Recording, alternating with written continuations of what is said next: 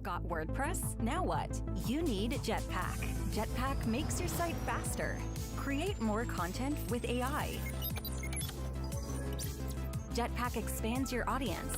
Publish on your site, share it everywhere. Watch your stats grow. Jetpack protects your site. Your business stays online 24/7. Everything is backed up in real time. 8 individual plugins, 1 powerful family of products. The best WordPress sites have Jetpack. Managed WordPress hosting, made effortless, fast, and reliable. Pressable's Jio redundant failover ensures zero downtime, even during traffic spikes. We keep your site secure with automatic updates and SSL certificates. WooCommerce stores run smoothly, no matter the load. Focus on growing your business. We'll handle the hosting.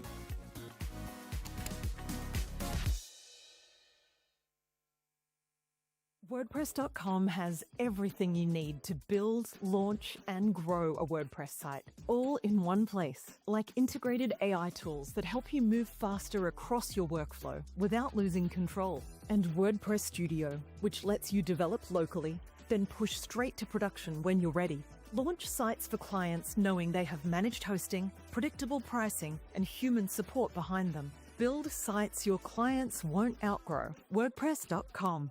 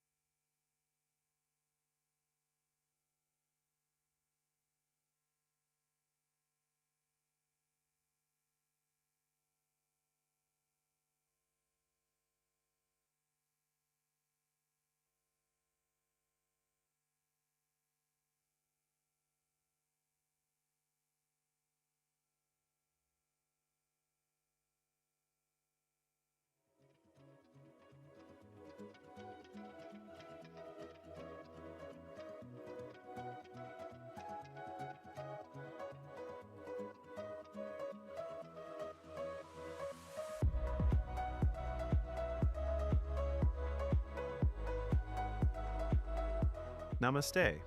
The program will begin in 10 minutes. Please silence your mobile phones.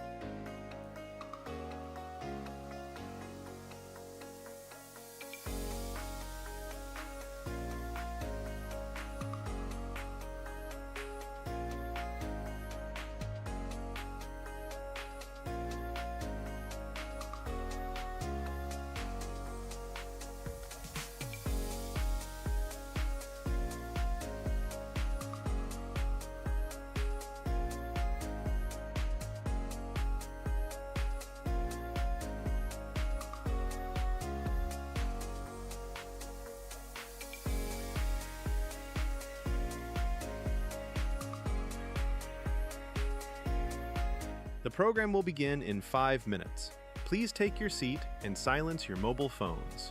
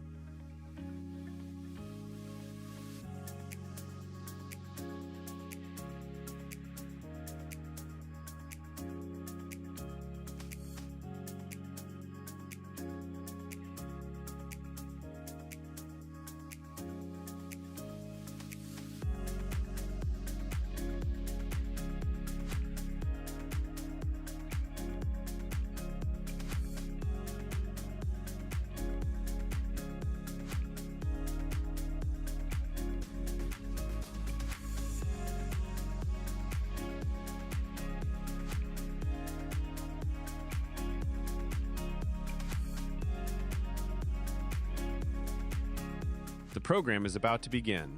Please take your seat and silence your mobile phones.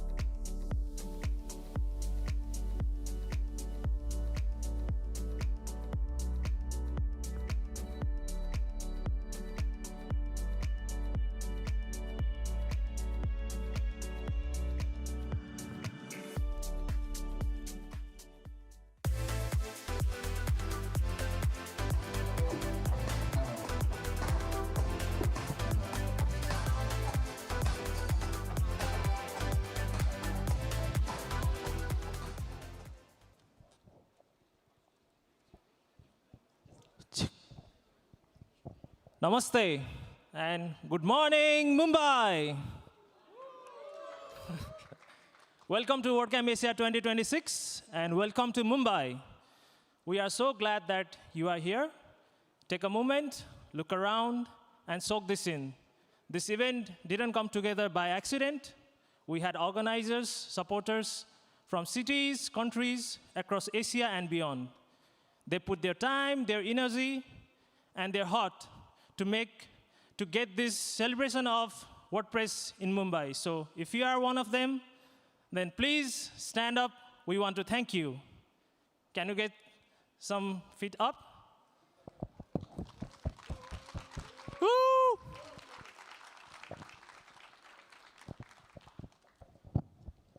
Before we go further, we want to take a pause. We want to remember someone who should have been here with us today. In November, we lost Zeel Thakkar. She was a beloved organizer from Ahmedabad. She always showed up with enthusiasm and a smile that lit up the room. Zeel encouraged people to get involved. Her spirit is very much part of what we are building here today. We would like to remember Zeel with a minute of silence. Please join us as we remember her and everything she gave to this community.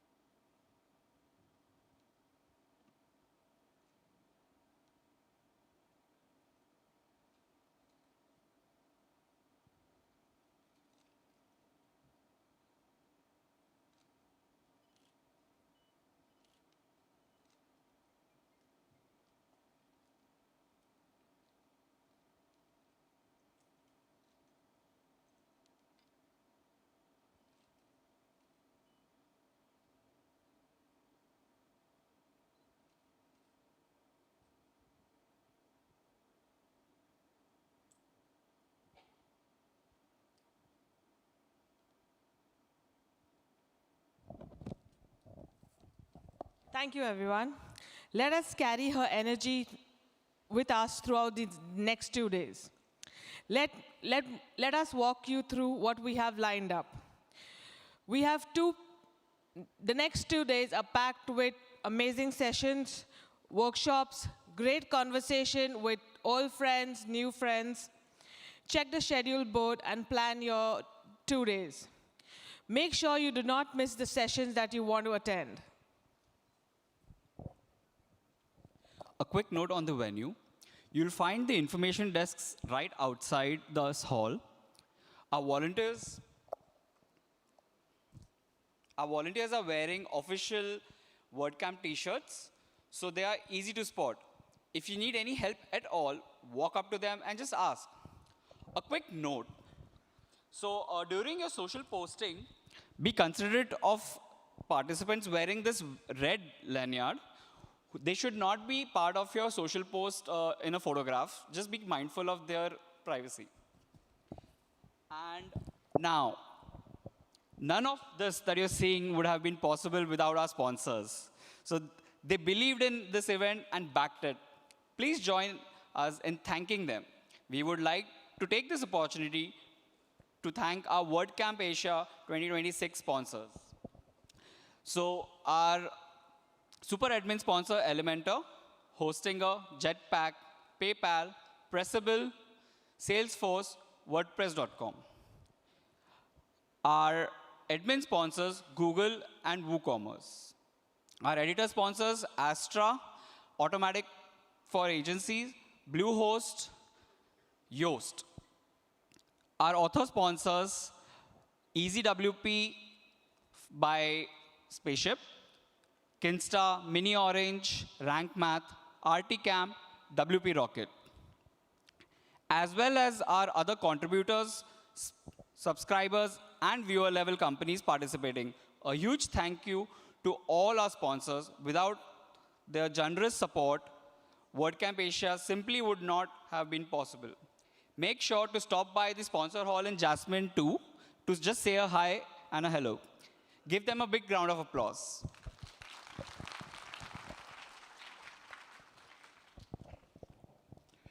We have planned the program around 3 things that guide us. We're going to get help with expanding WordPress, our knowledge, explore the scale of WordPress, and also when we go back from here, hopefully grow our local communities. So here is what I want you to do today and tomorrow. In the true spirit of open source, be open to having some great conversations with someone you don't know. Be open to learn something new and to teach something to someone that you know. To teach something to someone, something that you know. We all grow when we lift each other up. That is what WordPress is all about. So now let's roll with WordCamp Asia 2026. And have a good day.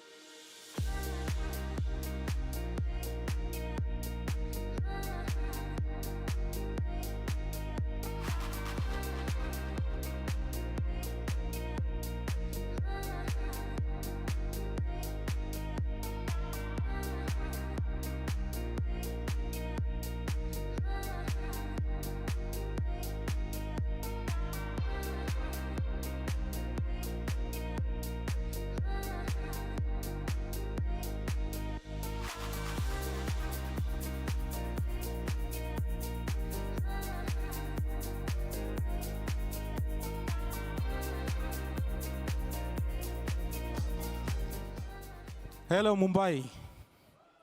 Hello, hello.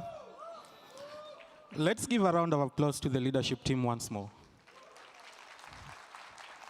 Now, my name is Patrick Lumumba, and I'm from Nairobi, Kenya. Who has ever been to Nairobi, Kenya? That's nice. I'm so glad to be here. And the first thing that I want you to know is that we are ahead of schedule. Our first speaker of the day will be James, and it will be starting at 9:30. In the meantime, I have some things that you should know. One, we have QR code.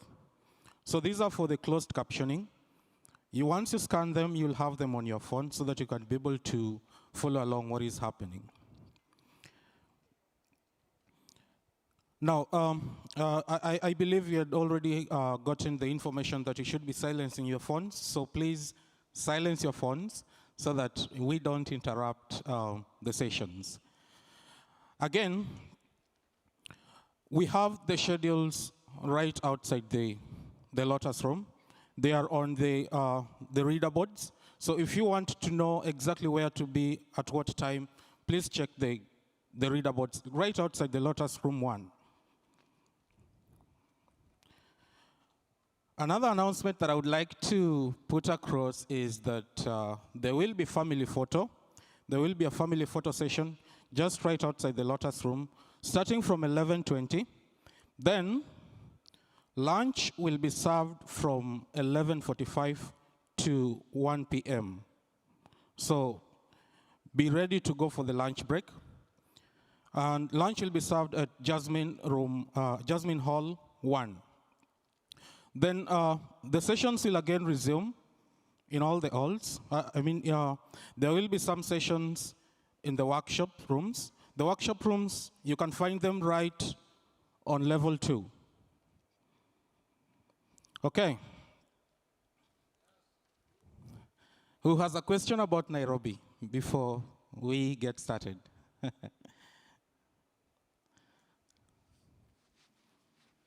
Nice. So one thing that I tried convincing the leadership team to have WordCamp Asia, to have Nairobi host WordCamp Asia, and they said no.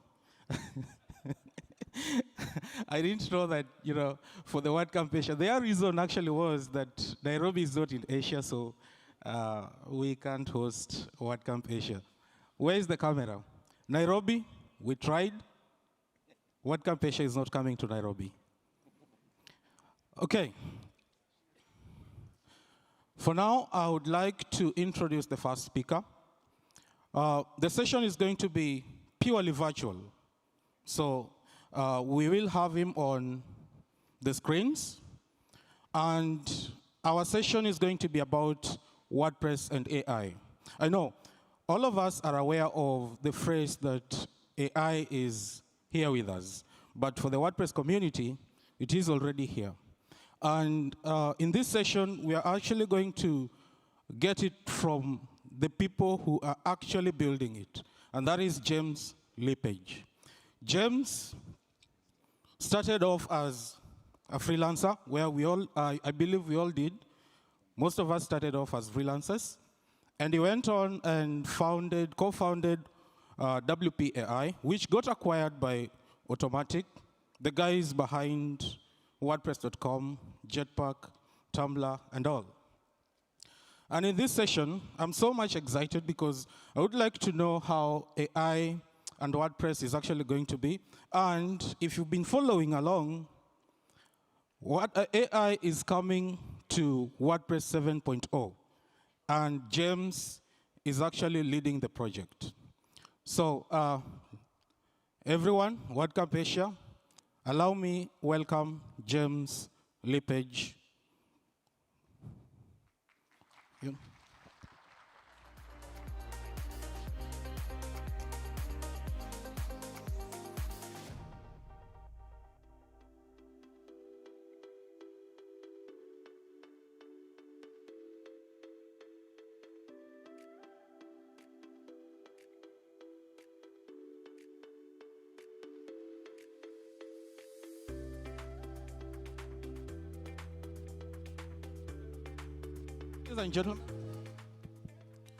Ladies and gentlemen, James will be on in exactly 5 minutes from now.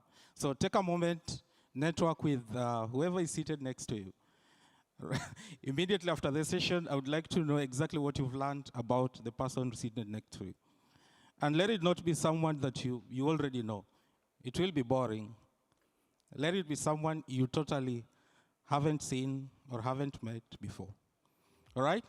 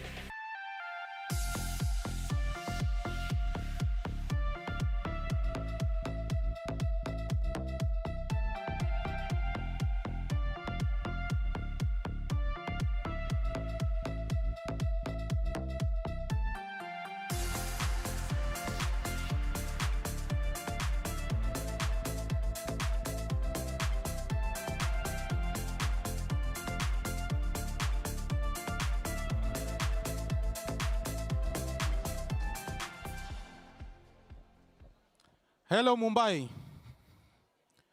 A quick announcement. Right opposite the building, we have the US Embassy. And we are not allowed to videograph or take a photograph of that place. So be very careful. Don't take photographs of the place during the whole time you will be here at this event. Another announcement is that we'll be serving lunch from 11:30 to 2:30 p.m. So take note of that. Now is the time.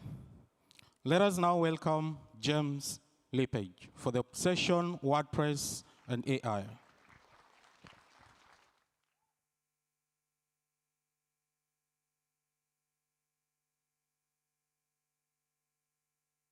Hello, WordCamp.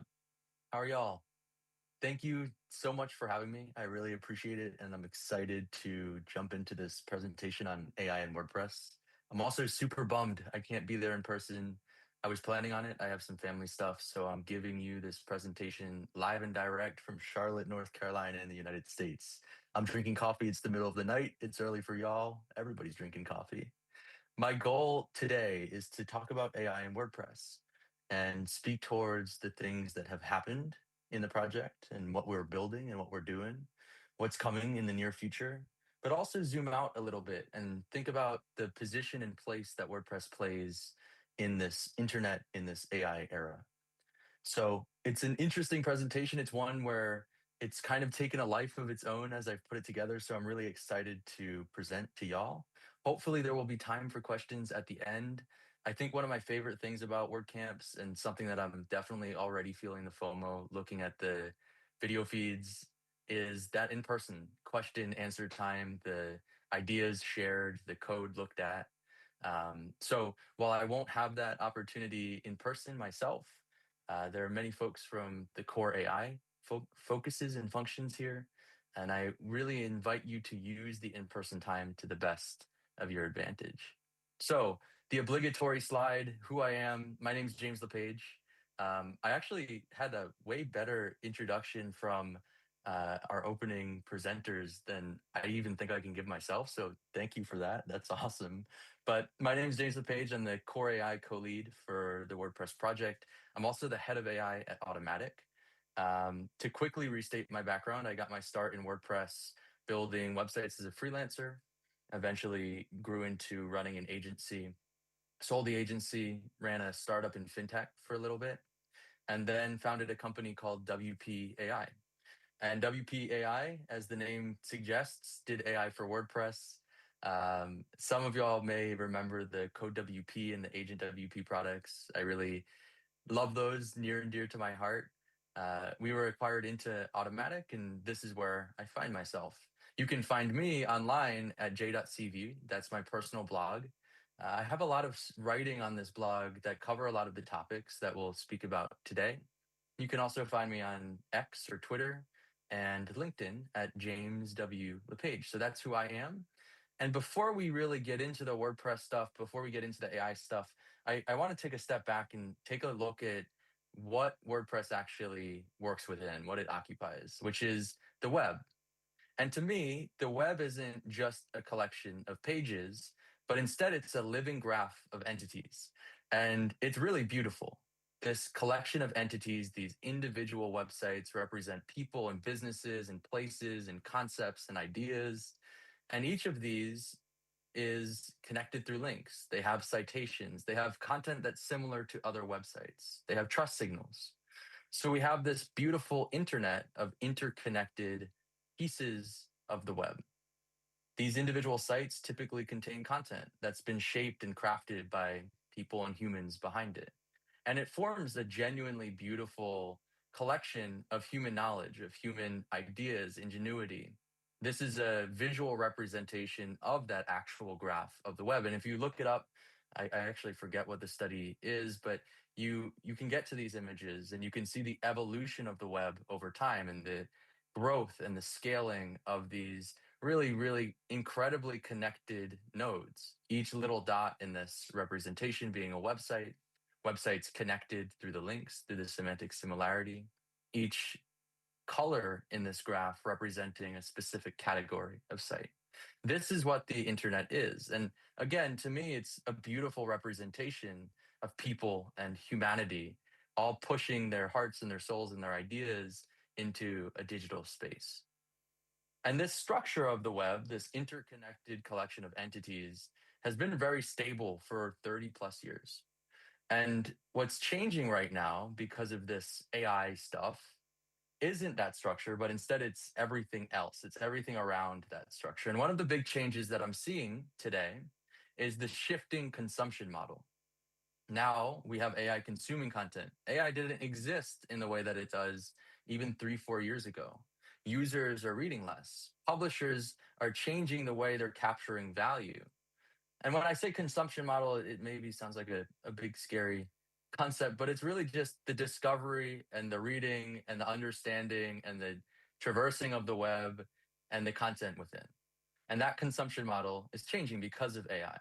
So yesterday, and I say this in absolute terms, but it's not absolute. This is still happening. I still do this all the time today. Yesterday, a human would visit a site. They'd go and read the content. They'd click the links.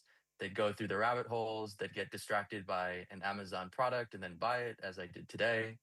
And we go and synthesize the answer, or we go and take the action, or we go and achieve the goal on our own accord. And this has been really the way the web has worked for a long time. We search on Google, we end up on the site. We see the URL on the billboard, we end up on the site. We click through, we come to our own conclusions. And today now, we see AI beginning to sit between the human and the web. And we see this with many of these AI tools. We see this also with the traditional ways we've interacted with the internet. Google introducing AI overviews, something that synthesizes answers from dozens or hundreds of sources to give you a quick tidbit of information that may answer your question, may help you achieve your goal a bit quicker. ChatGPT pulling web searches down to cite sources to give you answers or research reports or recommendations. But right now, the user is still deciding, they're still acting. They're the ones being given this synthesis of that web. Tomorrow, things change even more. The user begins to delegate goals to an agent. And that agent, instead of the person, begins traversing this open web, walking through those connected lines on the entities, comparing and acting, creating a recommendation, fulfilling an action. And the user chooses to be a part of the outcome, but maybe they don't need to be. And I think it's also worth defining what an actual agent is. An agent to me is something that is an AI-based system that uses LLMs, that has agency. Agency meaning they can go and do things themselves. They get the goal, they have a collection of tools, they walk through the internet to go and achieve that outcome. And this all represents that shifting, changing consumption model. Now, instead of taking half a day to do research on one specific thing, I can go spin up multiple agents. I can use OpenClaw, I can use Claude Code, I can use ChatGPT to go and do things for me, which means I'm much more enabled, much more efficient, and I can do a lot more at once. It's a very interesting shift. And that shift points to a term that has probably been mentioned at WordCamps time and time again. Content is king. And content in this AI era that we find ourselves hurtling towards still is king. Content is king again. And the reason is AI needs content to run well. The models are already trained. They already exist. But what they need is information about the world, deep expertise on specific topics, creation and novel outcomes that these models can't do. So right now, humans are still reporting the news. We don't have flying robots from OpenAI going and interviewing us as to how great WordCamp Asia really is this year. The humans are saying it's great this year. The people are writing the posts. We're creating the things that are making AI useful, which means that to me, AI, generative AI, LLMs, agents, they're not going to replace the open web if we have anything to say about it, but instead, it makes this open web, this beautiful graph that I showed you on slide 4, way more valuable. The people on the platforms that are curating and creating and publishing, this is going to matter a lot more in this AI mediated internet, not less. And to me, the act of writing and publishing on a personal level is more important now than it's been in years. As soon as I saw how the internet was evolving, these answers, these retrieval systems, these chatbots that would draw on sources, I began blogging a lot more about me, myself, my businesses, because I knew that I wanted to control my representation, control the way I was positioned and placed on the internet. This has always been something, but it's much more important in this AI enabled era. But the way the publisher captures value is shifting. That content model is shifting, and it's impacting the economic model that publishers, big and small, me on my blog, huge media conglomerates, enterprises, e-commerce stores, commerce stores, it's changing the way we capture value. Now AI is synthesizing the content without always sending visitors to the source. And we're seeing responses already on the open internet like RSL, really simple licensing, a standard to monetize and protect content. We're seeing Cloudflare block AI crawlers by default. That model is changing. And it poses an interesting question to me. Who shapes how the content is accessed and how it's synthesized and how it's represented in this era that we find ourselves rapidly pointing towards? And if we want to go higher level, a big question becomes, what does this future look like? Is this future open or is the future closed? And I'm sure this is another question that we've also asked at WordCamps time and time again. To me, open versus closed when it comes to this AI enabled internet, this AI era, is an interesting question. The closed approach means that we have proprietary layers. They all work together. Content becomes material for interfaces. It's a walled garden. It's a garden. It's very pretty, but you're within it. You don't have an understanding as to how it works. And the agents that operate within these systems, these closed systems, don't publish their protocols. They don't publish the way they work. We don't really understand how to best interact with them. And that closed walled garden is something I would like to avoid in this AI internet. But I think it's also something that we've always wanted to at least have an answer to, which is a big reason why I love WordPress in general. And that open future, that open approach, brings the source code to light. It has open protocols. It has open data. Your site can expose what it is and what it does through these standards like MCP, and I'll talk a lot more about that momentarily. You can choose your AI models, you can have your infrastructure, and the web, that beautiful graph representation of the web, remains this decentralized network where you're maintaining the control on how you're represented, you're owning your content, you're being able to move it around. You have the benefit that WordPress offers. And this isn't something that's theoretical. This is something that's happening right now. And I absolutely see it as an individual working on my own personal blog, walking through the internet. But I definitely see this in Automatic and in the statistics on our users and in the way the internet itself is shaping up in the steering groups and the committees and all of the different things going on online today. This stuff is happening now. And the outcome of this closed versus open, how this internet actually looks in 5 years, it really, to me, depends on what gets built and who's actually building it. And that's when we get to our favorite number. And I know this number shifts and changes a little bit. This is actually my favorite number. So 43% of the web running on WordPress. That means that WordPress plays a very important role in what this future internet looks like.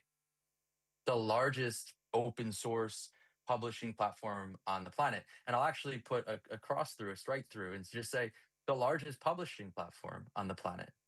And this is the largest publishing platform that has two interesting things, especially in this AI era: distribution and content. And this is really important for WordPress, but this is important really for any product, any piece of software, now that these generative AI, LLM-based things are walking around. Distribution is really hard to do. Having placement across the entirety of the internet is very difficult. New things pop up consistently, but they don't have the positioning that WordPress has. And they also don't have the content. WordPress is, by definition, a content management system. It's something that manages the stuff that a language model must interact with to be powerful. So these are two assets that we have as the WordPress project. And the third is that we have always been the open web's foundation. And now this role is more and more important.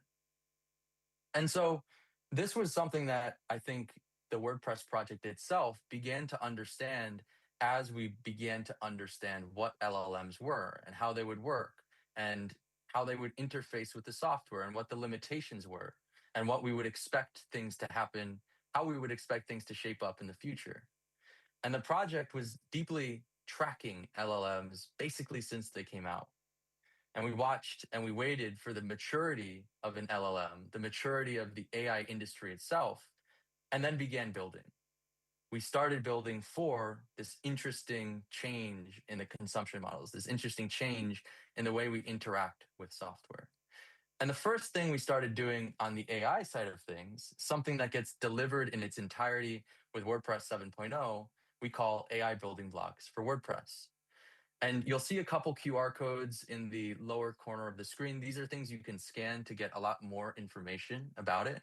I wanted to do this presentation in a way where we spoke about these core foundational pieces, but also spoke about the impact that they have now that they really do exist in WordPress. If you've seen State of the Word, if you've seen some of the previous WordCamp US presentations, we go into a lot more detail about these building blocks. But if you scan that QR code, it will give you a really good overview of these blocks. You can also keep up to date with all of the AI stuff at make.wordpress.org/AI. And so these are the building blocks that we need to create to bring AI to WordPress. And now, today, with the WordPress 7.0 beta, with the upcoming release, and in WordPress 6.9, WordPress can do three things that it couldn't do before. The first thing, the first building block for AI, we call the Abilities API, and this is in WordPress right now as of 6.9. The Abilities API allows you to tell any AI what your website is capable of. Your site can publish a machine-readable list of everything it can do, and that machine-readable list says, if you give me this in, I'll go do this out. And by the way, here are my permissions, and here's exactly how I work. So an ability could look like updating content, managing users, interlinking pages. And when presented as a total list of what the website can do to AI, that AI can use it to interact with software. You can think of this as a tool set and your website itself being a toolbox. Abilities are really fun to me because you can also add additional abilities with the installation of WordPress plugins. Maybe I have a great learning management plugin and it has a lot of capabilities that I want AI to be able to interact with. If that learning management plugin bundles abilities and I have an agent that uses these abilities or these individual tools, you could almost imagine the installation of this plugin on my WordPress website, dumping 7 new tools into that toolbox that now AI can use. And I have to mention also, Abilities is a very cool API. Even if AI didn't exist, it would be really fun. But to me, I'm a bit biased and a bit focused on AI. So Abilities API for AI is extremely powerful. And it's that kind of cornerstone thing that you need to bring AI to WordPress. The second thing is coming core as of WordPress 7.0, something that exists, something that's being tested and has been tested for some time. But the WP AI client now allows WordPress to interact with any AI provider. A provider is a company like OpenAI or Google, and they give access to state-of-the-art AI models. These models you can prompt to go do things. These models you can give access to tools, tools being abilities in the context of WordPress. And this is something that is swappable and pluggable. It's a universal way to interact with AI. It doesn't lock you into a provider. And you can choose, hey, I want to use a model from my desktop, locally hosted, completely private. Or you can say, I want to use the best and greatest model from Google. You can choose anything you want, which I think is the biggest point of this WP AI client. And what's interesting, when you take these two things together, the Abilities API and the WP AI client, you end up with a toolkit to build native first-class end-to-end agents and AI features into WordPress as a developer. And now that things like Claude Code exist and now that these projects are extremely well documented, you can kind of try your hand even if you don't consider yourself a developer. And that's really exciting and interesting to me. The third building block is almost more important than the first two, but it's actually dependent on the first two. So I put it third. This third building block is the MCP adapter. And first, I'll mention the concept of adapter. So we have a list of abilities of what can happen on a WordPress site. These abilities can be used by AI and people alike, but AI to go do something on WordPress. But this is within WordPress. Outside of WordPress, we have a bunch of clients, things like ChatGPT, Claude Code. These clients need to interface with the tools that software has to offer. And the way they interface in a primary function is MCP. MCP is Model Context Protocol. It's an open protocol. It's now under the Linux Foundation, which is really exciting. And it allows third-party clients to talk to software. So it allows us to say, we have agents that can be built within WordPress, but we can also make WordPress extremely accessible to agents outside of it. We can meet users where they want to use AI. And this third building block gives that holistic coverage of AI within WordPress, AI on the front end, AI on the back end, AI everywhere. These blocks make WordPress enabled for an agentic era. Without them, we couldn't build for AI. With them, we can. And all of them ship with WordPress 7.0. All of them are open source. All of them are readily available. They're also not forced. You can opt in, you can opt out, but they're available regardless of your host, regardless of your provider or your budget. And this to me is extremely exciting because now with WordPress 7.0, we have a CMS that is ready for what the future of the internet is. And if you scanned the first QR code and are reading this building blocks article, you'll be like, James, hey, where's the fourth? This is the fourth. The fourth building block is the AI plugin for WordPress. This is something that ties all three of the other blocks together and says, here's what they can actually do.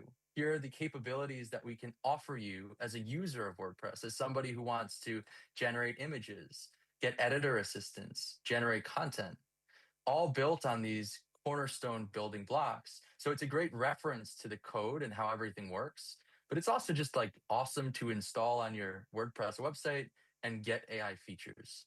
So this is a plugin that is a core canonical plugin, an official plugin of the project, and it's available for everybody. And it's an awesome project. It's consistently like every week releasing new versions. I think I went on my email maybe like 10 minutes before this and I saw that there's a 0.7.0 release out or coming out. So consistently improving every day. And for the developers, now that these things exist within WordPress 7.0, you can use these APIs directly. You can register abilities in your plugins or for your clients. You can query AI through the WP AI client. You can expose all of this to third-party agents through MCP. And you begin building your WordPress websites, the existing stuff that you maintain yourself or you maintain for your clients or your people, towards this agentic era. You begin truly enabling your people or yourself to be a player in this world. And across the ecosystem, we're seeing the adoption of these building blocks really, really rapidly. So I put this slide together and I wanted to find some logos. So I started doing research and I already know of ACF. I think that was a really fun announcement where they announced that they support abilities, and Elementor doing really fun stuff with AI, and WS Forum using all three of the blocks. But I also started finding community contributed provider plugins that work with that WP AI client and allow me to query things from Mistral, a very popular open-ish AI provider in Europe, Open Router, Olama, and the list kept growing and growing and growing and growing. So it's not just core, it's everywhere in WordPress that's now using these blocks because they're mature and available. And as I put this slide together, I decided to write a blog post. So my blog, j.cv/blog, has a post that says the AI ecosystem or the ecosystem around AI in WordPress or something like this. And that post got so long and so overwhelming and had hundreds of links. It just got me so excited to see the actual use of these building blocks in the real world, something where people are really deriving value and building really impressive things. This stuff is shipping now, and it's consistently covered in TechCrunch and Engadget and CMS Wire. We have real products, both within the WordPress project itself, but almost more exciting within the community. We have real users using these things and legitimate capabilities being built into WordPress as we speak. Even in the contributor day yesterday, I saw some really fun stuff shaping up in core AI. And this starts us down the path to the future. We start moving from a CMS to an agentic platform. And this is something that's more personal to me as opposed to core AI is decreeing that this is becoming agentic platform. But it's something where when we manage content and we place AI around it or near it, we're able to build towards a future-facing agentic platform. So WordPress isn't becoming this AI-powered CMS. It's not becoming something that is sparkle buttons everywhere and AI everywhere and 14 little clippies trying to joust for your attention. But it is becoming a platform that agents can operate on directly. They can access it through MCP. They can access it through the REST API, through the WP CLI, by directly using abilities both server side and client side. And this platform is the same old WordPress that we know and love. It has the same permissions baked in, the capabilities, the user roles. It has the same governance as the project. It's open. We can see all of the code. There's no back doors. The automation and the agents respects the same rules holistically as people have for 20 years with WordPress. And this becomes the only agentic platform that has that deep distribution, that 43% of the internet, that's already that cornerstone, which means it opens a door to a really exciting future for WordPress and AI. And I want to take a step back before I talk about that future, because there's a lot more in WordPress and WordPress 7.0 than AI. And obviously I will talk about AI, but I do want to shout out one of the other flagship cornerstone features of this impending release, collaborative editing. This is something that's really exciting to me. I'm sure there's going to be a lot of demonstrations and chatter and discussion around it during the WordCamp Asia in-person sessions. But collaborative editing to me is really interesting because it was designed kind of before we saw all of this AI stuff shape up. It was designed for humans to work together in a document. And it's really fun. It's really awesome to play with and explore with people that you work with, but also yourself. I had like 18 different windows open and I was bouncing between all of them. It was awesome. You have your blocks that sync, you have your paragraphs that sync. It's really impressive. But now with AI, some of those collaborators aren't going to be human. And what's interesting to me is that we can use the same infrastructure that we've built for people for agents. We have the same permissions. The agents can now work alongside you in the editor. We have content guidelines that can steer them. We have abilities that can be chained together into workflows. And all of this to say, we're building these building blocks for WordPress. They're shipping into WordPress 7.0. There are additional features in WordPress 7.0. There's more work to do in AI with the AI plugin, but there's also more work to do in general. As the WordPress platform moves into this agentic era, we have options to go and explore and build and continue to push the future of what this platform truly can be and truly can do. So to me, one of those options is collaborative editing with both people and agents, but that's just one example of many exciting future states of WordPress. And that future state starts pointing towards the future state of the web, which I am calling the agentic web. And you'll see the agentic web mentioned in many marketing documents all over the place. I keep seeing it pop up. But to me, the agentic web is simply the internet that exists, that beautiful graph with a new player on the board. Instead of only people, now we have agents. Those agents being these LLM-derived systems that have agency, that can do things for you. We start moving from questions to goals, and we start moving from synthesis to action, that changing consumption model that I spoke about. But the agents that are changing this consumption model are already using the same infrastructure that the web has, that the web ships with, that the web has had for 30 years. We're not re-architecting the internet in service of these agents. These things operate browsers. And a great example of these things operating browsers is Claude and Chrome, the ChatGPT computer use, the Perplexity computer. They click, they use the area labels, they use the internet that already exists. On the other hand, other agents are accessing websites or these entities on that beautiful graph programmatically. And they're accessing this through MCP, which we talked about as a core building block, but they're also accessing this through traditional means of software interaction.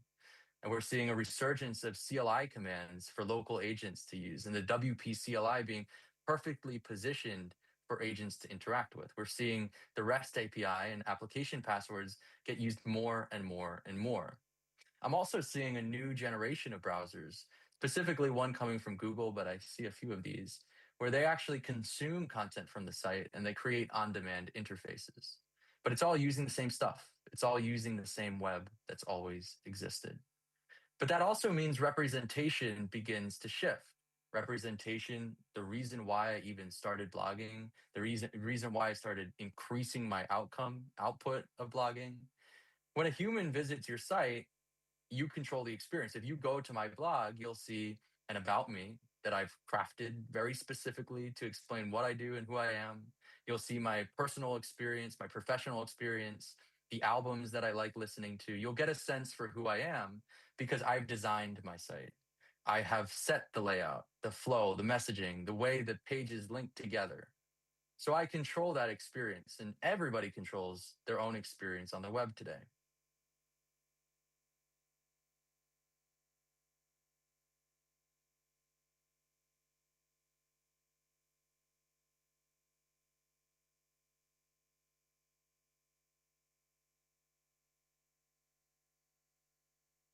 Folks, we're working to resolve a glitch, so stand by, everybody. Thank you.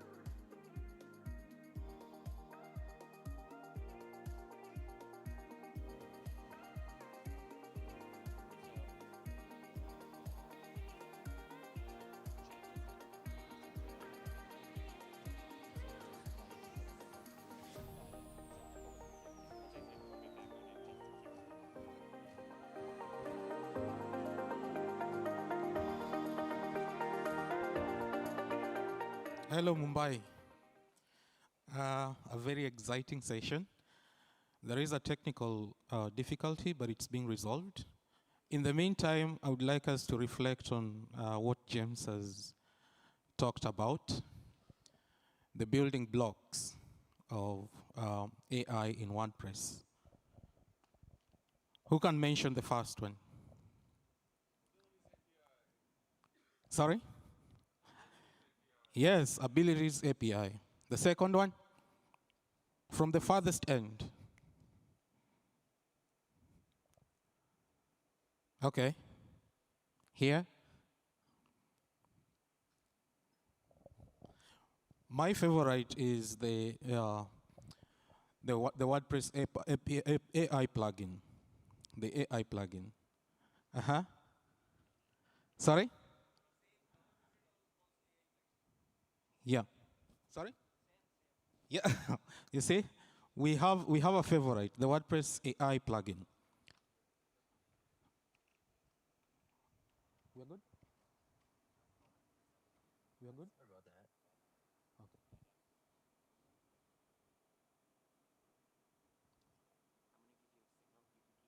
Okay. Okay. All right. What's your favorite? Apart from, I know, most of us, the favorite is the WordPress AI plugin. Let me get the third building block, please. The third building block? MCP adapter and the Workflows API. Fourth one?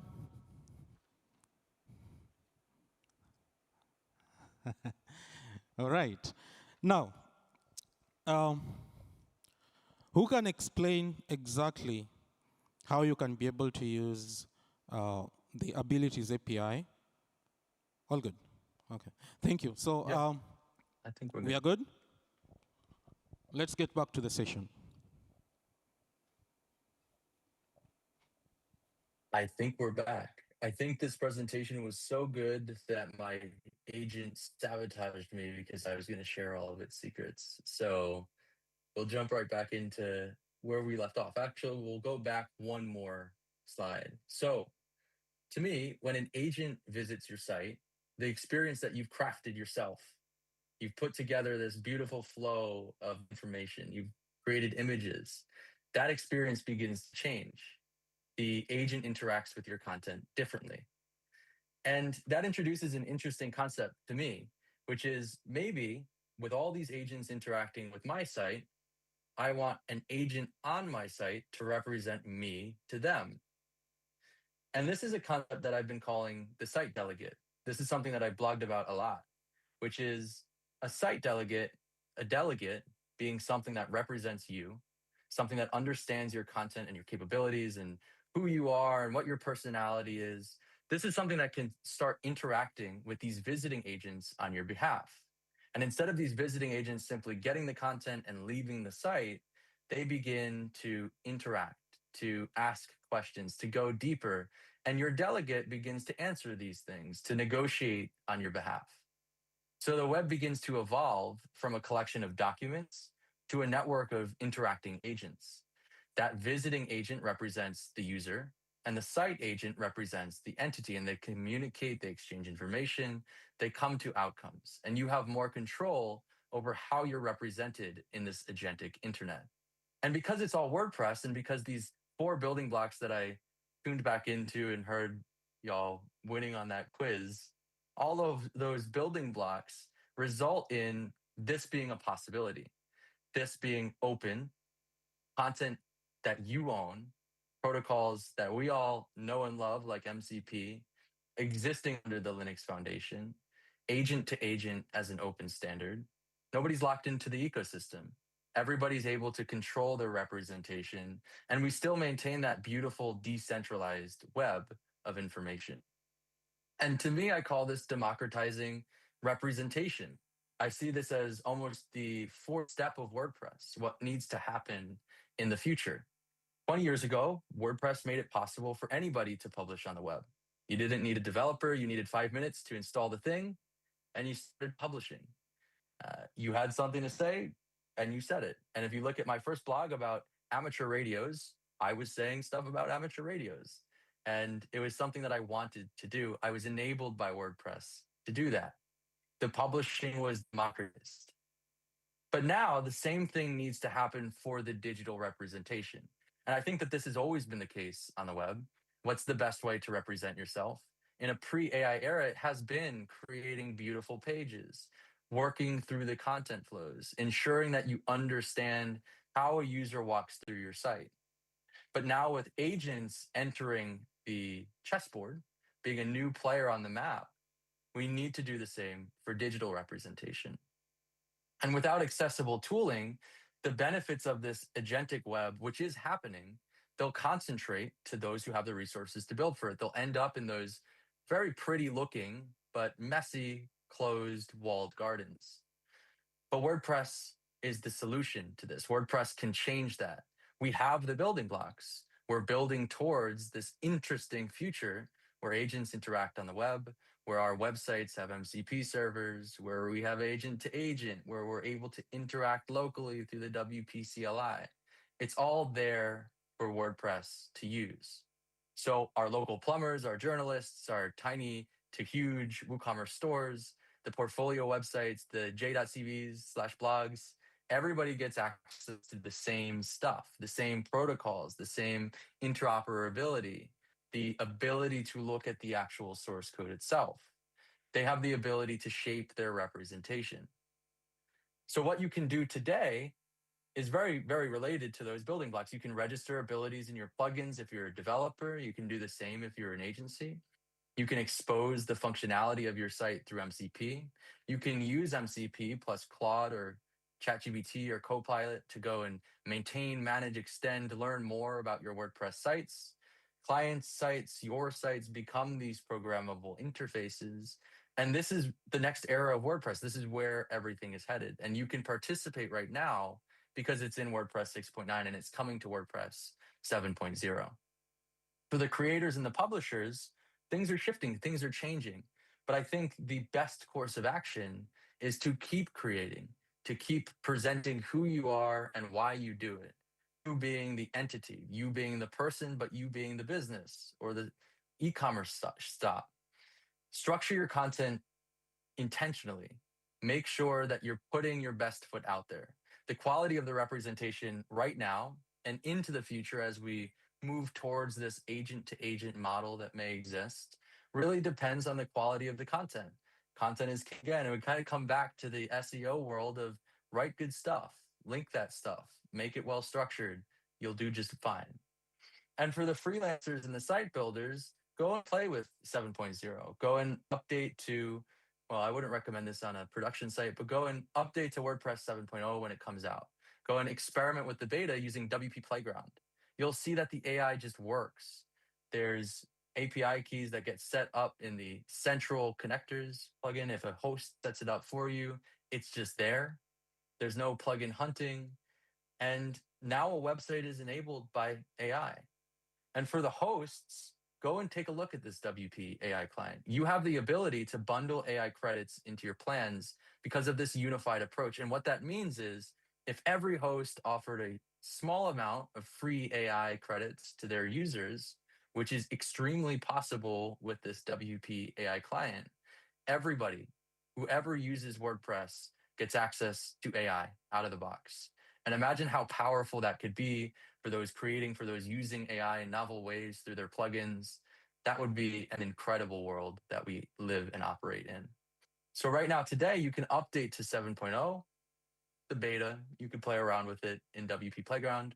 You can go to makewordpress.org/AI to understand more about what we're actually doing day to day in that core AI group. You can go to the core AI Slack and marvel at the really fun stuff that happened yesterday at the Contributors Day. You can install the AI plugin. You can also tear it down and take a look at the code because it's a really great representation of how these things work together. You can point Claude at your site and say, tell me about myself. Help me interlink things. Am I missing images? Should I put alt text here? I've been using Claude and the MCP stuff. It's incredible.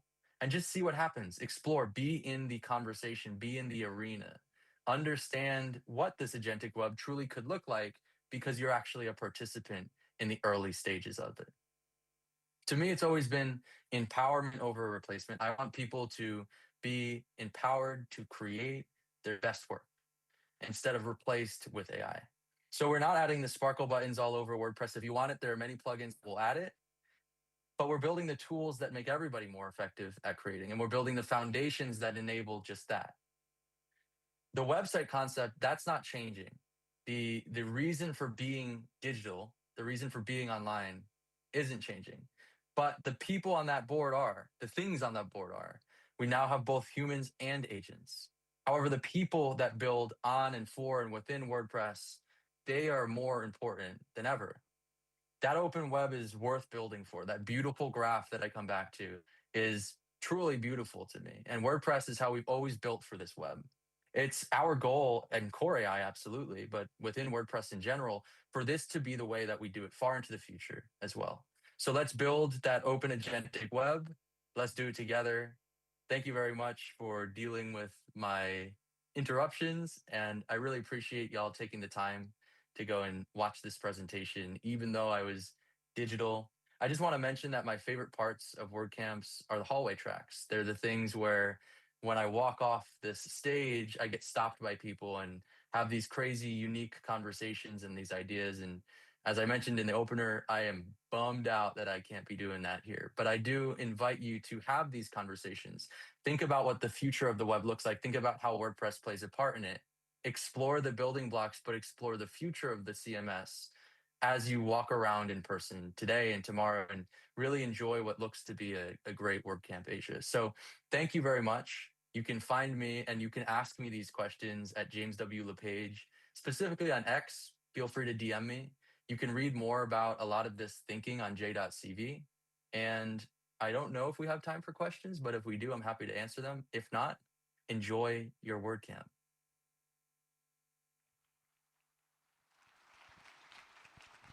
Awesome. Thank you, James. Do we have a question? If you have a question, you can walk to the aisle. We have a microphone there and a microphone there. possibly we can only take 2 questions, max.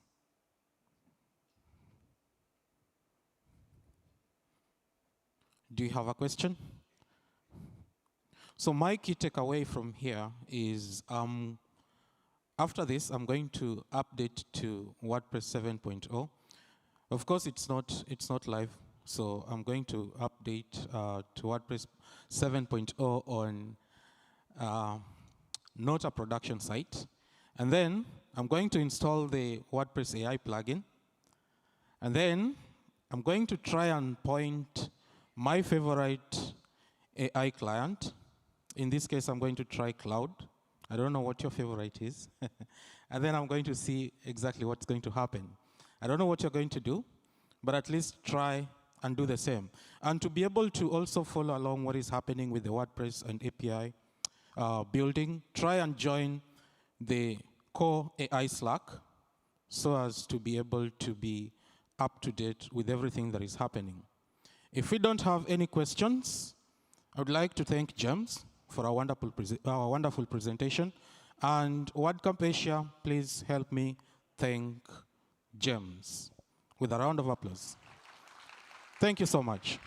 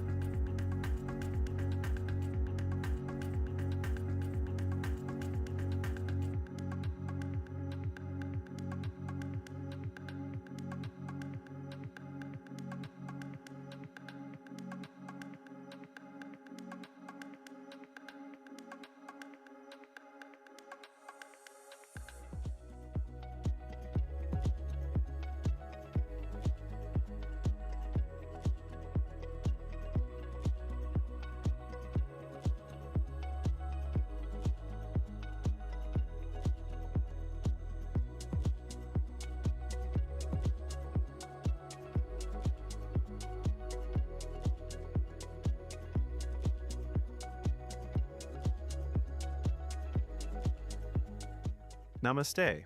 The program will begin in 10 minutes. Please silence your mobile phones.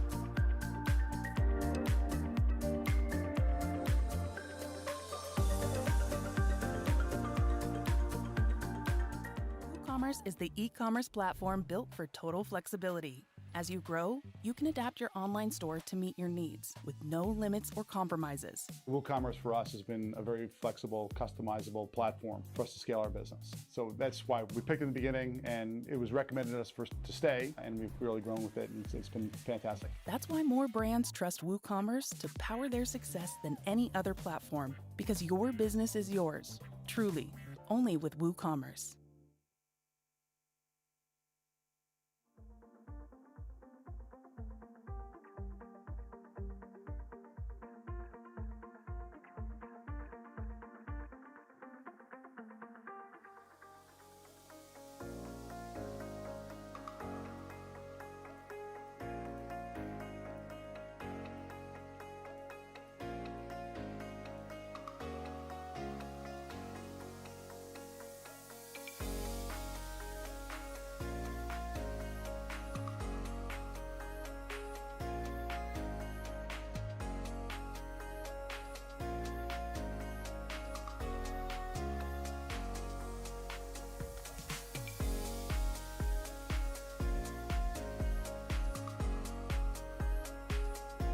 The program will begin in 5 minutes.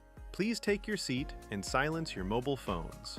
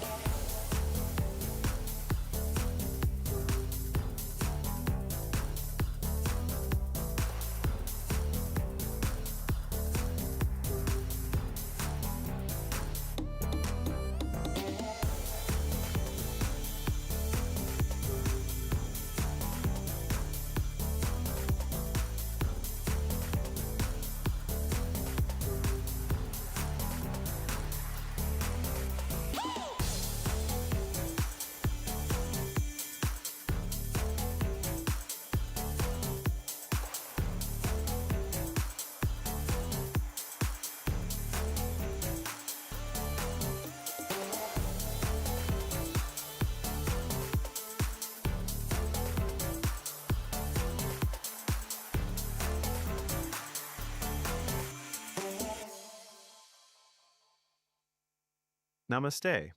The program will begin in 10 minutes. Please silence your mobile phones.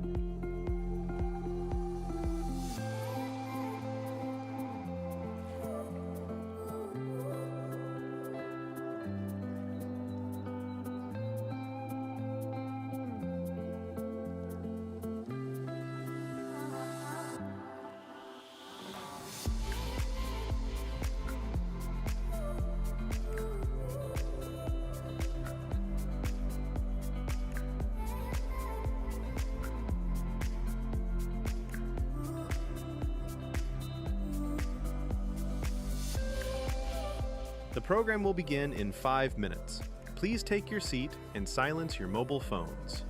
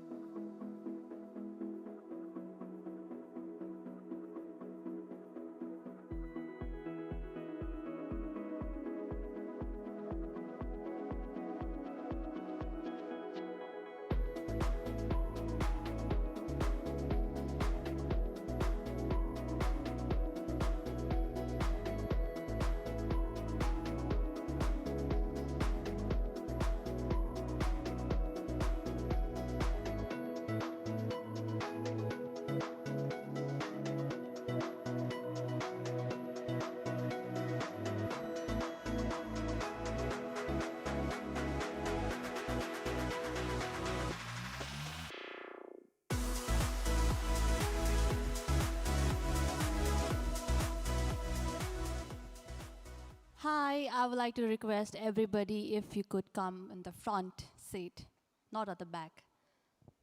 We would like to see faces, people. Can I request everybody?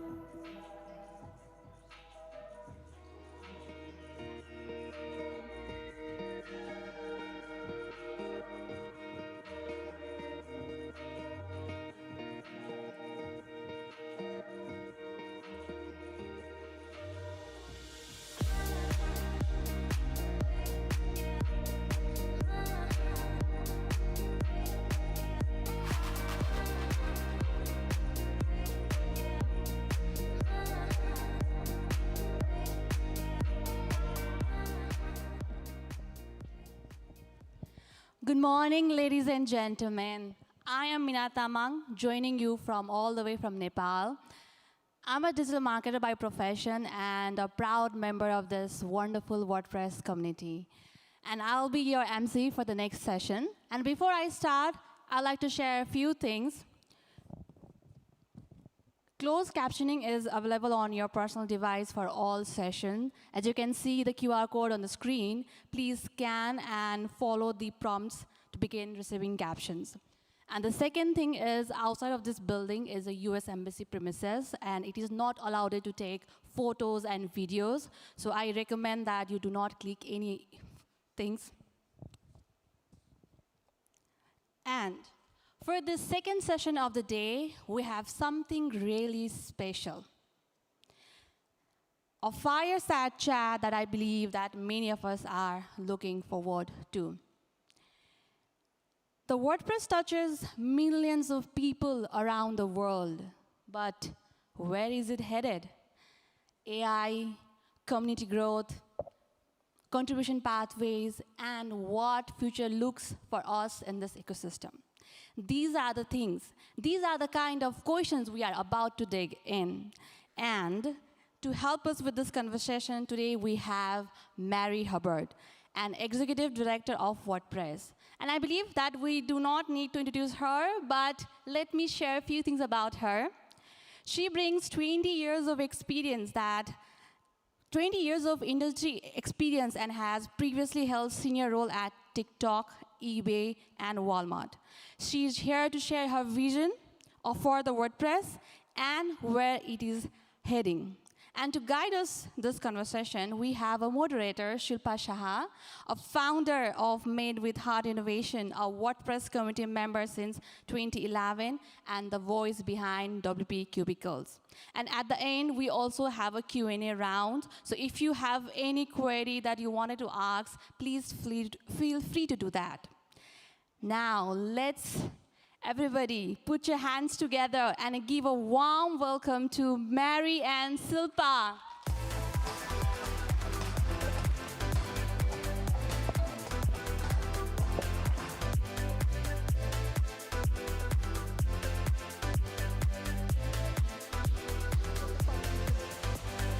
Cool.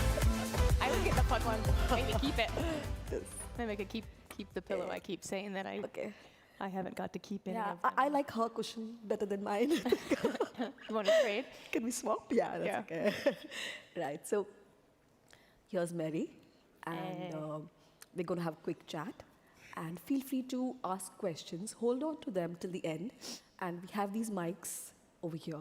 So if you have any question that you just can't wait with, please line up over here, and we'll open it up to the audience in the end. So let's get started. Yeah? Okay. So I have this little book here. So you can tell how old I am that I still have a book and not a phone. So yeah. So like Meena said, you've worked in the retail space. You've worked with Walmart. You worked with TikTok. You worked across WooCommerce and WordPress.com, and now the WordPress project, right? So all this experience, I mean, what lessons have you learned, through this experience that helps you understand how a complex WordPress ecosystem really works, how to make it work? Yeah, so my career has been very focused on product development, and e-commerce. So like I grew up really developing products to help sell and close platforms. Right. So like in eBay Motors, we developed out the first programs, which led to the first PIM systems. Then I went to Walmart, created the first seller center, developed the first third-party marketplace. So my whole career was very e-commerce focused. And I built with great product teams the majority of the marketplaces that exist today, especially like US. So WooCommerce was closer to what you were doing earlier. Yes, so WooCommerce was very much my first move into what open source truly was. Yeah. And it was a very jarring and shocking experience because when I first started, I came in to build up the WooCommerce marketplace and to understand the dynamics of 1P, 3P, and how all of that played. It was just in my being. I knew and understood that. Right. But then in an ecosystem that's open source, it's very different because it introduces a different type of, a different end user, a different type of dynamic, and a different, I guess, it's a different vibe altogether. It's so interesting too, because like what you're promoting or what you're really selling isn't necessarily the product itself, but it's support, it's updates, and then how do you foster a really clean and clear ecosystem where there are so many different players in the game, and how every single person deserves a right to be there. And so what I really learned was that ecosystems matter, and in order for those ecosystems to flourish, everybody needs a seat at the table, and we need to be working together. Right. And what that means is community. So the people who are building the agencies, whether that's a company for profit, or whether that's somebody developing something out, wants that freemium model, it's the people that are building, and that's how they flourish. So it's a real quick and steep learning curve, I'm sure, for open source, but it's what led me to WordPress ultimately, and what really got me excited to be a part of an open source project, because once that door is open, you really don't want to go back. Want to see it. Yeah, to you don't want to go anything back. else. I know the feeling. Yeah. Yeah. So that sounds good. So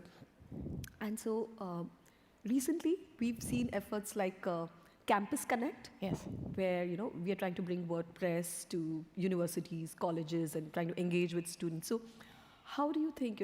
What role do you see that playing in building, say, the next generation of WordPress contributors or professionals, really? Oh, so like shout out for WordPress Campus Connect to India, because it's Yeah, homegrown. Pooja. Started here.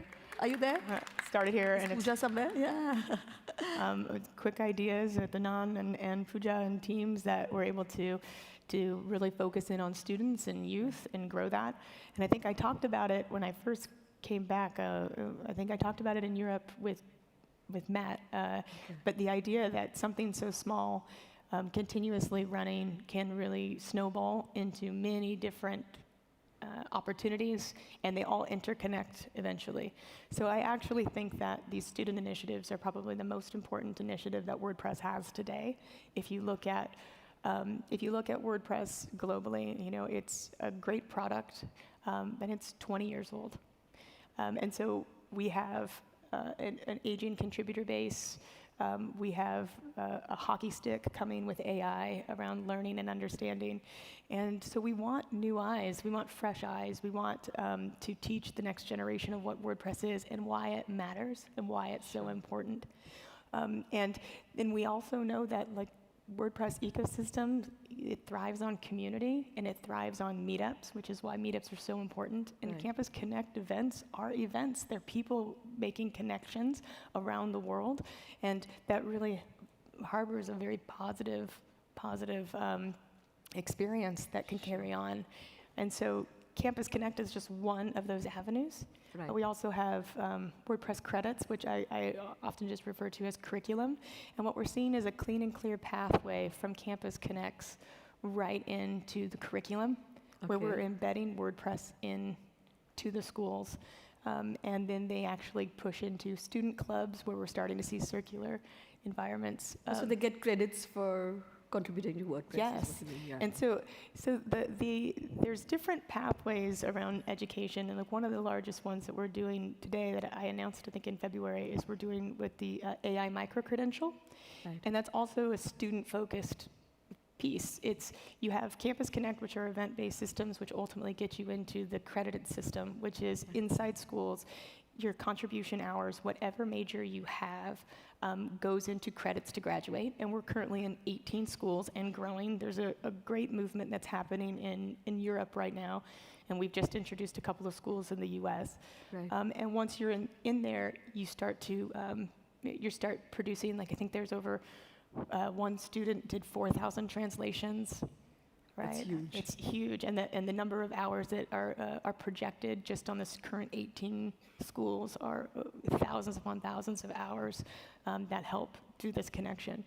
And this AI micro-credential, now you start to tie standards So if everyone's paying attention to AI, how can we help tie that back into education and start helping the entire WordPress community base level up with AI, and then bring the students into these paths so they start at an equal level, and then we can use WordPress and its dominance to start showcasing exactly what that level means globally. So if that certification or that credential, it's like actually the entire WordPress community globally is telling us, if you have this credential, this is that standard, this is what this means.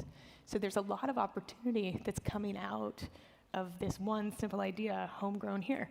And I really encourage everybody to kind of see how that can be applicable to anything that you're doing, because it's going to get larger and larger.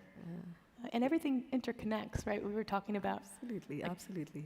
Contributor dashboard, visibility there, credits, these micro-credentials, like all of those things are to promote the next generation, but also level up our current contributor base and level up the people that are here and showing up every day. Cool. Yeah, I'm very excited about it, as you can tell. Yeah. I'll go off on it. It's hard not to be. I totally see that. So where do you think WordPress is doing really well, and where do you think we might be holding ourselves back? I mean, ooh, yeah. Tell us the good, bad, and ugly.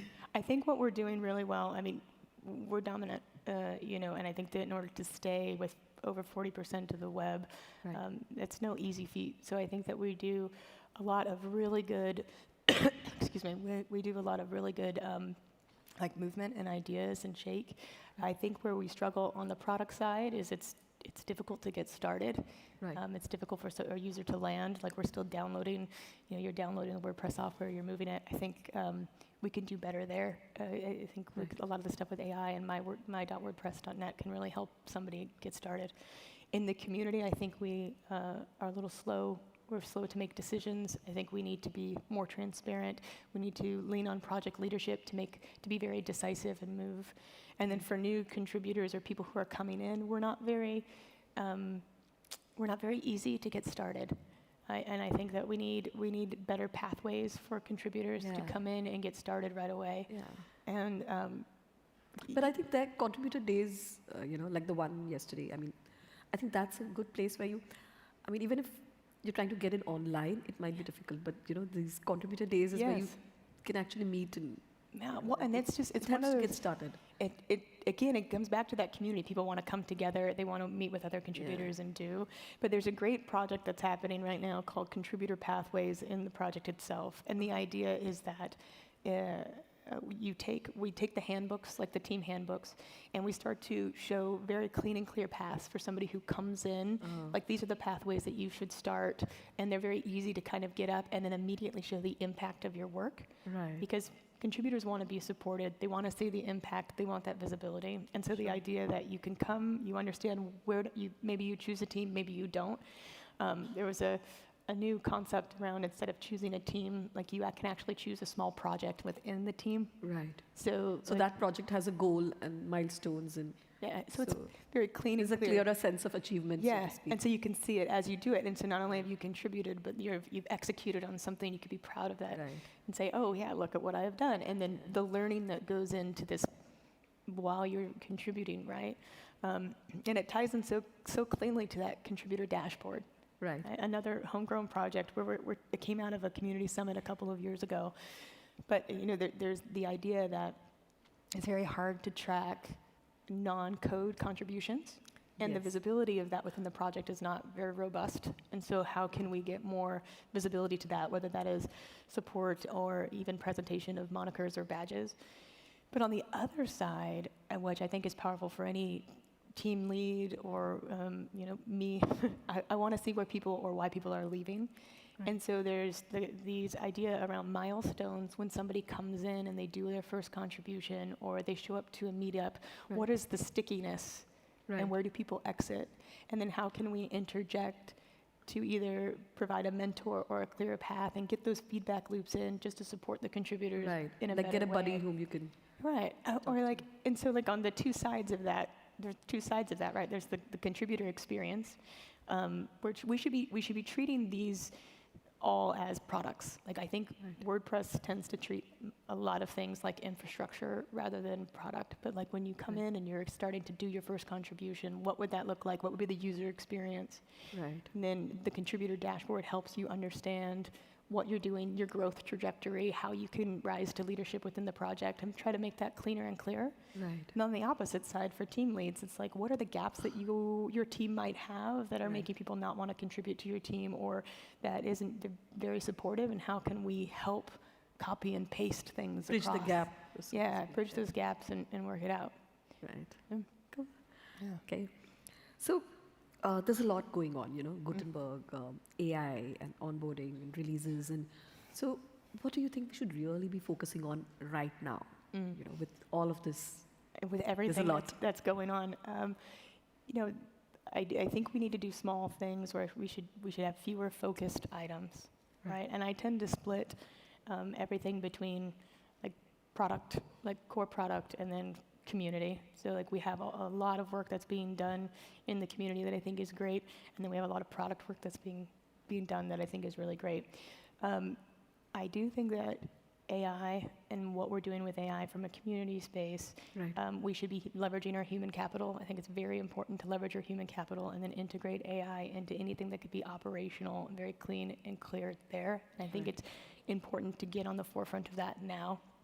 And then I also think that on a product level, we do need to be thinking about the next iterations, the future versions of how WordPress is going to scale will be with being the open web, AI open web, right? We should be thinking about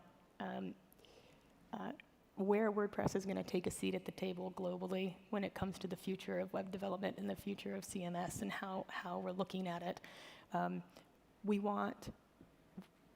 Society is shifting for how they're interacting with the web, and with WordPress, I think we're going to we will very much lead in this space if we can do this right and we can do it quickly. People are going to want a voice. They are going to want their own piece of the web as platform controls starts to minimize, and AI needs something to scrape, and AI needs something to pull, and this is where WordPress can really, really grow.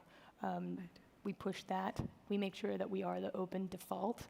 And also as individuals who work within WordPress every single day, what are we doing to explain that or promote that outside of our ecosystem? Right. Because AI, they're not choosing us. We want to make sure that they are. Like this is why the foundation and agnostic, like we need to stay here in this space to ensure that people are aware that we're building the foundations for the future of the open web with AI. Yeah. And that's a very good, it's very important. I think it's very important for us. And the speed at which we achieve that is very important as well. Absolutely. I second that. Yeah. So if you had the chance to rethink or redesign any one aspect of WordPress, in order to better serve the WordPress community, developers, professionals, businesses, what would that be? And I encourage you not to be practical. So if you could just, a magic wish. I would probably something with the plugin directory. I think I spoke a little bit about this just a second ago, but I do think that we should stop treating the plugin directory as infrastructure. We should really productize it. I think there's a lot of opportunity here for people and businesses within the ecosystem to do something. Right. There's been some changes, like there's been some shifts recently, but I think that we can really reimagine what that looks like. Right.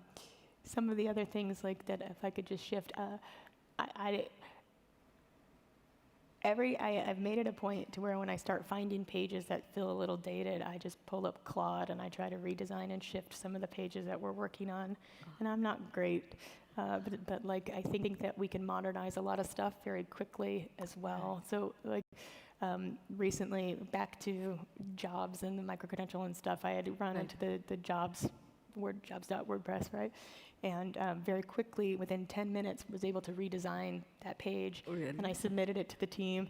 And of course, they came like, oh, we don't like yours, but we did something better. And within 30 minutes, there was a brand new, themed-based thing. And I think that I would make a lot of changes like that, too, because we are what we present to the world, and if you have a very dated page, it doesn't reflect well on our software or like what we're doing and how. And I encourage everybody to do that. And if I can do it, I think many people can do it. Sure. Sounds good. So looking ahead to the next, say, 12 to 18 months. Sorry. What is, that's okay. We all have a cough. So looking ahead to the next, say, 12 to 18 months, what does success for WordPress look like to you? I mean, it's just 12 to 18 months. Yeah, I think, well, again, success is going to be WordPress is the default platform for an open AI web-driven or driven AI web. I think that's my North Star. And also, I think that we're getting back to a good point. I think that we've shown, based on the 2026 goals that we even set out to achieve, I think that we're tracking very well. Right. I think we're back to 3 releases a year. I think we need to standardize that more. I think the 7.0 and how we're navigating 7.0 and that release has brought to light really good conversations to have and transparent visibility into things that we need to be doing. So I think continuing down that path. I think getting and reactivating Meetup is very important, and I think we're well on our way with events. So I do think that those are the things that are going to shape and change WordPress, not just from community, but also at the product level. And we need to nail the AI pieces. We need to nail these releases down. And within the next 12 to 18 months, I think that would make us or position us very well. Good. So looking further out, so what do we need to do now in order to make sure WordPress continues to lead the open web space after the next 10 years, 20 years? So what do you think we should be doing now to make sure that happens? So I do think that education is one of our growth levers. And the reason being is because when we think about we need to level up and educate people on current technology and prepare them for whatever society chooses the path for AI will be. Right. And I think that that's a really important conversation to have because nobody knows the answer of where this will eventually land. People are making a lot of guesses, and there's going to be a lot of products that rise and fall in between those, like in between this gap. Right. But like when I was at TikTok, and I was responsible for TikTok Shop. So I don't know, again, going back to e-commerce. Right. So my job was to roll out TikTok Shop in Europe and the United States. And I often talked about TikTok's dominance and why it's so important to actually educate society and then take an opinionated stance to push society in that direction. And what I've noticed, like WordPress has dominance, right? But we often don't take our seat at the table, and we should. We should take our seat at the table. We should be opinionated. We should start pushing people down a very specific path. And so I do think that for the conversations around AI and open source and why that matters is not happening enough.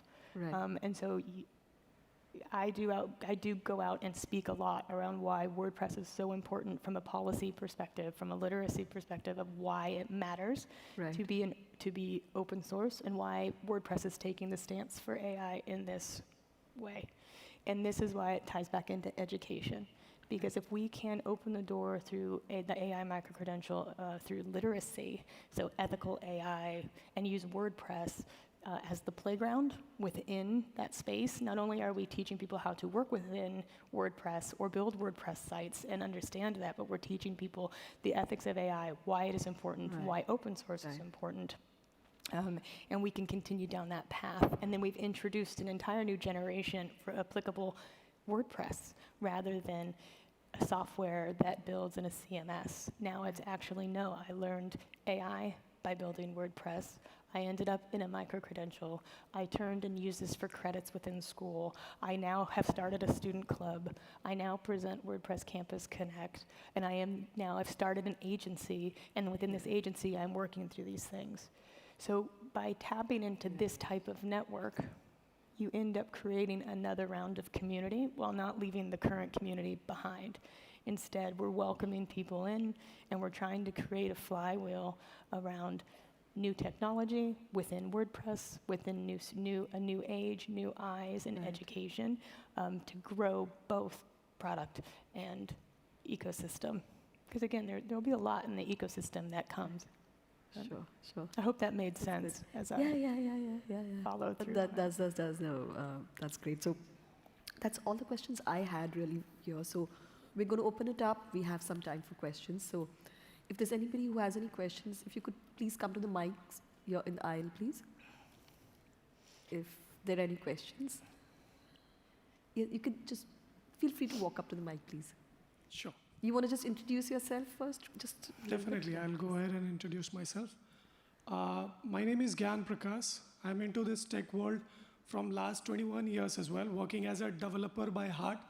Started my career as a content writer, went ahead, picked WordPress in 2011, I guess, and then I started rolling out with the same as well.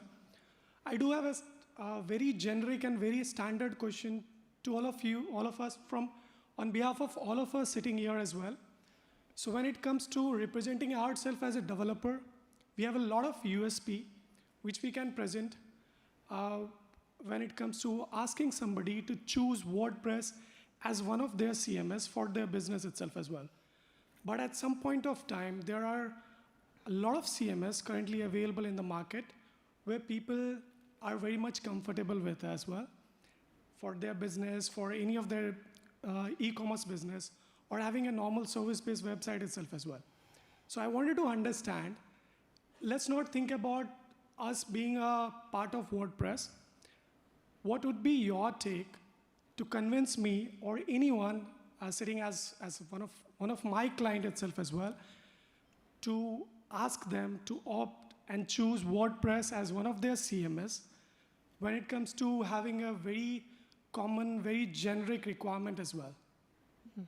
So are you looking for help on how to make a case for WordPress to your clients? Is that No, it's not about the case. I just wanted to understand this from Mary itself as well. So being somebody who is a part of WordPress, how do you explain the USPs of choosing WordPress as a CMS over the others? For the others as well. So my default, and the way I think about it, is always I want to keep my data. I want to know who's using my data, and I want mine to always be mine. And what I've seen shift over the last especially couple of months, but over the last year, is the idea that it's what is going to happen to closed platforms in the future. So not only is WordPress extremely safe and secure, but you have the ability to move your site and you're never locked into something. And then the expandability of the product itself is endless.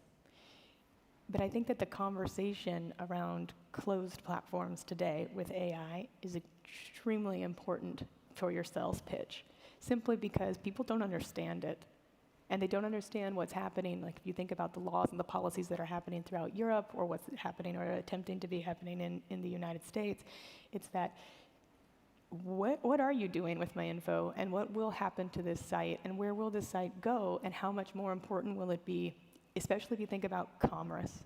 So with commerce, or even blogs, if you're making your money off of your site, and it used to be, or historically, about traffic and who's coming and how you're going to get ads and how that's going to serve up, or for commerce itself, it's you need to have a website. Even on a closed platform, you still should have a website to validate who you are.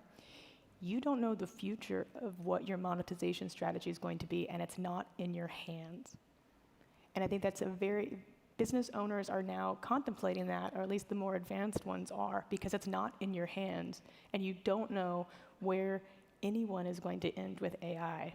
What you do know with WordPress and these open source models is that it will always be in your hands for now. And as search and how people discover shifts, you can actually be more agile and make these shifts on behalf of your client and customer to ensure that you're always on the forefront and opening that up. Because anybody here over 40, I shouldn't say in here, bad audience for that one, but the majority of people over 40 just go to chat now. They're using chat as Google, right? And so if you think about that, the people who are Gen Z, they're not even on the web, right? They're in these closed platforms, and they're finding and discovering through TikTok or through Snap. And so you cannot accurately make those calls today, but what you can is you can develop for the future, and you can attempt to future-proof and then make sure and remind people that wherever you go with WordPress, your data is your data, and you have the freedom and the ability to move. And that's pretty profound, because Shopify is going to start selling your information. If you feed into AI, what does that mean? Before they create their own individual platform, that's a giant marketplace, which is probably where they're headed. But if you start thinking about what that means. Absolutely. So data security is one of the major factors that you have already identified. But what about the recurring maintenance when it comes to opting for a WordPress website? So there's a lot of things which comes into the play as well. We talked about the open system and the closed system. That's absolutely, you were right on it with that as well. And as a developer, as a person, I definitely gonna second you on that. But when it comes to managing those WordPress websites, like I have an e-commerce store where I have like only 20 products available on my website. But there's a recurring maintenance that I have to have. I have to have a hosting. I have to have a proper hosting as well, regular backups, SSL. Along with that, I have to take care of the themes, plugins, what are the things that I have used across while building the website itself as well. Yes. Yeah, so why we should be like choosing WordPress in this case, not any of the other CMS itself as well? Well, I think that is it's the price you pay. Would you rather have a closed ecosystem that can control your theme and then that theme is taken away? Would you like to build within WordPress and continue to use patterns or however that is? The ongoing maintenance cost, it could be a balance behind it. How would you sell it? Or how are you selling it today? So absolutely. There's few things which we take care of it as well. Since if you ask me, selling a WordPress or suggesting WordPress has been one of the core as well, because we are a WordPress developer. We prefer WordPress as a very first preference when it comes to suggesting somebody to go for a website. Okay, because we have been working with this community since long as well. So being into that comfort zone, we definitely put WordPress at the forefront when it comes to somebody coming up and going out with a suggestion as well. Got a very good open source like community as well, a lot of free plugins as well, which are not getting across any of the other CMS itself as well. But when it comes to choosing these small scale things as well, where there's a very small scale application out there, or there's very small website with few pages as well, we definitely recommend WordPress itself as well. And for that, we have to have very streamlined flow, which we call it as security things as well, to be there at place. Very less efficient and effective hosting itself as well, which should be secure enough. There's a lot of service provider available itself as well. These are the things that we are doing, that I'm doing generally as well. Yeah. But I was just looking for something pretty exceptional, which I'm not doing it, which any one of us are not doing it here as well. So that was something I was looking for you. Yeah, great. Thanks. Thank you. Yeah, hi. We take your question, please. Yeah. Hi, Karthik here. I'm from C3 Digitus. So I have a question that how scalable can we think of WooCommerce? I mean, we have a client who love WordPress because of feature, and they have a lot of content on their website, but they have around 1 million SKUs which are generating dynamically. So they want to use WooCommerce, and we just want to provide them a solution that what should be. It can be a Jamstack of headless CRM with WordPress, or so how scalable we can go with WooCommerce. Can we confidently say that yes, we can build on WooCommerce and it will not, break? I mean, I would think so. Do we have anybody specific to WooCommerce? I see Ryan. I think WooCommerce itself is very scalable. I mean, could I confirm that I don't know if you're looking for me to answer if it's like stable or continued, or will it always be supported?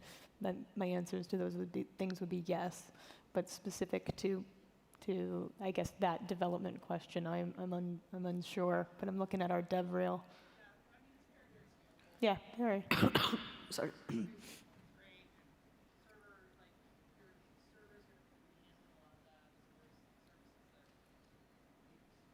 Okay. Sure. Yeah, I would love to talk about that. Yeah. Okay. Thank you so much. Yeah. Thank you. Yeah. Hello, Mary. Myself, Milan. So my question is, Cloudflare recently launched AM-Dash, right? And it has provided some credits and something. I also provided a statement that it is open source and something like that. And I want to know about what's your thoughts on the EM-Dash. So that's my question.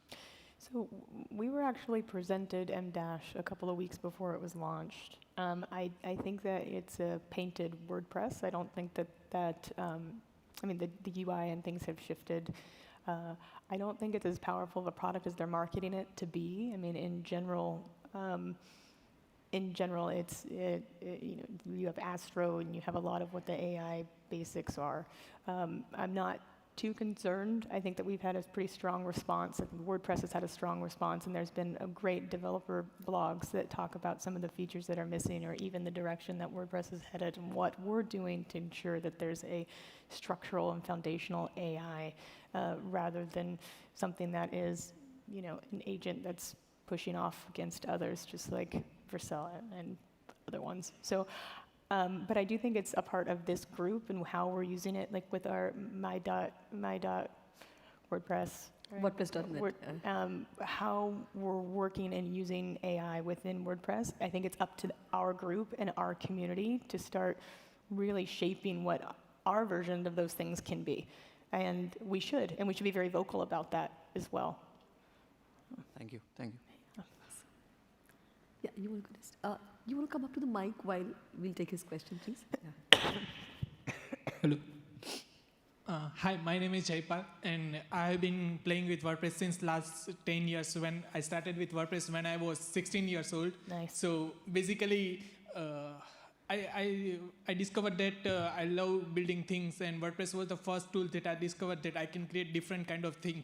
Like one day I just watched the social network and I wanted to create the next Facebook, so I tried installing WordPress and doing thing, and I always loved that thing. So basically, I have studied mechanical engineering, and I worked in that field also. But throughout all the time, I was playing with WordPress and web development, and discovered that I love doing this thing. I love building things.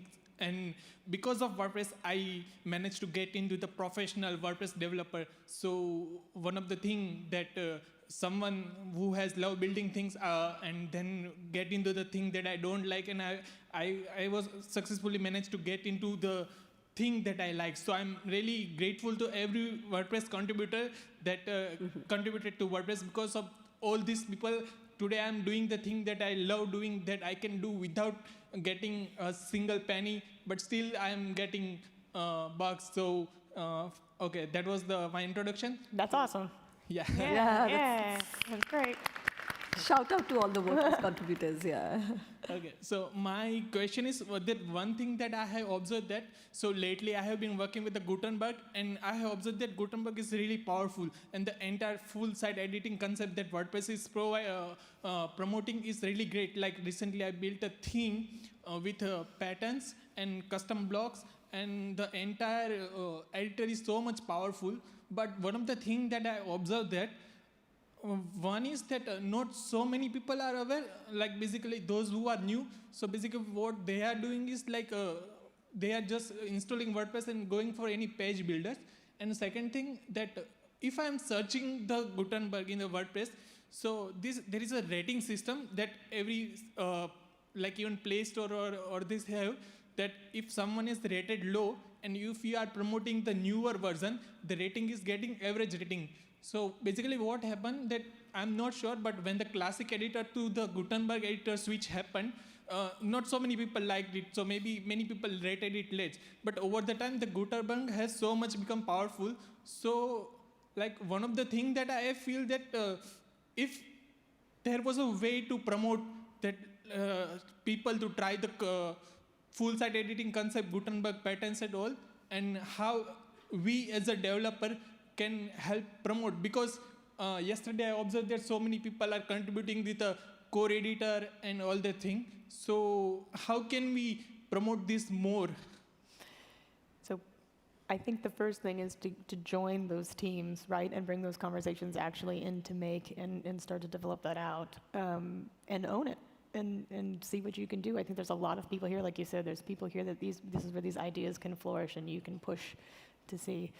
Especially if you're this excited, I think that passion will carry through, and you can drive some of these initiatives back And there's key people. I see Devril right here. I think there are a couple of core committers in the back. But everyone who is here can push, and you can start making those a reality. I would always start within the Make community. And I think I keep coming back to this because I do think it's important, and I said it this morning. I said we're in a shift within WordPress in general, and we've been in this shift for the last year. But everybody here has the autonomy and the agency to go into WordPress and start driving these things forward. And we should just start doing things and see what sticks. And so with somebody with your amount of excitement and passion, I think that you'll be able to drive that. I also think because you started at 16 and because of this excitement, you should think about doing these maybe in a project within WordPress Campus Connect and start hosting some of these things to bring up these type of conversations, because you could feel how excited and passionate you are. But make those connections. Jonathan DeRossi is here. He's in the back. Great connection for you to start talking about ideas like that. Peter Wilson was here as well somewhere. But yes, and get involved in some of the releases. Okay. Yeah, thank you. So everyone just sitting here, I urge you, every one of you is having WordPress ORG profile, so just try Gutenberg and try how cool it is, and make sure if you like it, just rate it. So let us improve the what do you say? The rating? The rating. And the branding and the perspective. Yeah. Okay. And be our own advocates, right? Go out. We all have the ability to go out and speak and promote it and present it. We should. Right. We should. Thank you, Mary. Thank you. Hi, go ahead, please. We'll just have one Sorry. questions and then we'll end Yeah. the session. Yeah. Hello, everyone. I'm Rashmi. I'm freelance accessibility consultant, and I want to ask, as a community, as a platform, what we can do to promote accessibility and to make sure that every new launch of accessibility plugins or themes or patterns are born accessible out of the box. Yeah, great question. And this comes up a lot, right? I think this is like the second or third time. I think with accessibility, it starts with us, individual. I think how we can implement or ensure that thing is maybe infiltration or even training around any of the other teams. I think when we discussed this last year, there was the idea to create an overarching program team that can go in and actually use this as a bullet-pointed list of things that must be the standard before any release. And I still think that's a great place to start. Has anything come of that? We launched the program team, I think, end of last year. Have you been able to connect, or has accessibility team been able to connect with the program team at all? Not yet. I think that would be a great place to start. And also, like, when we think about the templates, I think the templating of the handbooks of what is the key pieces that your expertise is telling different teams that they should be following would be a great place. Tammy has been doing and running the program team relatively loosely, but I think that maybe connect with her and see how we can kind of push this out in a more robust way. Yeah. So that's why I want to make sure that is there any process that every developer or designer can go through so that they don't skip that process of following the accessibility rules at the basic level? Well, I think there's two things. Anytime you introduce a new process, it's easier to start with new folks rather than people who have been here much longer. So my first thinking, just from a product level, would be to get started with some of these contributor pathways, so it's integrated into anybody who comes in new, and then it gets started to infiltrate into the rest of the community. And then the second thing would be to connect with the program team, simply because of the importance of accessibility and making sure that it's something that is considered, especially before something is released. But probably really good places to start. Yeah. Yeah. That makes sense. Thank you. Thank you. So we have time for one more question, do we? We can take one I think question? we need to end this session. Oh, yeah? Okay. Sorry. I could connect with you too after. No problem. So, Thank all you. right. Thank you so much, Mary and Thank you. Sulpa. Thank you Let's all. give one more round of applause for them. Thank you all. Thanks. And thank you. Thank you. And on behalf of WordCamp Asia team, we would like to appreciate you with this thank you gift.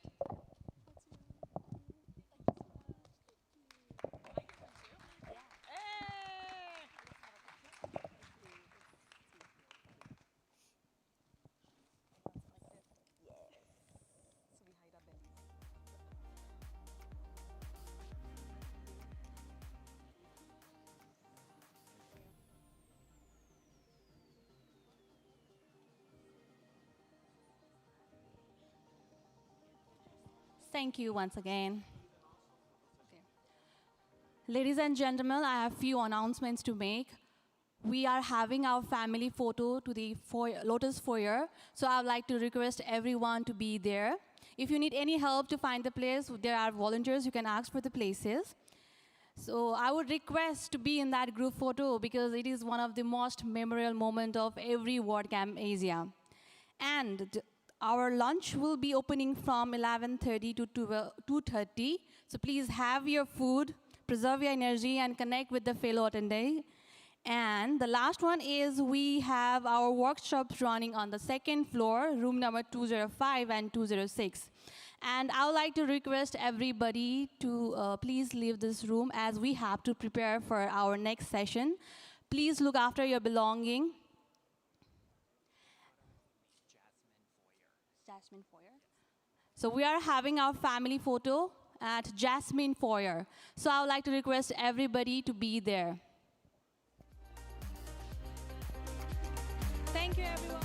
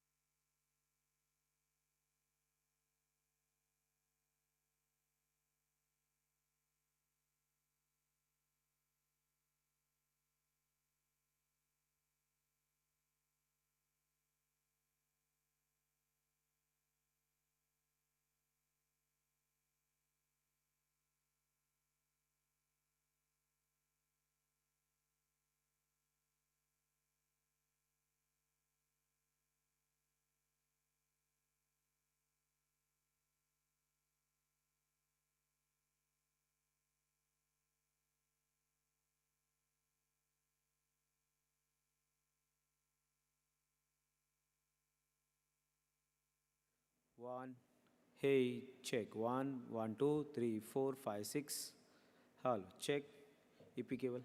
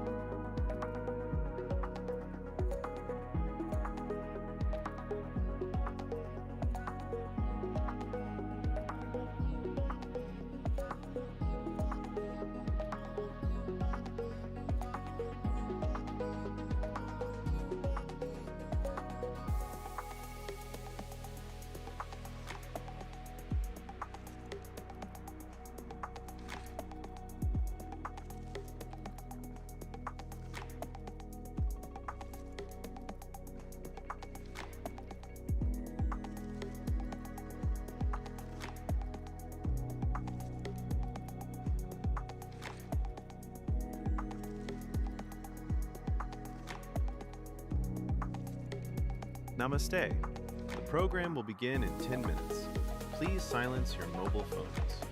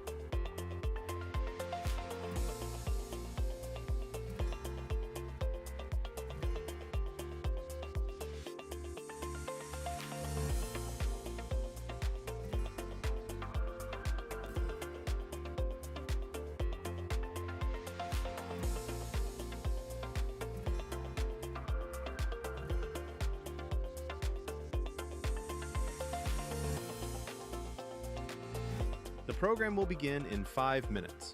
Please take your seat and silence your mobile phones.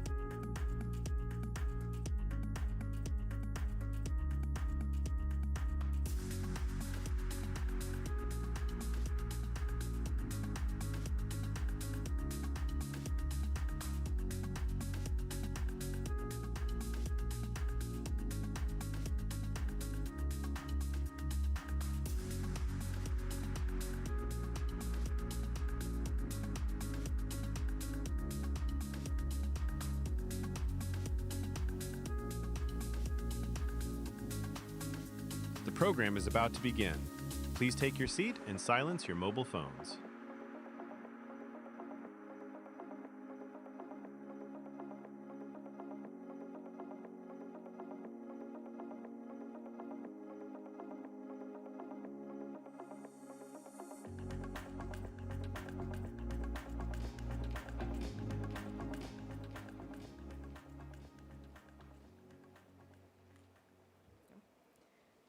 Hello, everyone.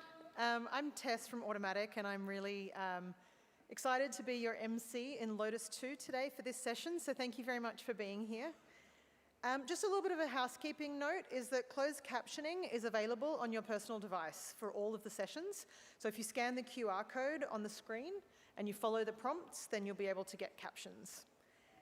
I'm really excited to introduce Ryan today. Ryan's a developer advocate at Automatic. He's a seasoned WordPress developer and a regular contributor to WordPress and to the Gutenberg project. And today he's going to talk about the Interactivity API. So please welcome Ryan Welcher.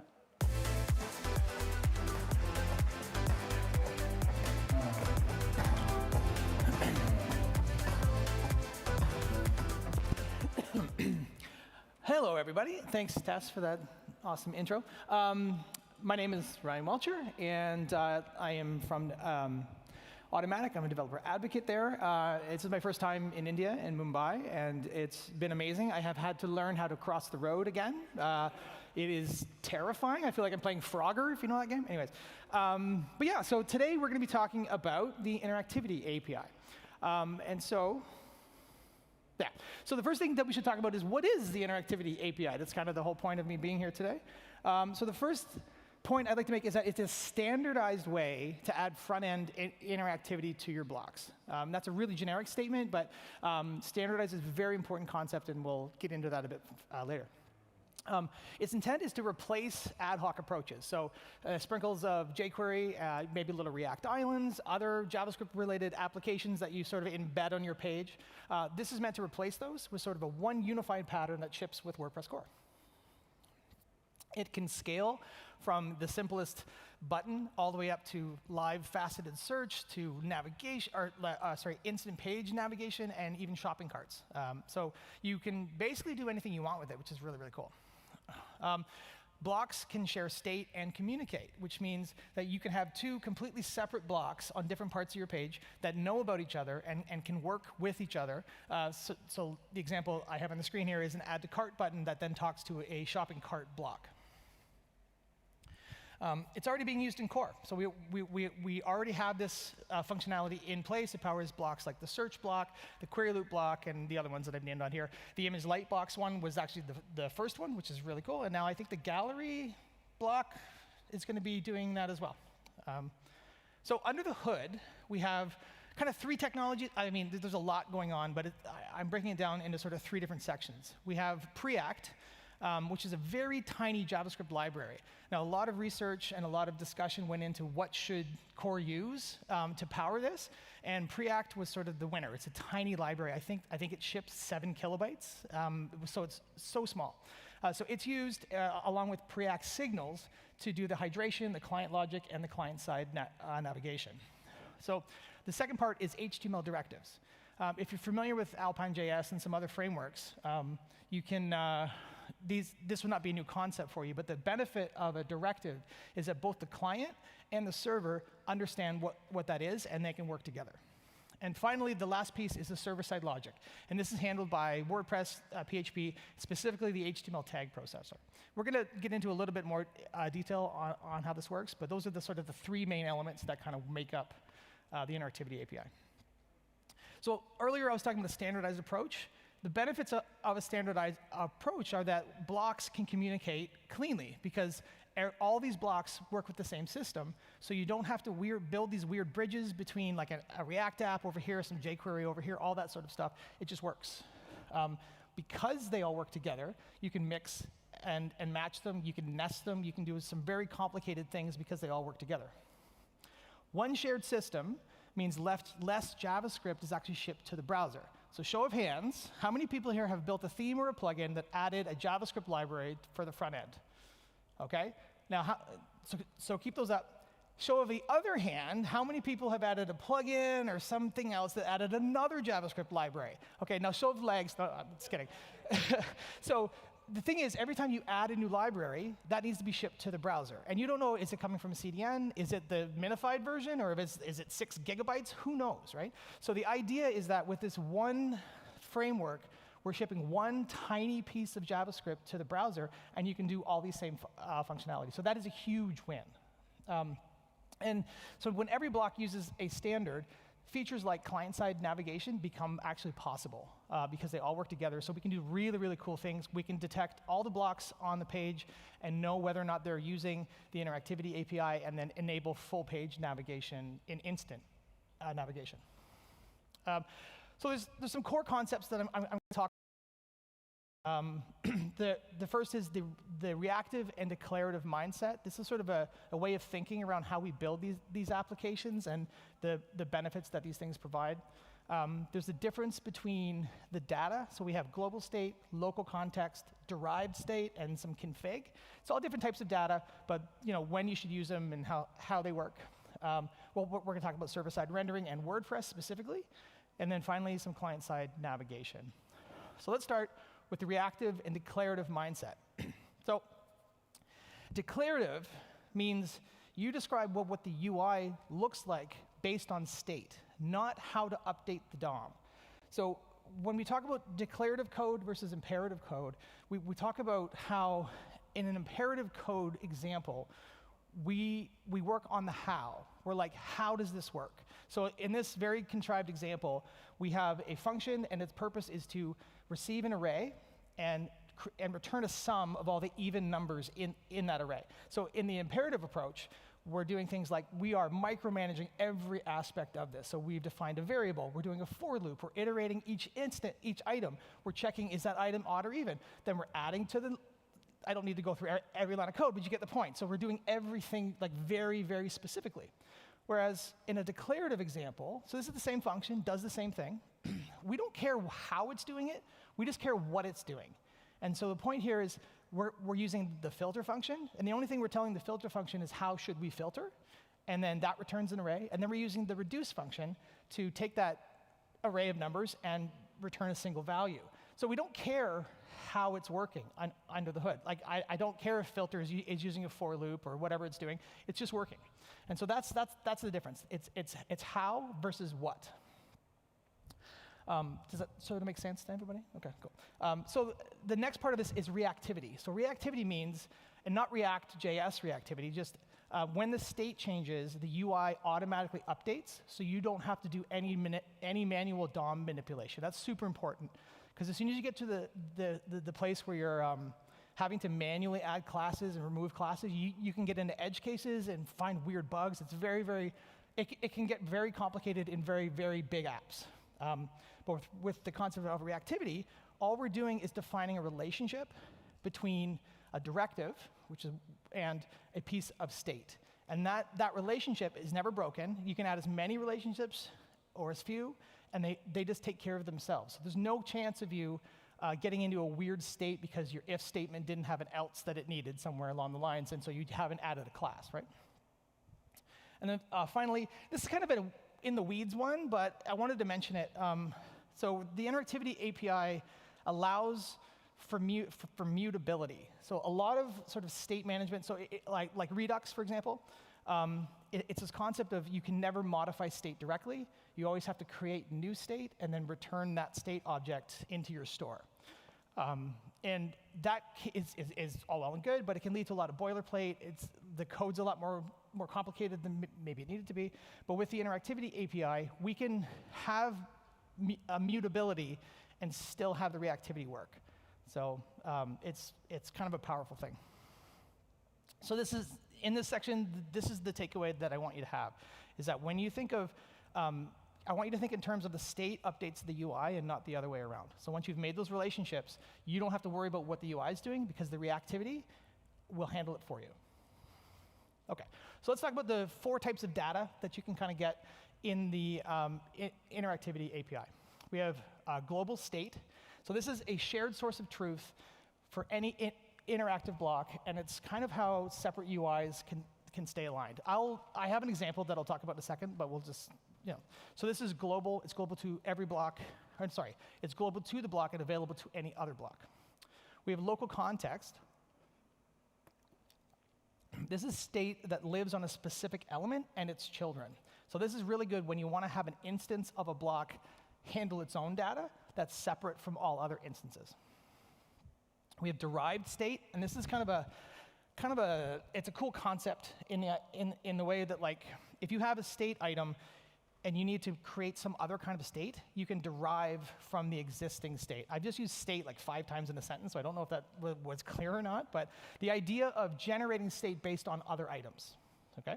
And then finally, we have some config. So config is static, it's read-only data, and it doesn't trigger UI updates, but it's really good if you needed to have like a URL to a REST endpoint, for example, that you wanted to hit. So let's look at how we would define some global state. So we use the WP interactivity state function. It takes 2 parameters. The first is our store name. The second is an array of key value pairs. And this acts as like your default values for your state. And this is defined in PHP, so I should have mentioned that. So we can define some local context by using the ridiculously long named function of WP interactivity data WP context. And it works sort of the same way, where you pass it an array of data that you want to pass as context. So if you remember, local context works on the item that it's defined on, and all of its child items will inherit that context. You can also define it, I don't know if there's a pointer on here, but at the bottom there, wherever my slides are, there is a way of manually defining it where you pass a JSON object into there. I wouldn't do that. It's totally possible, but when you get really complicated data, that can fall apart pretty easily, and that's why that helper exists, that function. So here's an example of defining some derived state. So on the left side, we have a store with a piece of state called text. It's a lowercase hello world. And then what we want to do is we want to show it in uppercase. So instead of storing another state item, state.uppercase text, we're going to derive this new piece of data from our existing store. And so we do that with, and the store part will become clearer in a second, but basically what we're doing is we're creating what's called a getter function, a JavaScript getter, in our state object there called UCText, and we're returning state.text to uppercase, which is just a JavaScript function that makes everything uppercase. So we don't need to store that, and the benefit of not storing this value is that if we were to add, say, an input field where you could change that text, the derived state will automatically get those changes. So you don't have to update things in 2 places. This is where those relationships and the reactivity really, really helps. And finally, we have config items. So we use a function called WP interactivity config. It's in the render.php. Again, we pass the store name and then some items that we want to have available to our application from the server. Please don't put your API keys in here. Not a safe thing to do.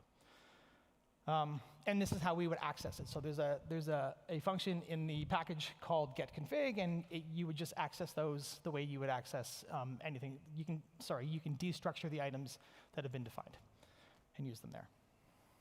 Okay, so when should you use these? So global state is going to be when you want multiple blocks to share or sync data. So a real-world example is a shopping cart and a buy now button. So if you have a button over here, that's a block that represents being able to add this to your cart, and you have a shopping cart here. They need to know what's in the cart. So maybe your button block says add to cart, but if it's already in there, it says remove from cart. So it needs to be able to talk. So that's a good example of like global state. For local context, the best example that I can think of is a gallery slider. You have 2 instances of the same block. If you were to use global state and you advance one of the sliders to the next slide, they would both move forward. Whereas with local context, they manage that data independently of each other. So that's an important context. And derived state should be used whenever you can calculate your new value from something in your state, in your value, a value that already exists. And finally, config is whenever you need something from the server. Again, no code API keys in there, please. Okay, let's talk about server-side rendering and WordPress.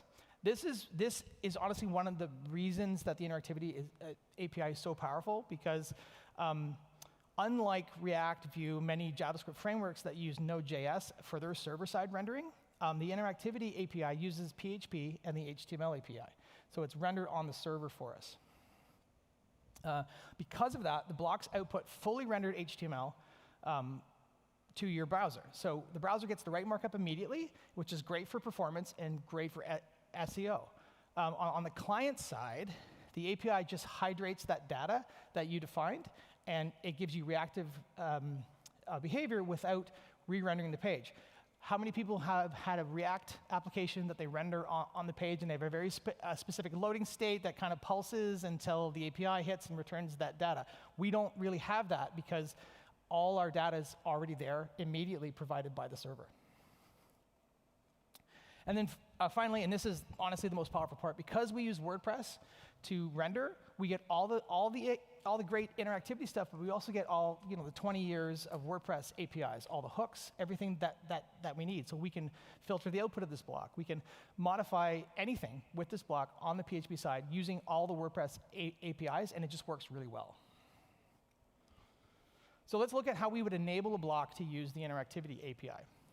The first step is we're going to go into our block.json file. We're going to add interactivity true to our supports object. Now, with the client-side navigation, there's another. This becomes an object, and you enable both. But this is a shorthand to enable all the things. After you've done that, we're going to add ViewScript module to our block.json. So if you're familiar with ViewScript to load a file on the front end, this is slightly different because the interactivity API uses ES modules. So we have to load this in a different way. And so once we've defined that relationship, we have to modify our build process a little bit. So if you're using the scripts package, which you should because it's amazing, you're going to want to add the experimental modules flag to your start and to your build scripts. What this does is this tells Webpack to output this as a ES module. And then we would want to define some global state, which we've already sort of seen. You can define some local context if you need to. And so we've talked about these already. And then we get into the client-side store. So the client-side store is in Vue.js. The best practice is for it to be in Vue.js. And it is basically, we import the store function from the package. We call store. We pass it a name of our store and an object that has three properties: state, actions, and callbacks. So let's talk about what the differences are between state, actions, and callbacks. So state is going to be used to store the global state for your block, as well as the getter functions that return your derived state. So if you remember the example of the uppercase text, that was stored inside of state. Next, we're going to have actions, and actions are intended to be functions or callbacks that are triggered when a user interacts with something. So like an on-click, an on-mouse over, an on-scroll, anything a user does, you would put the callback for that in actions. So then we have callbacks. Now callbacks is very similar to actions, except the intent here is that it's for things that are programmatically happening or automatically happening. So there are directives that run when the block loads. So the user doesn't initiate that, it's just sort of a programmatic thing. Now, there's a lot of gray area here, and technically you don't even need to use these names, but this is the best practice. I would recommend sticking with state, actions, and callbacks, but if you really, really wanted to, you could call it programmatic functions instead of callbacks, and it would still work as long as you accessed it correctly when you were connecting directives. The store is self-referencing. So when you define a store, you can return the state, you can destructure the state or the actions or the callbacks and use them in other parts of your store. So you'll see this a lot with state. So in my example here, I've got an action that is going to update the state. And so what I need to do is destructure state out and then access state.txt and modify it there. So that's that mutability that we talked about where you can just directly access things.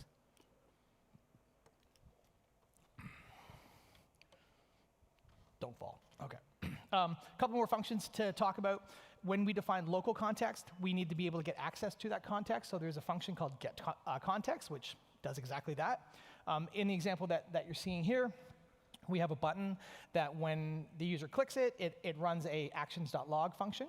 And in there, we're going to get the context. Now, if you notice, the context is defined on the parent, so any child element gets access to that context as well. So, and it's going to, where console logging is open, and in this case it's false because that's what the data's saying.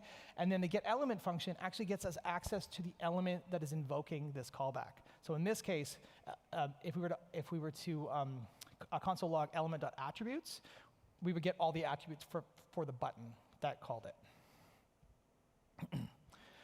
So now we're kind of set up, ready to roll.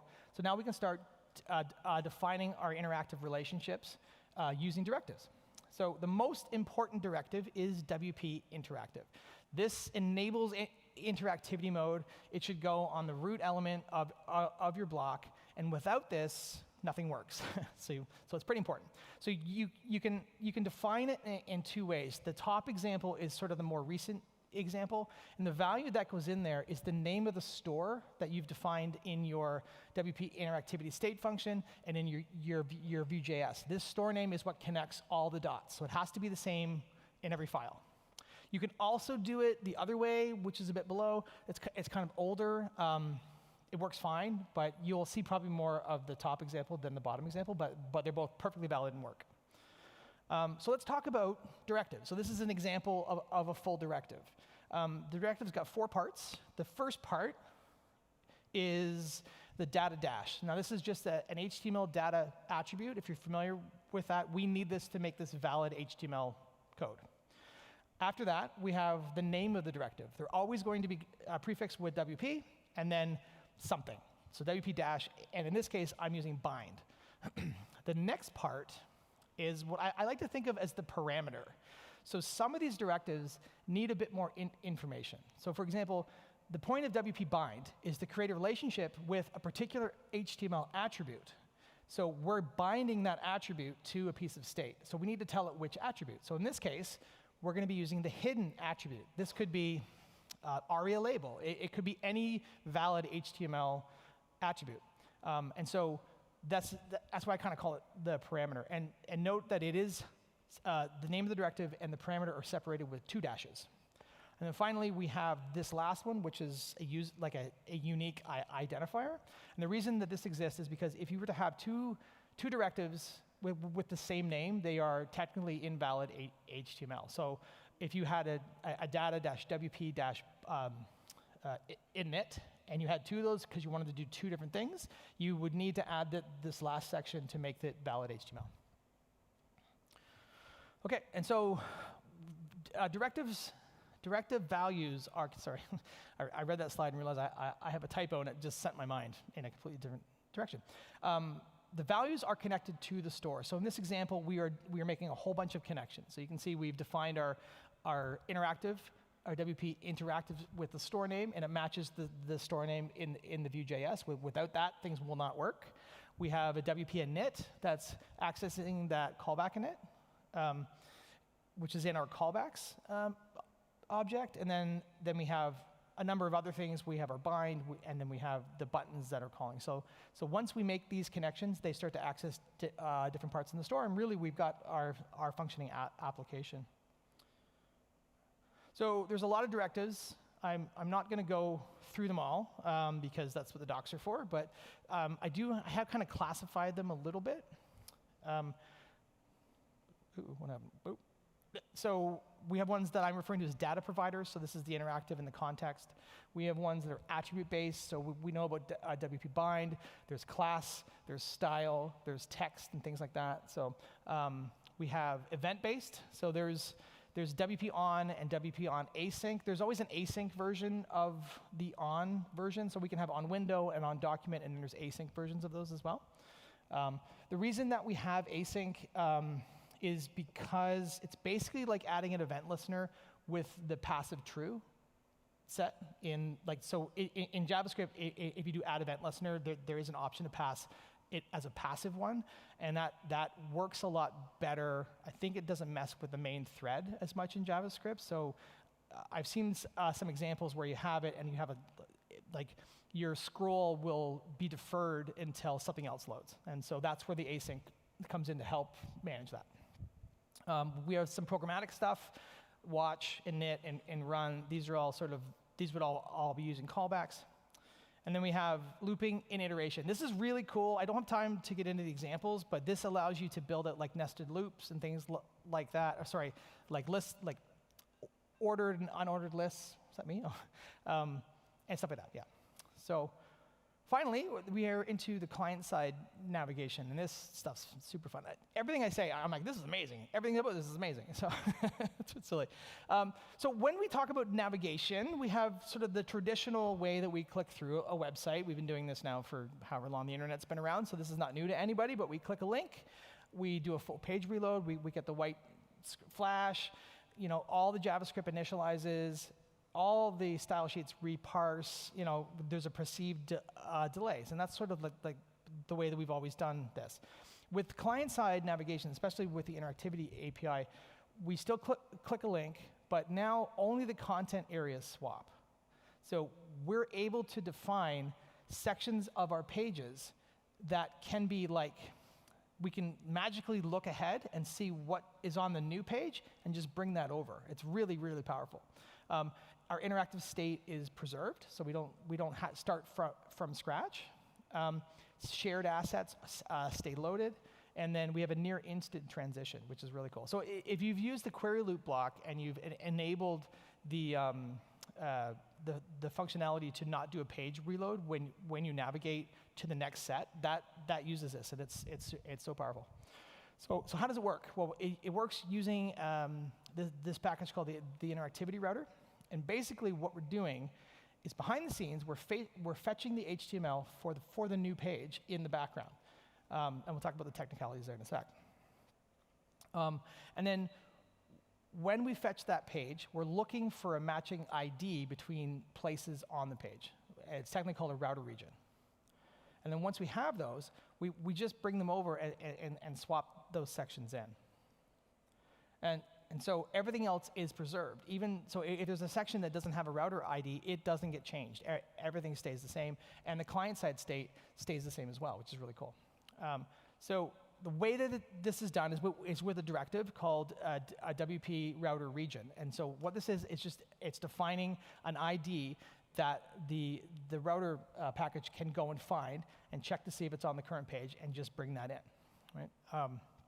So this is kind of a visual example of sort of how it works. On the left, we've got our initial view, and in this case, we've got 4 sections. And I realize now that I don't think we would ever change the header and the footer, but that's the example I have.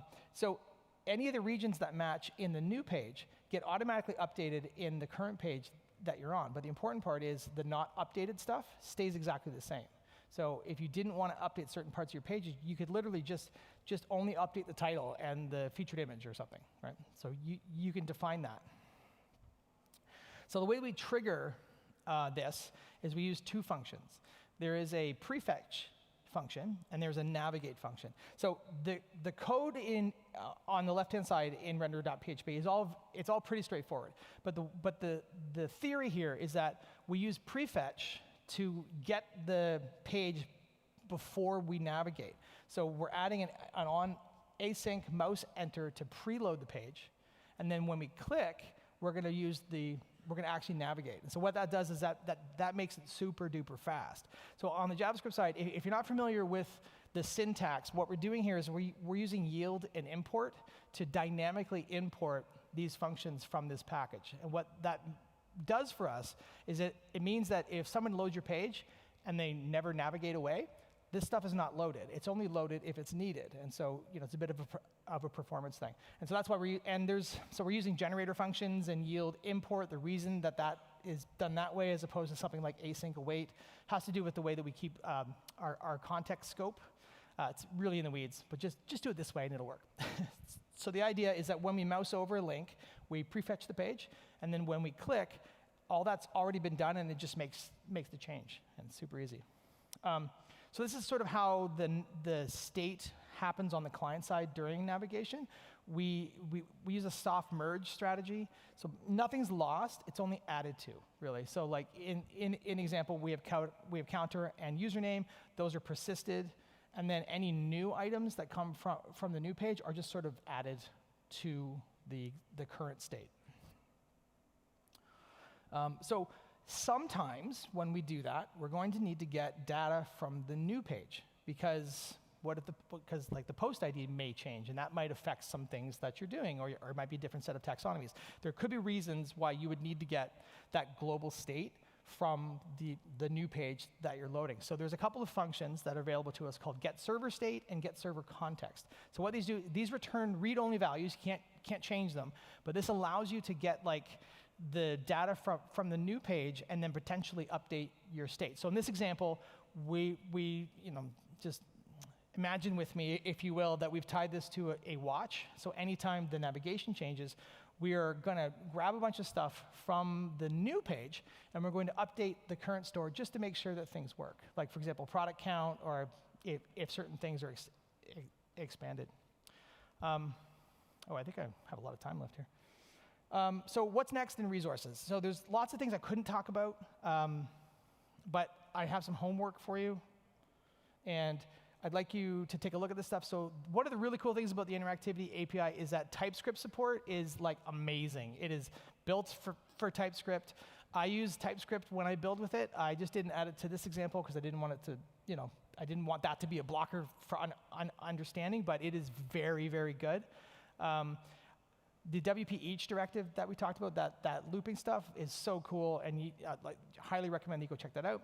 The full page navigation mode. There is an experiment in the Gutenberg plugin that allows you to do full page navigation, so it's very cool. It's all built with the Interactivity API. Get server state, server context. This is really, really good. We have a very complicated site. You should really understand the nuances of this and how it works.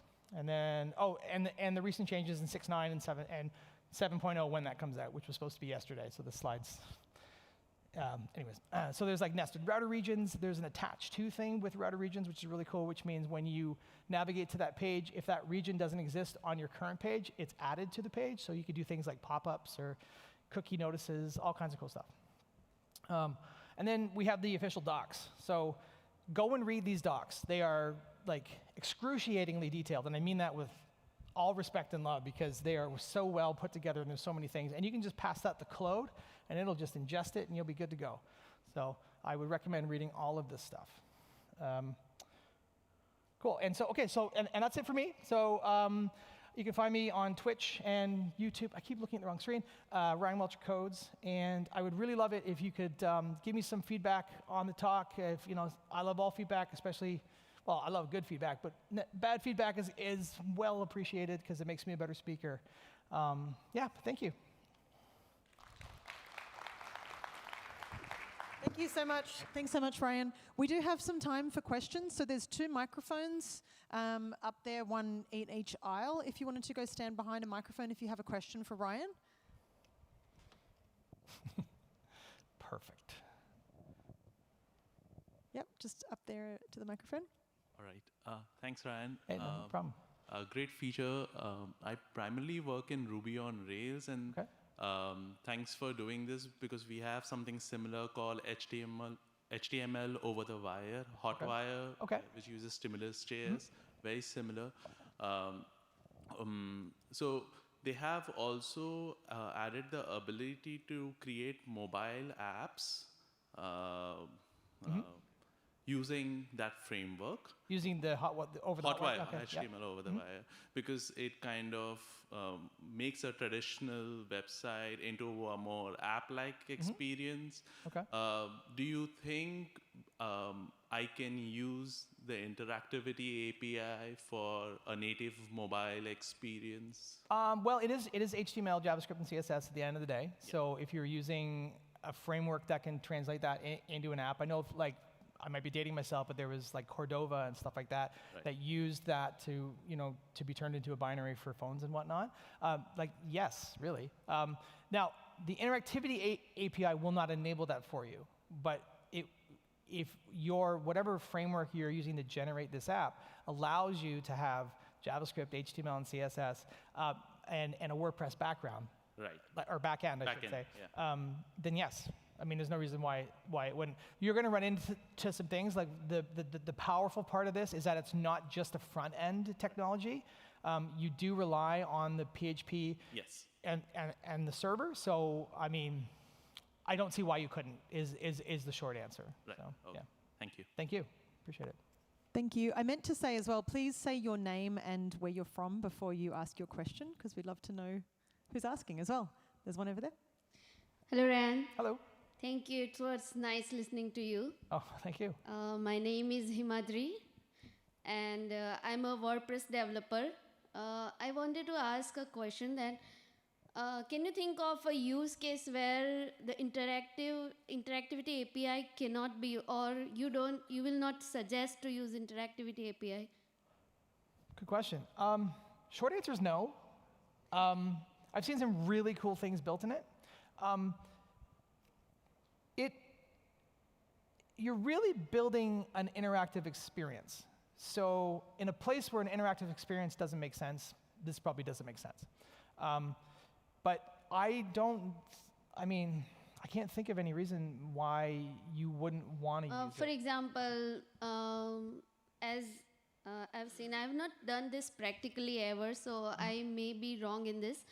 But for example, some pages or a website is loading multiple values with each request.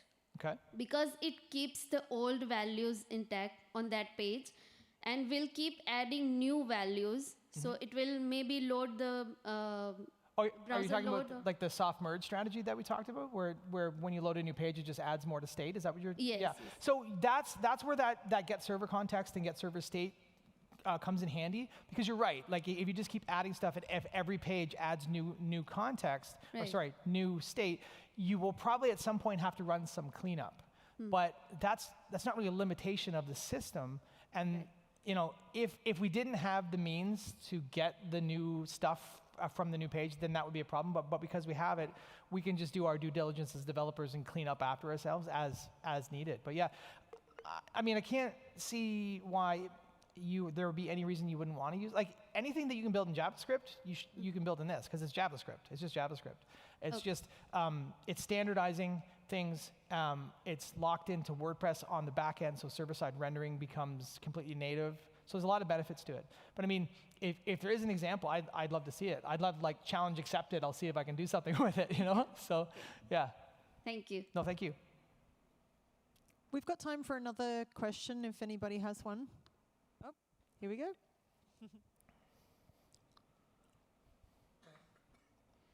Hello. Hello. So thank you for the workshop. I had one doubt because interactivity API supports mutability, right? So what happens when there are race conditions, like there's a background thread going in the browser, because browser not support web workers. Okay. So what happens when the background is updating the state while the UI also getting the values? That's a good question. We'd have to sort of look at the case in point. You would probably want to structure your code in such a way that you can watch for values changing. So for example, there's a WP watch, which is, if you're familiar with React, it's very much like a use effect, where and it's hilarious. I haven't figured out how, but it's like voodoo magic, because it knows exactly what you want to watch, but you don't tell it somehow. So it's crazy, I don't know. But what you could do there is you could add a watch that is checking the status of a request, or maybe working with a web worker or whatever it is. And then when things change, we update the values. The beauty of the reactivity is that it handles a lot of that itself. So there might be cases where you have to check for race conditions, because if you're hitting a third party and all that stuff that comes with hitting an API, I think I'd need to know the specifics to be able to kind of say, well, I think you should do it this way. But I think it will, for the most part, handle itself, because as soon as the state is updated, the UI changes. Yeah. Right. Because I had this doubt, because in Sorry, general React. can you speak into the microphone a little bit? Yeah. Okay. So in generally React or any other thing that suppose immutability, the main reason was that it makes predictable changes. And because the state is not changing, it makes race condition very simple, because if the values is updating, the context still can use the old values. Right. So that's why I had this doubt, because we are changing the values directly. So sometimes it may be that there is an undefined case. Well, let's talk after, and you can show me an example, because I work closely with the team that builds this, and they are some of the smartest people I know, way smarter than me.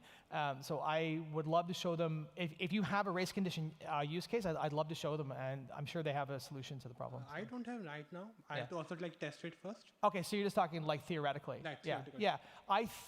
I've never heard of real big race condition problems, but I mean, if you're doing something super, super complicated, I'd love to see the edge cases of that for sure, because that's what I do. And so, bring it to me, I can bring it to them, and they'll tell me something smart to tell you, and then I'll look smart, and we'll all win. So. Thank you so much, Ryan. We have something to present to you as a thank you for being a speaker. Oh, very cool. Thank you very much. Get a photo? Oh, yeah, sure. Yeah, thank you. Thank you very much.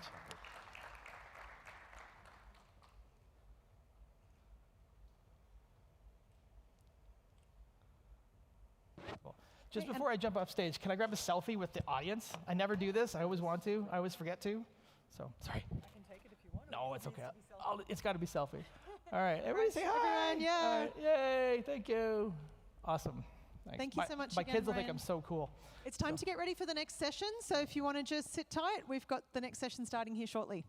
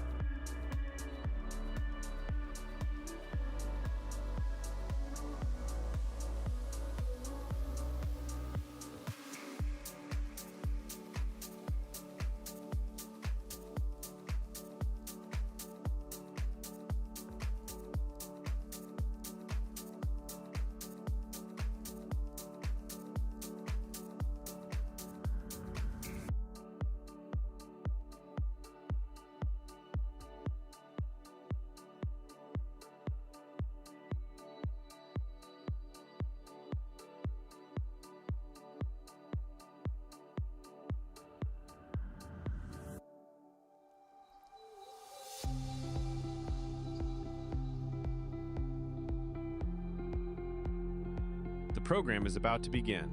Please take your seat and silence your mobile phones.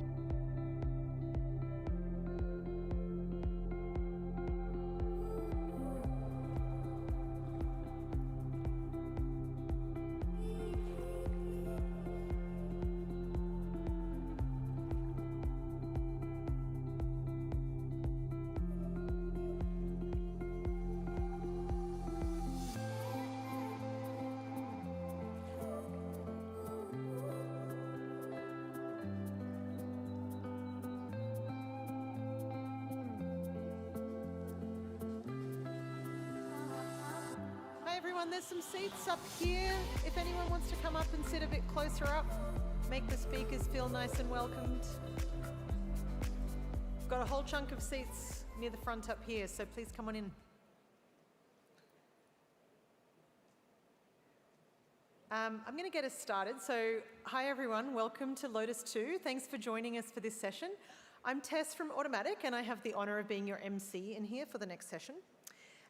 Just a housekeeping note that we've got closed captioning available on your personal device for all of these sessions. So there's a QR code on the screen. If you scan that, then you'll be able to follow the on-screen prompts to begin receiving captions. So there's some seats up the front, and there's a section over here if anyone wants to sit down. Awesome. Okay, so our first lightning talk today is Miriam Schwab, who is joining us virtually. Miriam is the head of WordPress at Elementor, a long-time contributor to WordPress and a regular speaker at WordCamps. Today she's speaking about MCPs. Welcome, Miriam Schwab.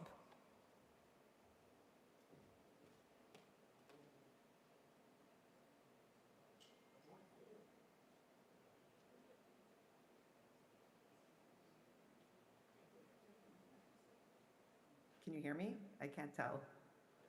Oh, yes. I hear my voice. Okay.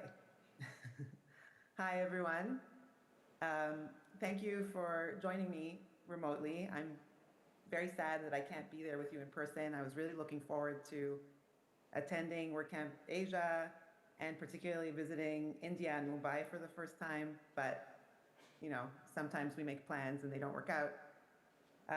But I hope you can meet some of my colleagues there and maybe visit our booth. And I hope to see you at another WordCamp. So I'm going to be speaking about MCPs and specifically about how they are, in many ways, the next natural evolution of how WordPress has been extensible until now. How WordPress has always had an infrastructure that encourages innovation and creating new products, plugins, etc. for WordPress, and how all of that experience with that type of approach to development and innovation is actually positioning us in the WordPress ecosystem really well to take things forward. So I'm not sure if you can see my slides. Can you? Yes? Thank you for nodding. I appreciate it. Okay. Great. Okay, so what are MCPs? It's model context protocols. That's why the title of the talk is Hooks, Filters, and Now Context, why MCPs are the hooks of the AI era. So let's go to the next slide. I'm going to assume you can see the next slide. Okay, so I'm going to take you back to once upon a time in the early days of WordPress, when many of us, including myself, would unfortunately make changes to WordPress directly in core, which was very, very bad practice. Highly not recommended. But in the early days, we didn't necessarily know better. We were learning things, we were testing things out. And WordPress already was really fun to work with and make changes to. And so in many cases, we would just go straight to core and make those changes. We're talking, I've been in the WordPress space over 20 years, so this was quite a while ago. But I remember that that was how many of us approached doing work in WordPress. But the hooks and filters did exist. It's just like editing in core felt somehow more immediate. And it was the lazy way of doing things, which sometimes we do. And so we would do that. And that was how we were doing things. Next slide. So that was all fine until it really wasn't. an update would come out, a WordPress update, and it would write over the changes that we made in core. And eventually that happened enough times to enough people that we started to really understand the value of the hook system and that we should all get behind it. It wasn't just a nice to have, it was the right way to work with WordPress. Not because editing core was impossible, but because extending it through the shared system was so much better for everyone, including myself and including others. And that shift to working with the ecosystem, it really took hold, obviously, and developed into something much broader. But it wasn't just a technical shift. It wasn't just about that we could hook into WordPress. It was a cultural one. The community collectively decided that the future of WordPress development and customization should be the shared protocol, not the shortcut. The decision to build this way turned WordPress into one of the most successful open source ecosystems in history, with tens of thousands of plugins, thousands of themes, companies built around it, hosting companies, page builders like Elementor, e-commerce platforms like WooCommerce, all interacting with each other without coordinating in advance, without requiring permission, and without even needing to actually know each other, although it is always better to work together if you know each other. But people could just build and extend WordPress or other products without actually having to know the people behind that product. We just needed to agree on the interface. Next slide. Oh, sorry. Now next slide also. I was talking about this slide, but I didn't say next slide. Anyways, next slide. Okay. So we're at that moment again with AI, and that shared interface, that common protocol that we all have been working off of is what I want to talk about today, because I think we're standing at a very similar moment, except this time, it's not about plugins talking to WordPress, it's about AI agents talking to your WordPress site. And from the other side, making sure that your products can talk to AI. And we, as an ecosystem, the WordPress ecosystem, we're uniquely positioned to grab this opportunity and continue to be a leading platform due to the decades of experience and our very rich history as an open and collaborative ecosystem. Next slide. Okay, so we know that the concept of hooks was key to WordPress's growth, but let's just take a look at what it technically achieved. I know I said the cultural aspect was very important, but obviously the technicalities are important as well. So what did it offer us? It offered us an open infrastructure and a standard that everyone can rely on, which is actually quite amazing considering the scale of WordPress. The standard protocol, the hook system, has held up and been very reliable all these years through all the evolutions of web technologies, the different approaches to building that we've all taken on over the years. It's really held up very well. And there's no gatekeeping behind it. You just find the hooks and you extend. There's clear extension points. It's quite clear. There's structured pathways for external code to interact seamlessly with WordPress and with other products, which I'll talk about. And it was about building the rails, setting the infrastructure up, and then getting out of the way of the community. I know that particularly at WordCamp Asia, in my experience when I'm there, a lot of the attendees are developers, building products and solutions for WordPress. And WordPress enables that because of the infrastructure that's there, and you can just do what you want and do what you think is needed and innovate around WordPress, and the friction is very low or non-existent almost. So let's just look at a real world example, which I know very well. Elementor. Elementor is a plugin. And why is it possible to do what it does? Because of the extensibility of WordPress, because of this hook system. When WordPress was built and launched, when Elementor was built and launched, it just needed to know where the hooks were and hook in, and it worked with WordPress. There was no need to ask anyone for permission to integrate with WordPress. There was no need for special partnerships or licensing agreements, which you may see in third-party proprietary systems. Just use the hooks. And this carries on to the world of plugin extensions or add-ons. By adopting this mindset of extensibility ourselves, when third-party developers want to add a custom functionality to Elementor today, they just register through our extension API, and their widget appears in the editor alongside the ones that we built natively. No involvement from us required. It's very possible that many of you in the audience now have developed extensions for Elementor. We know that a lot of products have been developed in the Asia region for Elementor, and we appreciate it. And you can just do it. Of course, we'd like to know you as well, but you can do it without even talking to us, or there's no need for permission, just do your thing. Now, let's say someone wants to build a solution for WooCommerce sites that also use Elementor. So it's a cross-product situation, no problem. This type of cross-product development happens all the time. We're not involved.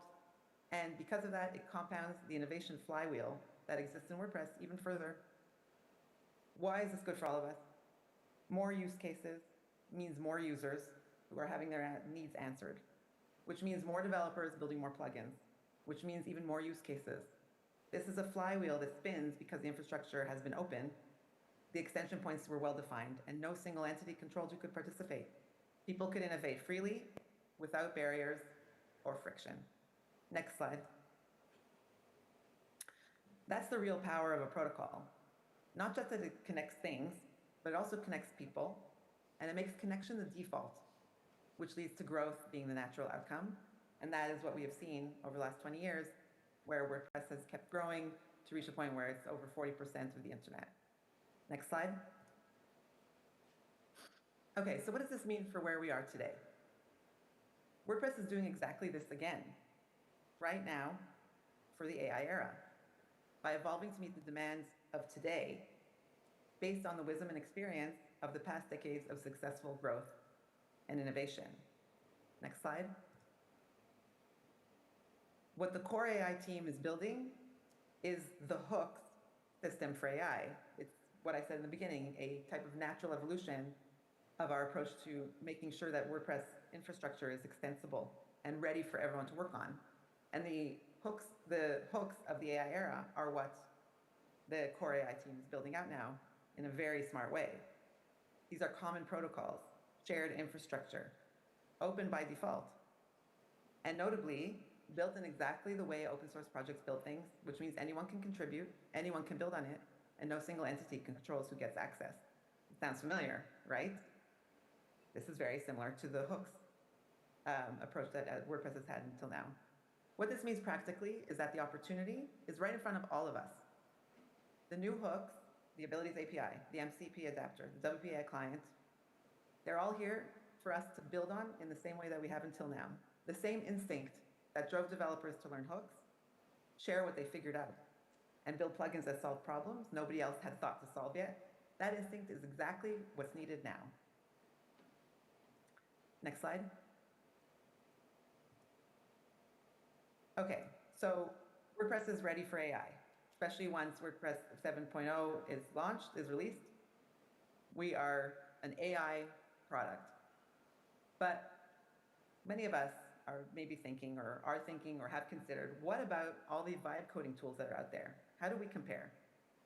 Many of these tools are indeed impressive. But think about what they're actually offering.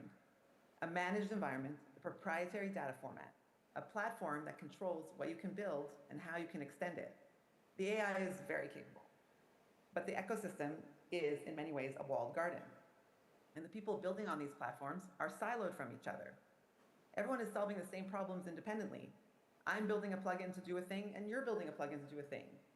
You know, it's like, so but at least in WordPress, we're sharing it with each other. They're building a whatever.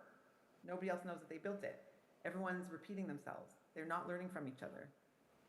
So nobody is building on what the person next to them figured out. There is obviously some level of sharing, but it's not the same. They're not, you know, releasing their code out into the internet for people to learn from and build on. So why should each of us reinvent the wheel every single time? That's not just frustrating, it's actually very wasteful in time, in energy, and in the very real compute resources that go into running these things. In those walled garden environments, whatever you want to do and need to do, in almost every case, you're gonna burn through tokens. You don't almost have an option to do things yourself and have that control and not use AI tokens if you don't want to. Next slide. But beyond the technical architecture, there's something deeper here that I think is one of our strongest advantages, and it's harder to quantify. It's the culture. Many of us who came up in open source learned by reading other people's code. I know I did. I would dig into themes and plugins, and that's how I learned to build with WordPress. We figured out how things work by digging into plugins someone else had built, by seeing how a problem we were wrestling with had already been solved by someone in a different country who published their solution for free. That's how this community has always grown, and it's how human progress works in general. Every generation builds on the breakthroughs of the one before it. You can't advance by starting from zero every time. That culture of sharing, learning from each other, and building on top of what already exists can't be manufactured. You can't force it into existence in an industry that wasn't built around it. It's either there, encouraged and celebrated, or it isn't. In WordPress it is, and it has been for over 20 years. That's not a feature you can copy. It's a compounding advantage that the vibe coding world simply doesn't have yet and may never have in the same way. Next slide. I've been working hands-on with this from the ecosystem side, working with third-party teams to support MCP integrations between their products and ours. And the dynamic I've seen firsthand is almost identical to what Hooks created in the plugin ecosystem. I've been in conversations with teams from companies that are technically competitors of ours, working through MCP integrations together because the protocol makes it the logical thing to do. Our shared users benefit when we collaborate, and the protocol makes collaboration easier than the alternative.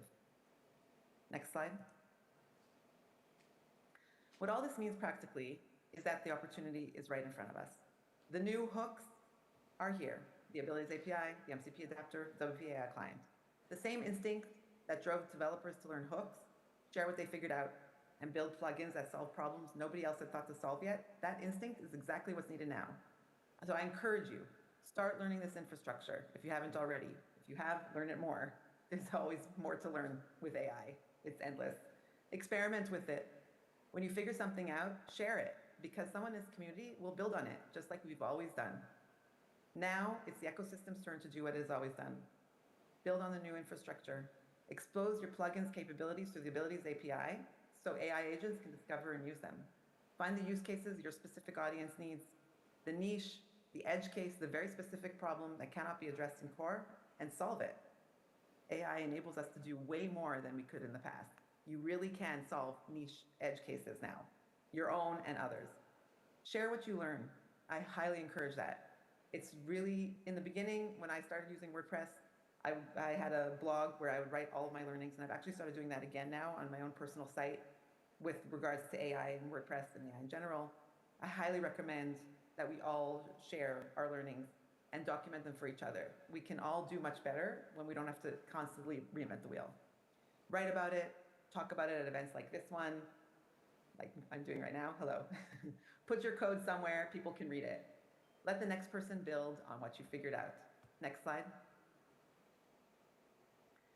There's no doubt that the AI era is going to change how we build, maintain, and grow websites. It has already. Like, these changes are already happening. And it's actually very exciting. I am having such a good time building with WordPress. It reminds me of the early days when I first discovered WordPress and was building with it. It's that same level of excitement, maybe even more. It's a really exciting time to be building in our ecosystem.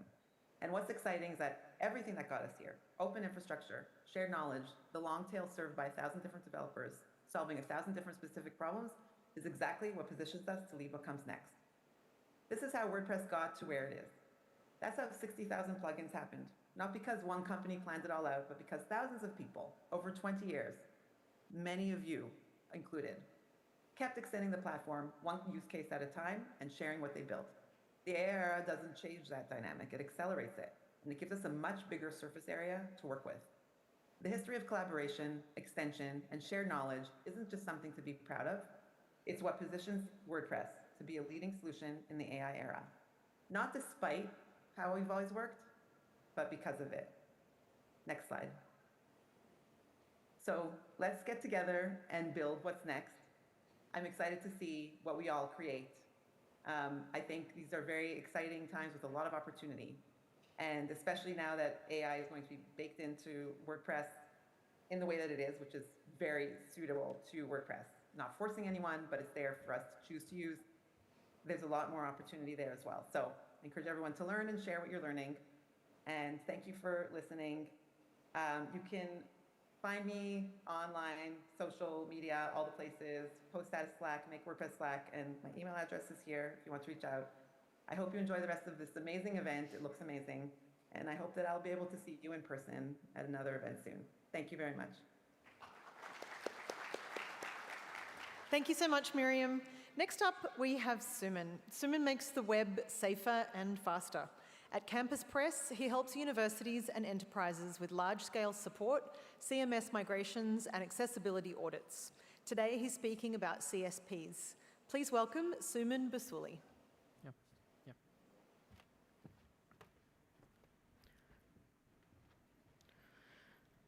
So, hi everyone, good afternoon, I am Suman.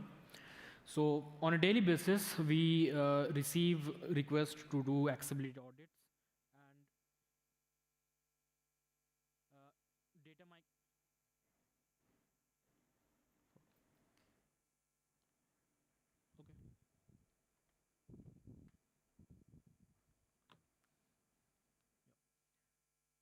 I think I'm audible, yeah. So data migrations and to implement content security policies across like different sites.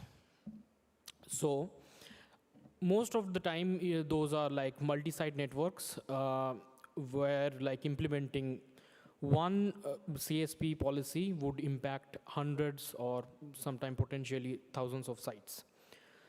So what is CSP? So let's say your browser is a nightclub and CSP is the bouncer of that nightclub. So whenever a request hits your browser on your site, CSP is going to check if it is allowed or denied. If it is not in the allowed list, it will block that website or script from executing, no matter if it is like a genuine request or a malicious one. So why CSP matters? Basically, CSP is there to prevent excesses and other client-side issues. But in modern web security, CSP is also a requirement of various standards like PCI DSS and various other things. So content security policy has different directives. So these are some of those directives. So every directive takes a source. Now sources can be like internal source, external source, or none. Internal sources are mostly self. If you define self, it will load everything from your like host, that is your website. If external sources is defined, it can be a domain name, it can be domain name with port, it can be a domain path. Then if none is set, nothing will be loading. And there are also some scheme sources which are like HTTP, then data and blob. And then also for scripts and styles, we can define unsafe inline. If it is defined, then the inline, like I would say scripts, for example, on click or any event listener would be like enabled. If hash and nonce is used, the browser will check if the hash and the nonce of that specific request is matching with what is defined inside CSP. And there are few script-only CSP, which we won't like get into here. Now, for example, this is a content security policy. Here, the default is default can be set as self or none. And then we have like script to be, the script source is example.com and unsafe inline is enabled. Style is not accepting any source, image is not accepting any source, font is not accepting any source, and connect source is again example.com. So what will happen when this content security policy is, when your browser sees this CSP, it will first look into the child directives that are script, style, image, font, and source. Default source is always a global rule. If nothing is defined, what is defined inside global source, like default source, would be used.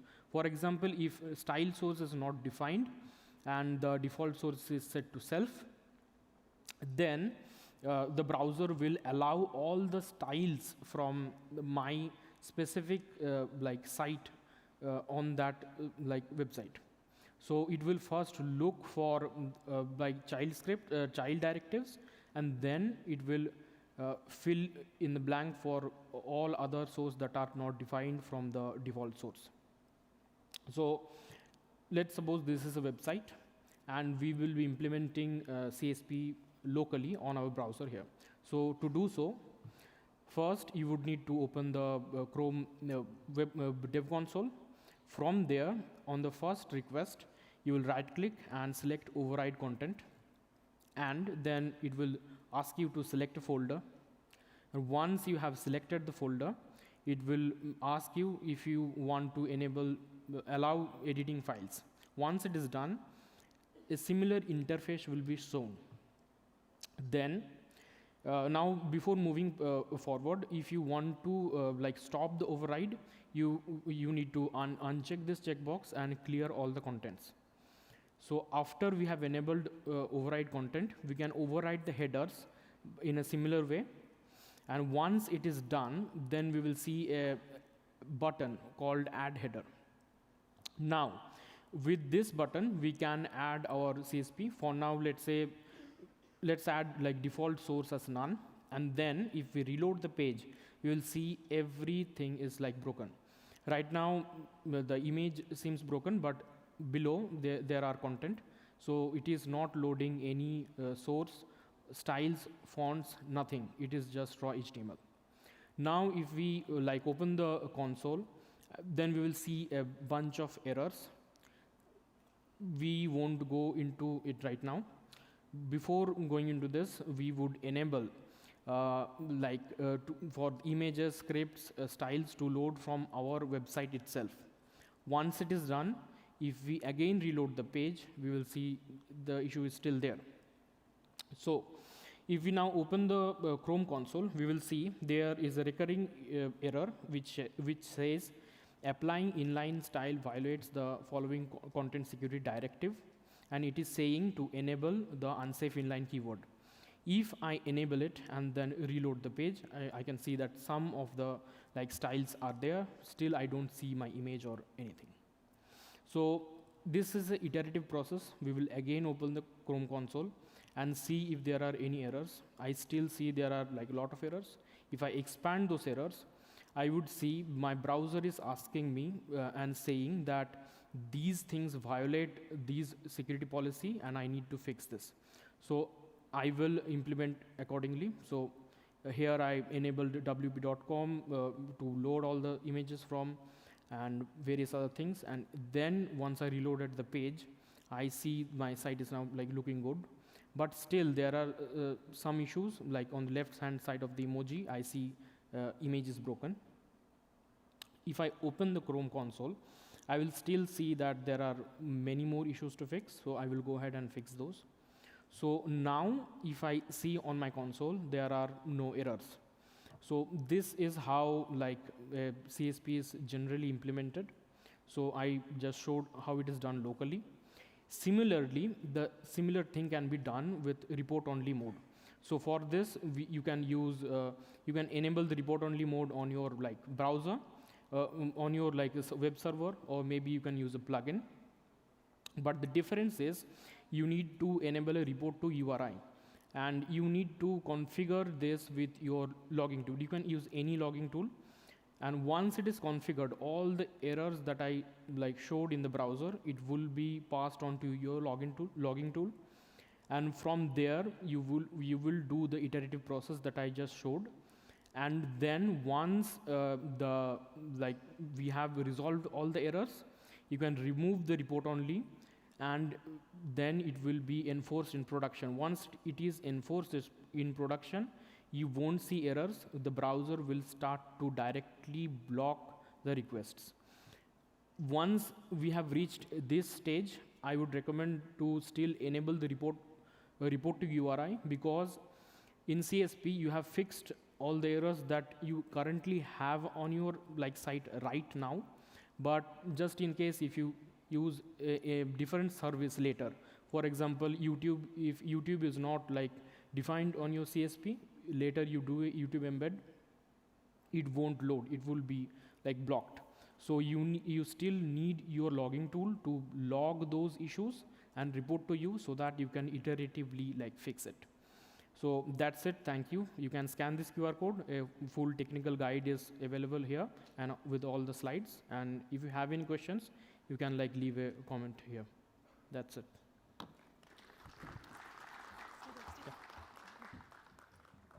Thank you so much, Simon. We just have a little gift to say thank you for speaking.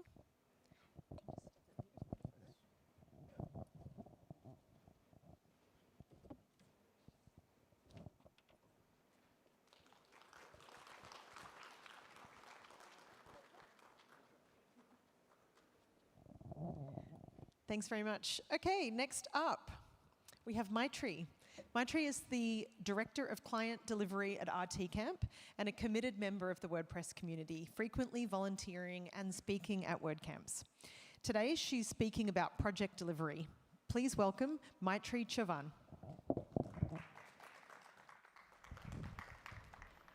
Thank you, Tess. Hi, everyone. I'm Maitri, and I lead the client delivery at RTCamp, where we work on large, complex projects that usually involve some moving timelines, multiple stakeholders, and enough ambiguity to keep things very interesting. So I'm responsible for our client relationships as well as how our teams deliver. After being in this field for a few years, one starts to notice similar types of problems usually appear across projects, and some patterns start to emerge. Now, just raise your hand if you've been a part of a project where you had a great start and you managed to release it, but somewhere in between, things got a little complicated. Yeah? All right, quite a few of us then. So today, I'm not going to be walking you through any frameworks, because you've all shipped some projects and you know how they're supposed to go. But what I do want to talk about today is that somewhere in between. Because here's what I've noticed. Projects don't usually go sideways because of one big thing. There's rarely going to be a moment where you're going to be able to point out and say, yep, that's where everything went south. It's usually smaller than that, or maybe a handful of moments that have happened sometimes quietly, or sometimes not so quietly. And they're almost always avoidable. So if somebody had to just say something about it, or maybe asked a question that was looming in their head, those moments could have been avoided. Today, that's what we are going to be going through. We're going to be talking about 4 moments that I see coming up usually on many projects, what's actually happening behind them, and how we can try to avoid it. Now, I'll tell you something up front before we get into it.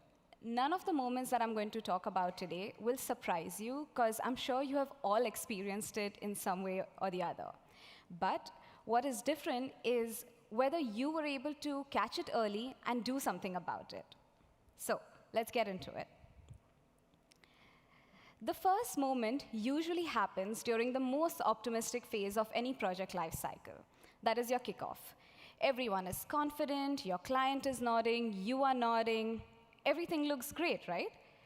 But that's also the very same moment where everyone involved is starting to think about a slightly different picture for that final product. Now, we might have all experienced this. A project kicks off by reviewing your signed-off scope really well. Both sides walk off very confidently. And then weeks later, you have a stakeholder join your call and say, oh, I assume that that integration was also going to be carried forward. Was that not discussed? And no, for your team, that was definitely not discussed. But neither side is wrong as such. They're just working off different versions of that scope document. One that is written and one that is being assumed. The gap between those 2 versions was there from day one, but maybe it just didn't surface until a few weeks into your project. That is what I call the alignment illusion. The moment where everyone is saying yes, but they also mean something slightly different. It is what happens when a written scope meets some human interpretation. And in my experience, it is almost never about how that scope contract was written. The contract was probably fine. It's about what everyone assumed was so obvious that they didn't feel the need to say anything about it. So, how do we address this challenge? Well, one of the first things that we do on our projects is conduct a dedicated assumption session. Not just a scope review, because that happens any which ways, but it is a conversation where we ask the client, what are the assumptions that we are making for each of the scoped items? Is there anything obvious about it that we are not talking about? Now, think about something as straightforward as migrating content from an old instance into a new instance. It sounds very simple, right? But there are going to be some questions that come up. Does any cleanup need to be done for that decade-old content? Do they want all the assets to be coming over? Do they plan to maybe tweak some of the content before the new site goes live? Now, nobody has spoken about it earlier on because they might have assumed that the other side already knows about it. What comes out of that assumption session is a document that is shared between both teams, and it talks about what both sides are treating as true before they go into the project cycle. It's small, it sounds like a very small thing, to be honest, but when an assumption breaks later on, it is going to be the difference between having a quick conversation and a month of back and forth. The next moment usually happens when we are right into that execution phase. And it is where things get a little bit sneakier. You are in the middle of the project, things are moving, and the client sends you a message. Hey, just a quick one. Can you add a filter to this page? It should be a small request, right? And yeah, it is a small request. You should be able to do it in the next couple of hours, so you say yes. Then a week later, you get another request where they say, hey, we would love to change how the CTAs are looking in that hero section. Can you please make that tweak? For you, you go, all right, sure, I can do that. And then again, you get another request. Hey, we saw how the navigation is now looking, but we want to revisit it. Here are the new updates for that. And then suddenly, you have a team that is completely stretched out. The timeline has shifted for you, and nobody can exactly explain how all of that happened. Because every single ask that came to you during the middle of the project was a small and a reasonable one. But it was the accumulation of these small tasks that nobody ended up tracking. Now, this is one of the most common patterns that one sees in delivery. Team ends up absorbing weeks of unplanned work through these small requests. But together, they could actually form a whole project entirely. I think of it as a slow puncture. You don't notice it immediately, so you keep on driving, but a few days later, things just start to get heavier. And that's when you end up noticing what you have been compensating for. The answer is not going to be to say no to everything that comes your way. But every time you're going to say yes to something, something else needs to give. Maybe more time, or less scope, or a conversation about budget. What we have found that actually works is making those trade-offs very much visible to your client. Something as simple as, hey, we can take this on, but here's what it means for your timeline. Or we can add this new request, but here's something that we need to drop. We keep a running record of all these trade-offs that we are going to be making through the project. Every time a new request comes in, it goes in that tracker. What was asked, what was agreed, and what had to move in order to make room for it. It feels like a very uncomfortable conversation to have with the client for every small request, like you're trying to be difficult, but honestly, you're not. You're just trying to keep the scope, timeline, and budget honest for both sides. And when both sides can start seeing the full picture, those conversations start to get a lot more easier for you. Now, while you're still in that execution phase, the third scenario starts coming up. Things are moving, your team is doing well, you all are able to check off all the boxes as per your plan maybe, and suddenly a new face appears. Maybe a senior stakeholder who was away for a long vacation has now come up, or maybe a new head of product has joined, or maybe the original decision maker that you were working with has now got pulled into something else and handed over the project to somebody entirely new. And this new person has some questions.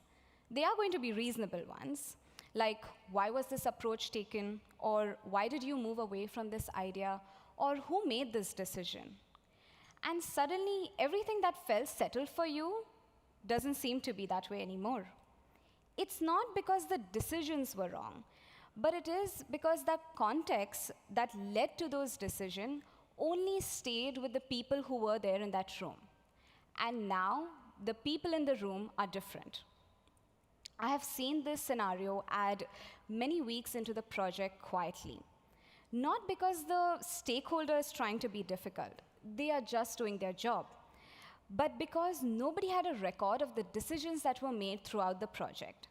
So every conversation that was already finalized gets reopened. What would be the best way to record these decisions now? Well, it is, of course, by maintaining a shared decision log. Not just some long, detailed minutes of meeting that you send out every single meeting, and, well, half of the people don't end up reading it fully. It would be something rather simpler, where it's a shared, unified record of all the decisions that are being made throughout the project, like what was decided, who decided it, and why was this done. It doesn't need to be a very long document. It could be just a few quick lines after every significant call or a milestone. But what this does, it turns the institutional memory into something that can travel beyond the people who are there in that call. Now, when that stakeholder arrives, you can just hand them a map that says, here's where we have been, here's why we made those decisions, and here's where we are now. That's going to be a difference between a 2-week derailment and a 30-minute catch-up for that new stakeholder. And the final moment usually happens when you're just around the end of that project life cycle. This is going to be the first time that your clients are seeing the product entirely end-to-end. Now, think about the first time that you might have used a new product, not just seen a demo of it or read up about it, actually used it end-to-end. And then you think, something is a little bit off about it. It's not broken, but just something is not quite right. That's actually the feeling that most of the clients feel during the UAT phase. A document and a real product are entirely different experiences. You can read a scope and picture something, or you can approve a design and picture something. But when you're actually clicking through the final product, that picture starts to shift a little bit. Again, that's not a client who's trying to be difficult. They're just being human. So what actually helps during this phase is not more testing or more review cycles. It is a conversation that should have happened much earlier into your project, maybe around the same time that you're reviewing your scope and talking about the assumptions that are being made. You need to be documenting what is the acceptance criteria for each of the scoped items. It can't be a feeling where they say, oh, it should just feel intuitive, or oh, it should just feel a little fast. These need to be actual measurable statements, like this feature works when this happens, or this functionality works when it can give this particular output. It needs to be objective goals and not just some subjective ideas. Now, as we all know, we call this an acceptance criteria document. It is not going to be a long one, but what it does do is when your UAT phase arrives, the question in the room everyone ends up addressing is this what we had agreed to achieve? And not something like, hey, do you like what you're seeing? So, without this particular document, every single opinion that you encounter during the UAT phase is going to be a valid reason for a revision. The line between the bug and an enhancement request starts to blur. and your nearly done moment that you were feeling starts stretching even further ahead. Now, tell me, how many of you here have been a part of a project life cycle that went as per plan, exactly how you had thought about it since day one? No changes in your plan at all. All right, not many of us. Me neither, to be honest. So here's the thing between that gap of plan A and reality. It is not a flaw in the process. It's actually a feature of working with people. Your priorities can shift, your context is going to change. Maybe what seemed obvious at the beginning is going to look slightly different 6 weeks in. That's not a failure, that's just a part of project delivery. Here's something that I've noticed when you look back at all the moments that we just discussed, that these are some moments that you can really plan for. The goal was never to eliminate that gap. The goal was to be the person in the room who saw it coming and put something in place before it became a blocker. Now, I've been doing this for a while, and the thing that I've come to respect most about project delivery is that the critical aspects of management are always going to be invisible. Your plan is going to be visible. Your final product is going to be visible. But everything in between, like the calls you might have taken to keep everything on track, or the moments where two people had completely different ideas, or the decisions that held everything together, none of that is going to show up anywhere. And that's really what delivery is. The invisible work that makes the visible product possible. And that gap between your plan A and reality, that's not failure. That's actually where the real magic happens. Thank you so much for joining me.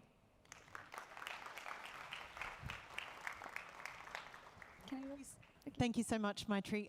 Stay here. We've got something for you just to say thanks.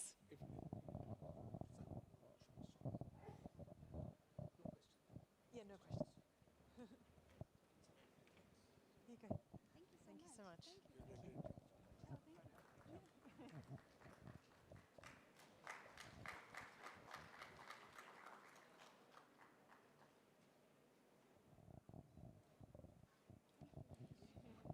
Thank you so much, everyone. We're getting ready for the next session now, so sit tight, connect with somebody that you don't know, and look forward to the next session. Thanks a lot.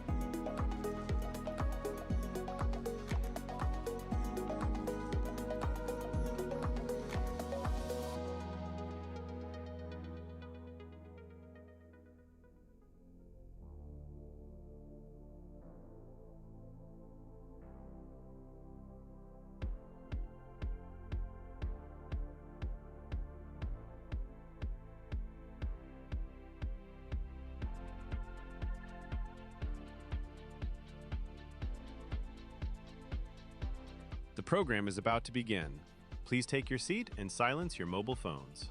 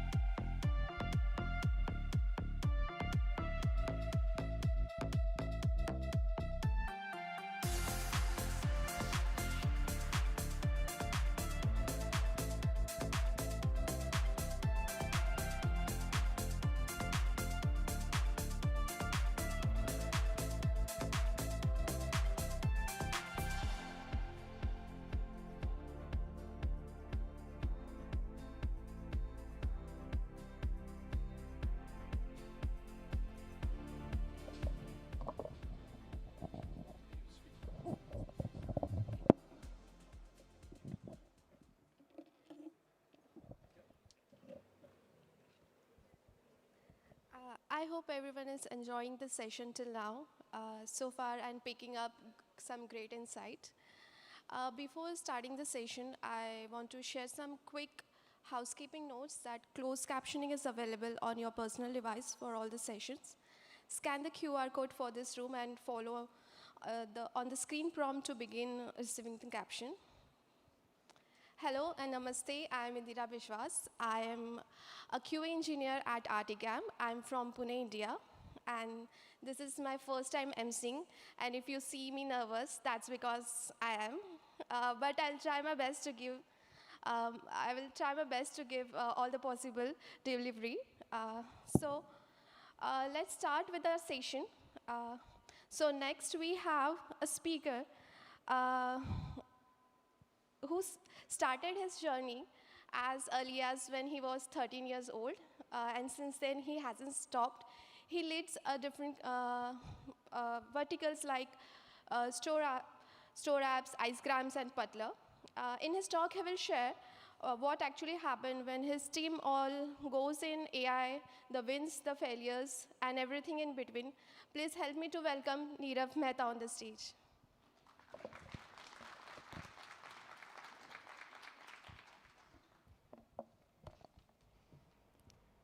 Thank you. Okay, I'm going to get the clicker.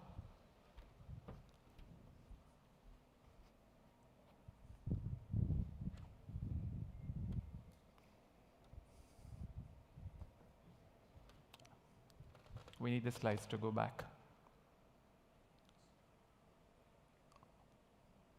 Tommy? Yeah, okay. All right, so Indira said that she was nervous. I am too. You know, whether it's the first time or the 100th time, every time I get on stage, there are always butterflies. And I think that's for a good reason. But welcome. Until we figure this out, just settle in. Maybe think about your own AI experiments as well. And once we're ready, we can begin. All right. Yep, settle in, settle in.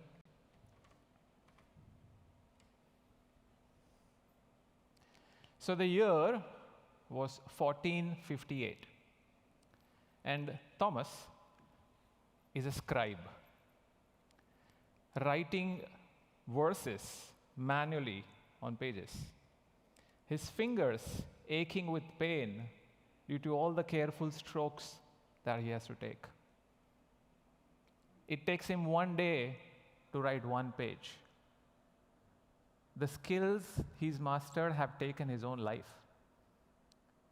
And it's the love and devotion that he writes each letter with. And then a new machine somewhere in the neighborhood starts printing books at a speed and cost that Thomas cannot even match.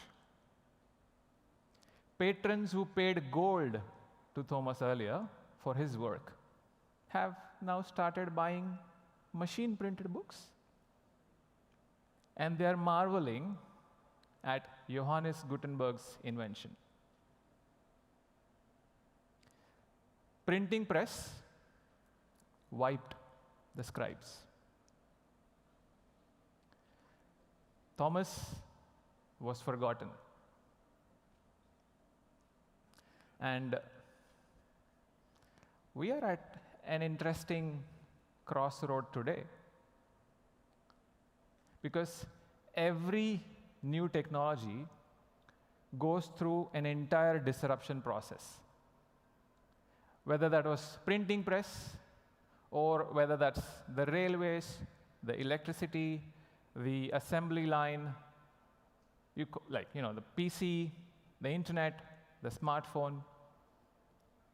There is a huge disruption, a creative destruction that happens in the process.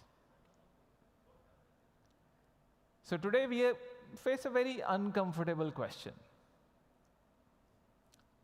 Achhe din beet gaye. Gone are the good times.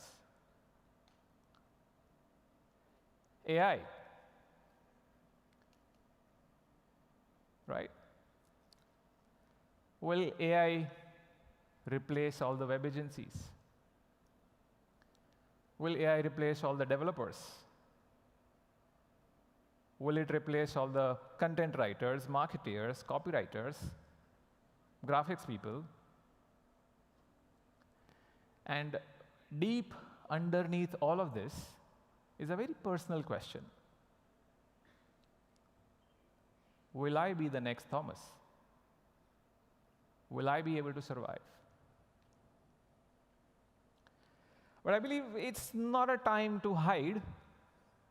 It's time not to be the frog in a heating pot. And it's time to take action. So that's what we did.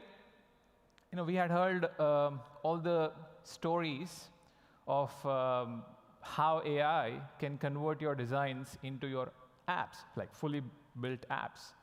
So last year, when we wanted to redesign Icecram Express, our email marketing solution, we said, let's try AI. So we took the Figma design, and we gave it to Cursor and all the other tools. And the first output was quite impressive, but not really usable. So we're trying a few things. And then we took the Figma design and hooked up the Figma MCP with GitHub, Copilot, and Claude. And ta-da, the output was actually usable. It generated flawless React code that we could use in WordPress. And we were excited. Why? Because what could have taken us 9 months, we completed the entire process of developing that plugin, like complete redesign of the product, in just 2 to 3 months. That was amazing. And then the bug reports started coming in. In the excitement of faster code, faster prototype, faster output, in the race to 10x the productivity, we did not test the thing enough. And then it started breaking. Every release would cause more bugs. And then we would be just spending time fixing all the AI slop. So a large portion of the time after that actually went in fixing all the bugs that AI had mixed. And why? Because what looks good on the screen, AI probably forgot that particular edge case. The workflow, the rules that we wanted it to have, we just assumed because it looked good on the screen and that we had done it in the Figma and the output worked, we thought it will take care of it. But no, that's not how it happens. In the Wonderland, Alice in Wonderland, if you heard the story, there's a character called White Rabbit. So the White Rabbit goes like this. He's checking time. We are late. Come fast. Running around like that. So AI enters into our life something like that. We are late, fast. Let's do things fast. So that's the white rabbit. The unfortunate thing is, speed does not equal direction. You can generate tons of code, but that's just code. Where is the vision? Where is the architecture? Where is the business logic? That is something that you still need to feed. You can delegate the task of doing some code, but please do not delegate the task of architecting the solution. Because what happens is that developers and everybody goes through a behavior arc. So first, we have like this complete disbelief that this will not work. AI will not work. We begin like that. It may be working for you. For our task, it doesn't work. And then we start experimenting it a little bit. And then we get comfortable. Once we get comfortable, the next stage is blind trust. That happens every time, no matter what is the technology. If you pick up your phone to check time, do you ever question whether this is right time or wrong? You don't.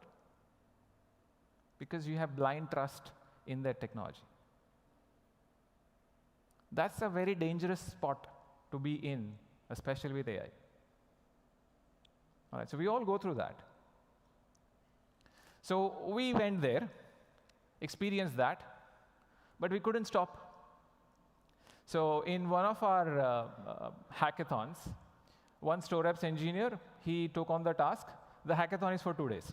And he took on the task that I'll build a completely new plugin only using AI. Very good. And he had it ready in 2 hours. Like the plugin was ready, the entire UI, the whole plugin, everything works. It just checks out things into WooCommerce, whatever. Like you name it, it's there. He didn't win the hackathon. Because the next 2 days, he fixed bugs after bugs after bugs after bugs. So it's not superhuman speed. Sometimes it's superhuman technical debt that you get with AI. So you got to be careful how you navigate that. So, while the technical team was doing all these experiments, the marketing team was like, magic potion, magic potion, magic potion. So what the magic potion does? Turns magic. So marketing was then like all over the place, applying AI. So they would take, obviously, all the 200 blogs, and then write them and rewrite them with AI. Correct? And not only that, they would actually take landing pages, SEO, AEO, competitor research, email scripts, social media memes, what else? Ads, everything that you can imagine under the sun, throw it to AI. And it works. Honestly, it did work. Some of the rankings improved. We started ranking in the AI placements. Whatever AI engines started citations, we got some citations there. The speed was amazing. We could produce 5 times the content in the same speed. But the magic potion also has its weakness.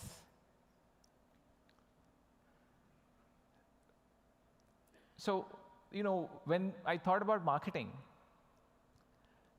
I think the biggest problem with AI is not that it can produce bad content or bad output. In my opinion, the biggest problem with AI using in marketing or anything else for that matter is that it is extremely good at producing mediocre quality content that looks acceptable. And it can do that at unprecedented speed and scale. See, what happens is if something is obviously bad, it's going to get rejected. But if something seems decent, it's acceptable looking, it's going to get published, even if it is mediocre. Now, what's the problem with this? How the web works.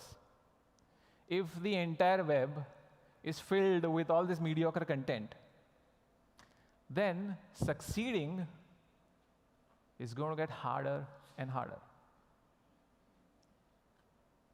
Because everybody is doing it. So the magic potion may be good, but you really need to think about what's the long-term effect of this. And here's another thing. AI can be good at all this work, but do you think AI can produce trust, originality, taste? And do you think that matters with us, humans? Yes, no? Yes. Yeah. So more than anything else, what matters for you and me is trust, originality, and taste. So when you're thinking about marketing, the real question, the mature question to ask would be, can I use AI to produce something without losing trust? That's the right question to answer. So, technicals, engineering was doing something, marketing was doing something. Now let me ask you another question. What would you do if you found a magical hammer? What would you do if you found a magical hammer?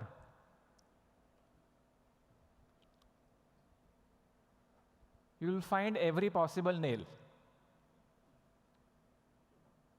Yeah, so this is a picture of an art poster that I created for my home recently. So we're doing the home renovation, and it's just nostalgia. It's my memories. It's my first computer and whatever not. But completely AI made. Okay, not completely AI made, but a large portion of this is AI generated. And not just this, I actually, the wallpapers in the home we customize using AI. What was I doing? Got a magic hammer, so got to use it. Yeah. But not only that, at work we did a lot of other things also, quite useful ones. So we took our support channels and we wrote, a RAG-based system that would answer support queries, answer support tickets. In finance, we started asking AI compliance questions, and the finance team would also, go and fill in Excel formulas with AI now. Or the HR will create, fun activities, team training programs, and even responses to emails using AI. Very common. We've all done this. So when we have a magical hammer, it is very obvious that we'll try to hammer everywhere. Is it good? No? Should be good. It's magical. Not everywhere. Yeah. So how many of you have been burnt by AI? Like you tried something, you expected some results, and it didn't work out the way you expected. Yeah. Yeah, all of us. They say that today, 70% of the AI projects are not generating the ROI. There's a lot of hype, but what's the return? So this is what we started thinking about next, that OK, we did all this, now all the hype. We should be AI native. If we are not AI native, why will customers buy us? No, we need to have AI native in our marketing pitch, on the sales pages, everywhere, whether we are or not. So, we have another product called Putler, which is an analytics tool. So it aggregates transactions from, multiple channels and gives you clean, crisp dashboards. So I said, you know what? People are drowning in data and numbers. So let's create something that will give them insights. And let's use AI for that. Remember? So we took on like about 3-4 months, did a lot of research. The team that's working on is sitting here, but still. We did a lot of research and we worked a lot on it. And we said, let's do an MVP. Can't launch the full product. Itna risk nahi le sakta hai. So let's do an MVP and let's send an email with these insights to our customers. Make sense? Small risk. So we took our AI engine, we ran the data through it, we generated insights, and we sent emails to customers. And we get a response. Stop this AI junk. Ouch. That hurts. That's how it is. Some of this whole AI thing is like the Cheshire cat here. It smiles widely, it's very confident, and then suddenly disappears. So some of the times, it all looks rosy and promising, but then where is the substance? People want substance. So then what happens is people go through this curve. This is the classic hype cycle from Gartner. And whenever there is a new technology, this is what it goes through. There is some trigger that raises the expectations, like tremendously. We have like unrealistic expectations from a new technology. And we try it out. And then there is this whole trough of disillusionment. Our initial expectations get broken. We hit failures, and then we are like, the whole illusion goes away, and then we are in that trough. I think a lot of us are in that trough right now. We've experimented with AI, we've seen some success, but we've seen a lot of failure. And we're like, arey, now what? But we are also aware of the risk. We don't want to be the Thomas or the frog. And we are at that trough. What's important when you're in the trough is to not stop learning. Because this is the perfect time to climb that slope of enlightenment. And once you climb that slope of enlightenment, then it persists, and then you have productivity and all the results. When will this arrive? I don't know. Will it arrive? Yes. Right, so keep that in mind that this is going to happen. This is how things work. But now, we have the reality also that we need to look at. So what is the reality that we saw with all these experiments? The first thing that we realized was the proof of concept is easy. If you are using AI, you can impress yourself in 10 minutes with the result. You can impress your boss in 1 hour. You can impress the world with a social media screenshot immediately. But the reality hits when it has to go to production. Proof of concept is easy, production is super hard. Because you need to take care of guardrails, you need to take care of quality control, you need to take care of operational reasons, you need to take care of so many things to make something successful in production. And let me tell you what, most of us aren't even capable enough.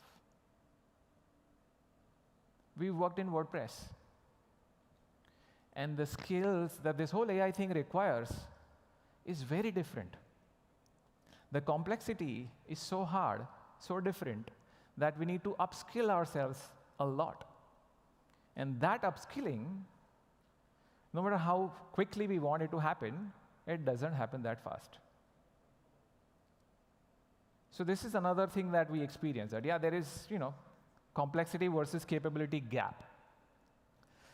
Even if you go after that, the landscape keeps changing. There is something today, 3 months later, that whole thing is replaced by something else.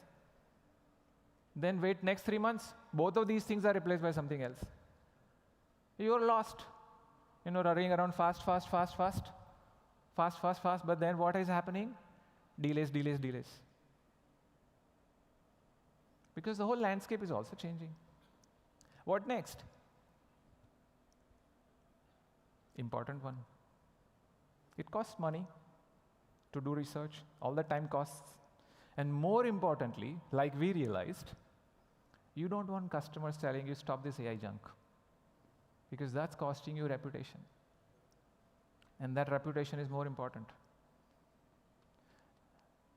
If I send you an email written by AI, how many of you will recognize it?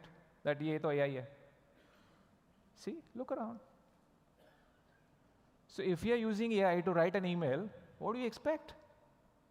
Why do you expect different results? Why do you expect people to click on that AI email? Everybody here has used AI so much that they can immediately tell if something is AI-driven. Like you can easily tell this image is AI-driven, AI-generated, isn't it? Can you not? It's obvious. So that's the thing. And the last thing is this, that when you have a lot of these ideas, you have the hammer, you have a lot of ideas. You're like, OK, let's build this plugin because we can build it quickly in 2 days. Let's create this new site because we can do that in half an hour. So you'll have a lot of ideas, and then you'll have to hit this, which is the effort impact matrix. Classic, very standard in management. What you have to do is you have to look at the efforts versus the impact. If something is low effort, high impact, do you do it or not do it? You do it, obvious. If something is high impact, high effort, would you still do it? Maybe yes. That's a call you have to take. The problem is, AI does not fit into this dynamics. One, because our estimates of effort are always less. We will always underestimate efforts, and we always overestimate impact. And there is this whole uncertainty around AI. So this matrix does not work. So what we did, we kind of expanded it a little bit. We said, let's kind of refine it. And this is the new metric, where what happens is that you've created a space for a lot of loss generators. Meaning, an AI project is not necessarily generating revenue or the return on investment. It actually can make you losses as well. Okay, some of the things can be money pits, where you're throwing money at it, it's just eating money, not returning enough. It's not necessarily loss generator, but it's not a revenue accretive service or product that you're building. The other thing to note is look at the size of these quadrants. Are they equal? They are not equal. The quadrants are in AI's favor, so to say. They are not in your favor. Because the high impact, low effort zone is so small.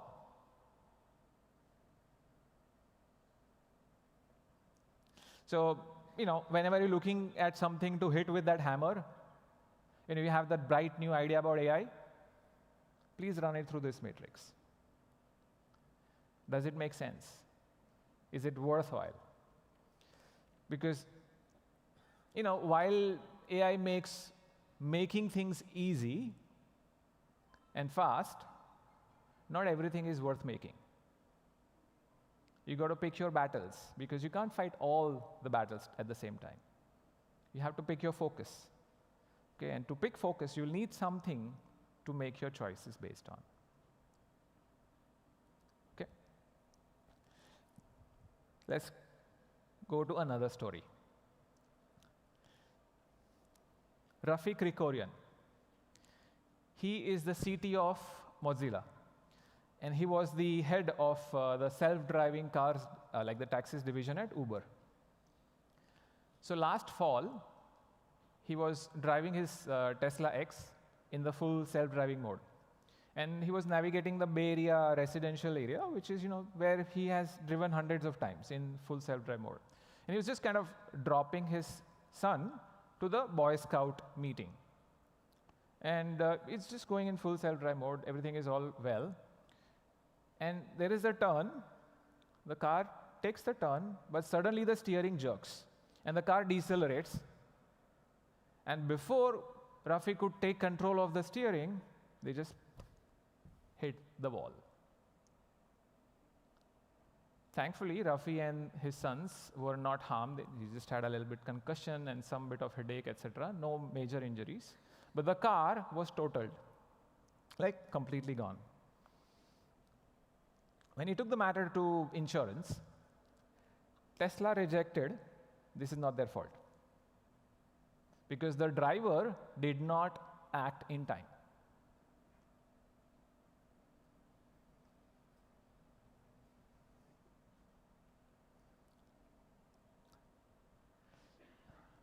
See, what happens is that whenever any automation works well,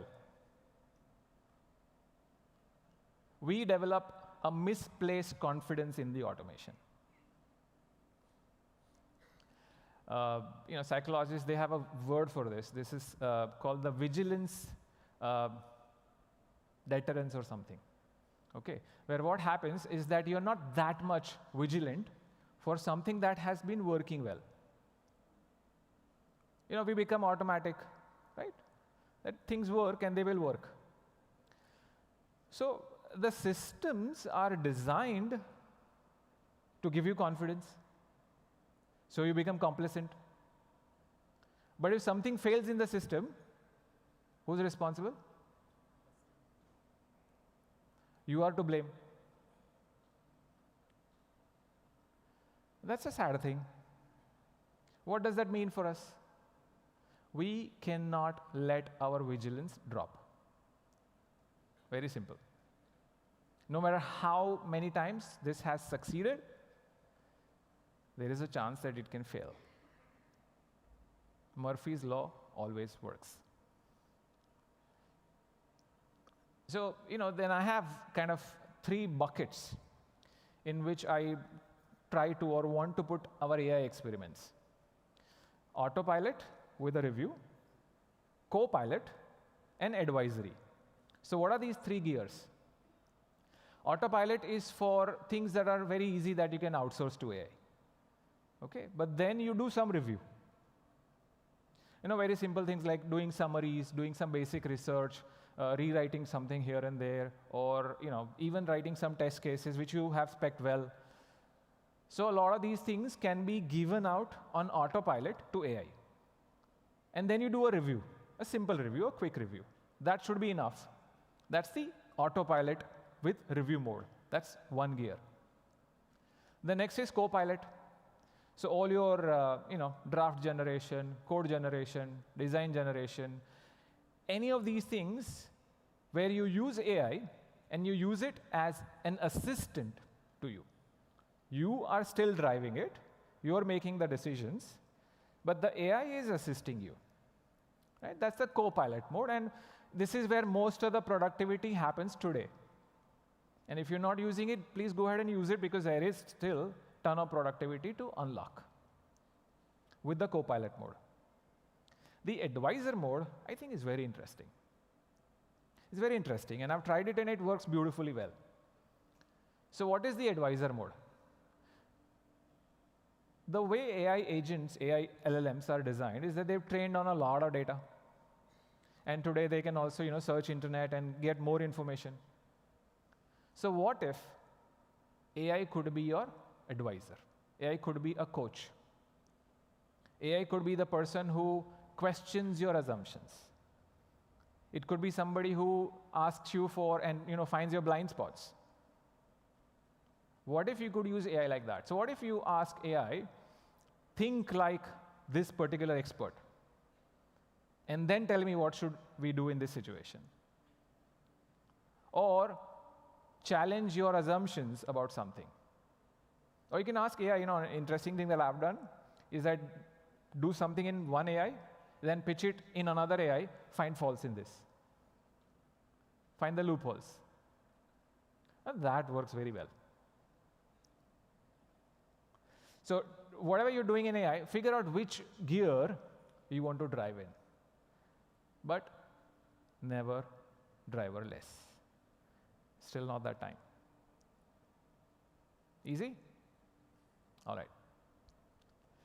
So let's move to the next. What would happen if you could use AI and one person could do everything from design to deployment? You may have heard that story recently of Medvi. So there is this company and two brothers. They built this whole $1.8 billion company, just two people. Rest is AI. Now, I don't want to vouch for them, etc., because I think they did a lot of dark patterns and a lot of practices that I wouldn't kind of do. A lot of unethical things, in my opinion. But it's a proof that you can actually do wonders with AI. Just two people company. Now, so if you have a bunch of smart folks like this in your team, friends, and then if you use AI well, you can actually create miracles. So when you want to implement AI in your organizations, there are some challenges that you will face. So I'm just going to go quickly because there is a lot of nuances to this. Your situation may be different. So I'm just going to name some open source tools that may be helpful to you. The first challenge that you will face is how do I share my API keys with my team? Okay, so you can use Light LLM. They had a security incident recently, but still, Bifrost. These are good tools which will allow you to share the API keys. So you don't have to give your actual OpenAI key or the Claude key to your developers or your team. They get a virtual key, and you can manage everything at the Light LLM, that like the top proxy kind of a layer. Works very well. You can use LangFuse or Giscard for prompt management. Like you have a lot of prompts, and then you want to see which prompt works well, which prompt costs more. You want to run evaluations on it, like, okay, is this good enough output or not? Giscard you can use even if you wanted to do some security checks on the output.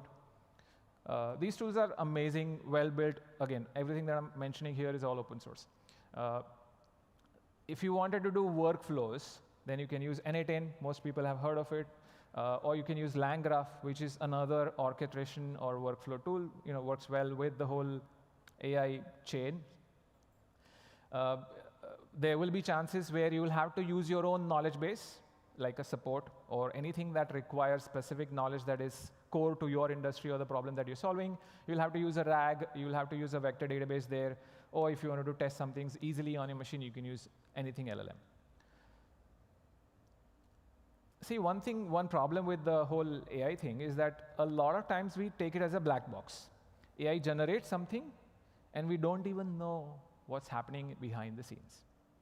So that's a black box. That's a very high risk. So if you don't want to do that, and you want to try some things your own, you can actually run LLMs on your own computer.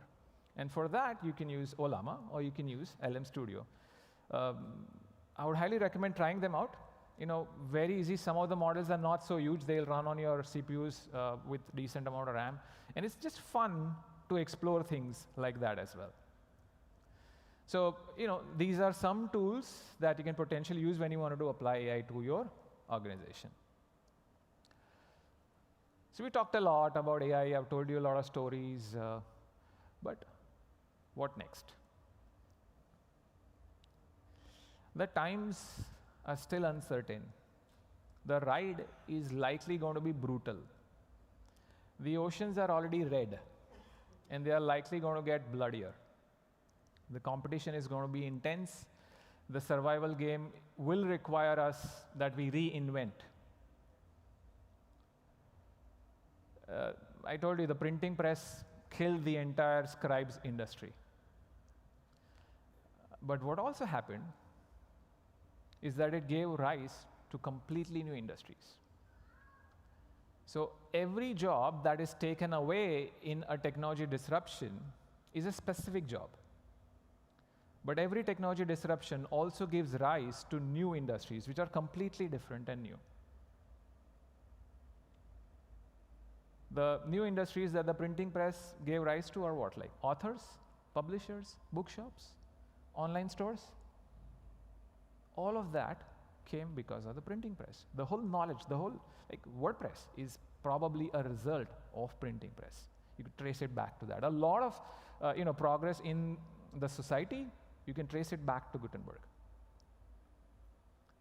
So while the times may be tough, and as you go through that messy middle, it can be very scary. And indeed it is. All of us are scared. But what matters is that you focus on the other side, which is the blue ocean. Think about what are the opportunities? What new opportunities can you create? What are the problems that AI will create that you can solve?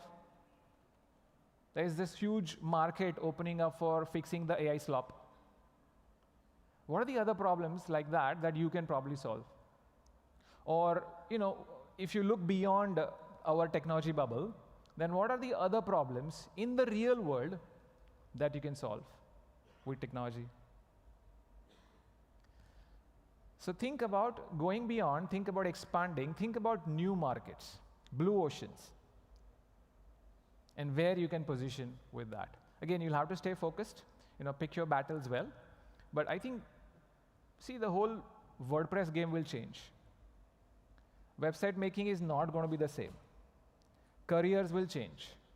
Businesses will have to change. Because AI is not going away. It will change, transform, a lot of things will change, but, human beings are resilient. And we always invent new ways of survival and growth. And I think that's what we need to do today. And the thing that we'll have to probably practice, if I wanted to kind of summarize and give you one thing,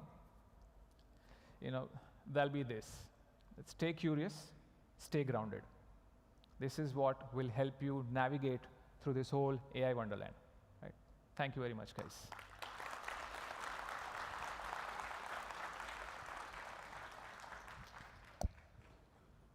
Thank you, Nirav. We have few minutes for having few questions. Please use the microphone provided in the aisle if you have few questions. So if you have any questions, please come to the mic, introduce yourself, say your name, where are you from, and then the question in as short manner as you can. And I'll try to, be my guest, answering. Hi everyone, my name is Jaipal. Yes. And I'm from Baroda. So basically, we talk about AI slope. So my question is, we have seen that the customer that used to outsource work to us have started developing their own thing. Yeah. So basically, let's say they are creating a landing page. But as a developer, I know that this is AI slope, the purple color website with the inter fonts and easily readable. Correct. But they have this bias that, human have this bias if they have created thing. Like if any naive guy creates a poem, he thinks that this is nice, but a poet knows that this is not nice. So when this bias is gonna get fixed, and if let's say, as a designer and developer, I have found the equation to create the design which is not a AI slope. Now I have this formula. Eventually everyone is going to develop their own formula. So is it going to be a new AI slope, or is the problem is going to be solved? So this is my first question. And second question is, we have recently seen that Anthropic and even anti-gravity and all these things, organization have done this notorious thing that they changes the limits of the plans.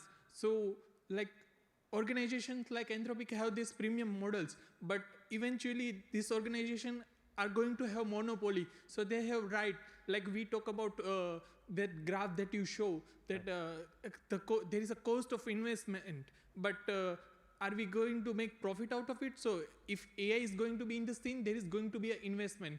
And if we are not developing something, making profit, then it is not worth it. So let's say tomorrow Anthropic creates something that increase the price. So one of the solutions that I believe is local models is going to be the part of a future, but I want to take your opinion. I personally use Quain 3.5 coder in a very low-end PC. Yep. It works, and even Google has just released one app, Google AI Age in the Play Store. So you can download the local model in there, and my phone has good GPU, so I just ran it, it work smoothly in the 2 GB, 3 GB model. Correct. So is this future, or what's your take on this? These are my two questions. Okay, good questions. Thank you. Let me answer the second question first before I forget the first question. Everybody is investing billions of dollars into AI. Will they want some return on it? Obviously. Will they start charging for it? I mean, they're charging for it already, but they're not charging enough. So will they have to raise prices? Yes. Will we have to pay for it? Yes. If you want to use it, you'll have to pay for it. Do you currently pay developers?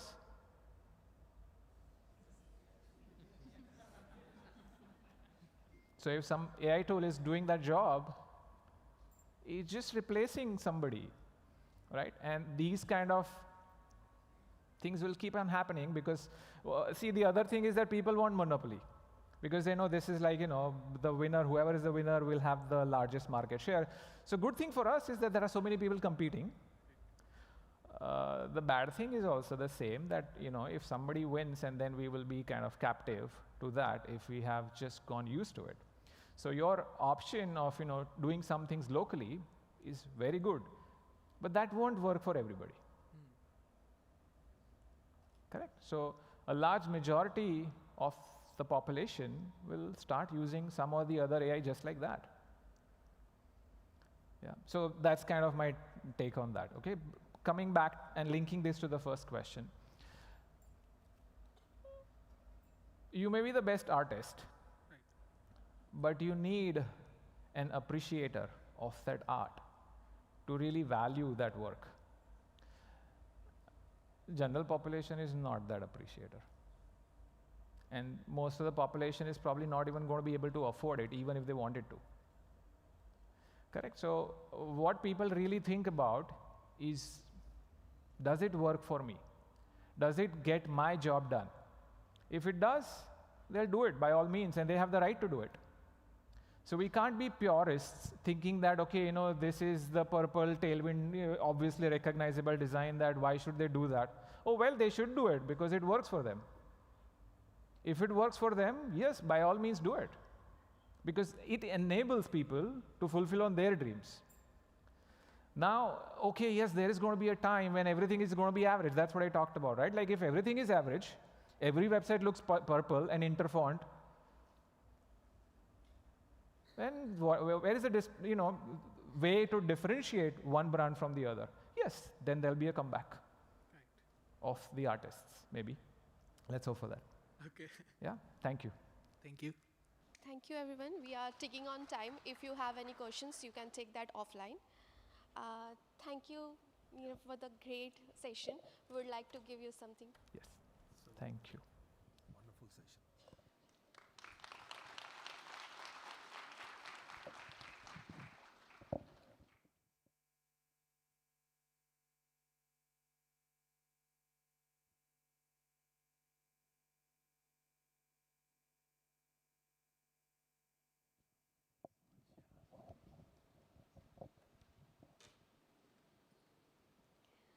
Thank you, everyone.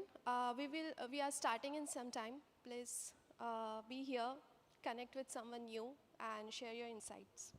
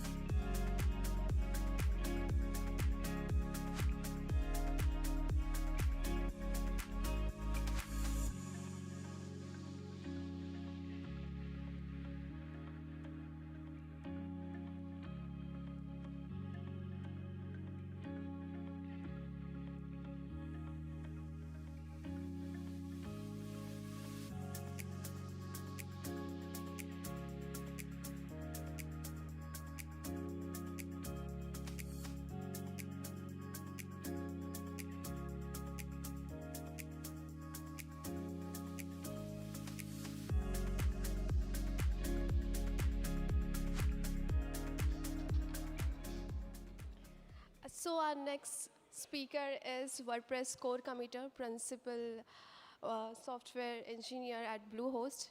He has been coding since years, mentoring the contributors and making WordPress welcome to everyone.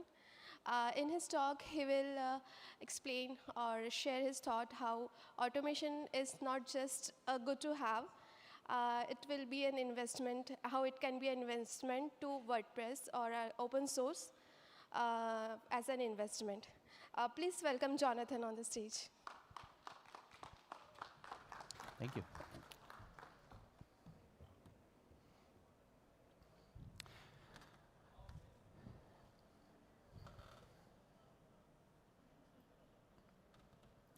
I don't have the time.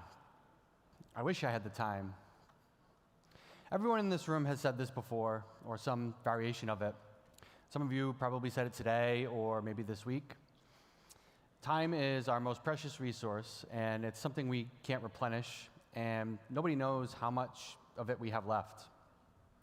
So even as you sit here, the time you're spending in this room is not replaceable. So I'm thankful you've come here, and I hope that you get something valuable out of it. But have you ever considered how much time you're wasting? How much your team is wasting, your community? Whenever I find myself saying some variation of this, I try to take inventory on this and think about where my time is actually going. There's a running joke with me and my colleagues where when I submit a WordCamp talk, the joke is which principle from this book am I going to focus on this time? And this is a book, if you're not familiar, by Carl Fogel. And it was published in 2005, but despite it being over 20 years old, I still find it to be one of the best books and resources on what it means to start and maintain or participate in an open source project today. So I highly recommend that you take the time to read this, or if you believe in the joke, you can go and watch my past talks to learn more. Myself and other core committers, we frequently reference this book when we're trying to decide how to handle certain situations. This is especially important when there's no precedent or the situation that we're in has never happened before. The decisions that we make will help guide the project in the future and will be used as justification going forward. And so it's important that we understand all the decisions we make from not just a technical, but also a community perspective. I recently reread the book while participating in a book club with some other members of the community. And it's always surprising to me how many new details I find when I read through this book. I walk away from here, every time I pick it up, I walk away with some new takeaways and some new ideas based on where my focus is or what I'm working on at the time. And so there were several things that stuck around with me this time reading it. And today we're going to talk about one of the principles in the book. I am a builds and test tool component maintainer, and so I spend a lot of time thinking about the efficacy and the efficiency of our workflows and our tooling, the sustainability and maintainability of them. And so the automation ratio is something that usually stands out, but a little bit more this time.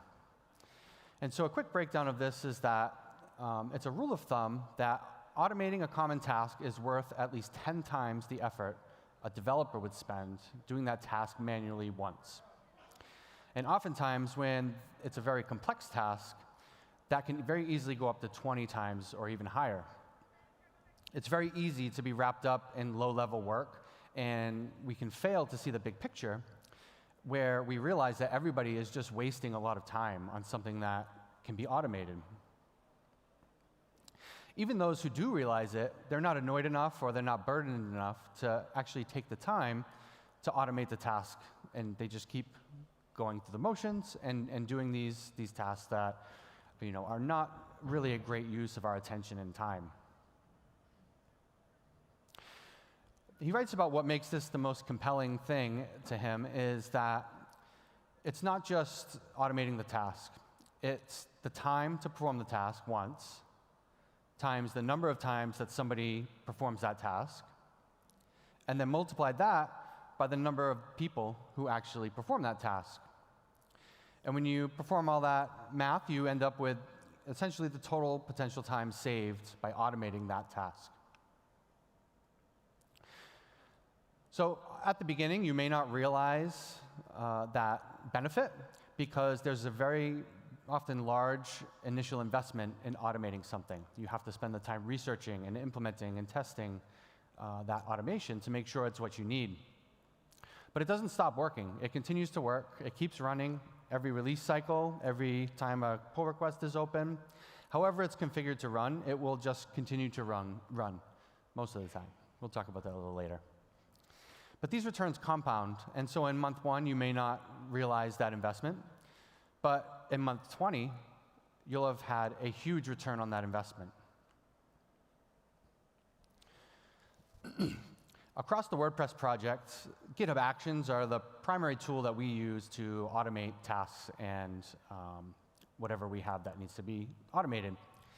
There's currently 459 files with automation logic related to GitHub Actions in all of the WordPress repositories. It represents 433 unique workflows or automations across 113 repos with 651 jobs and almost 3,000 individual steps performing a single command or action.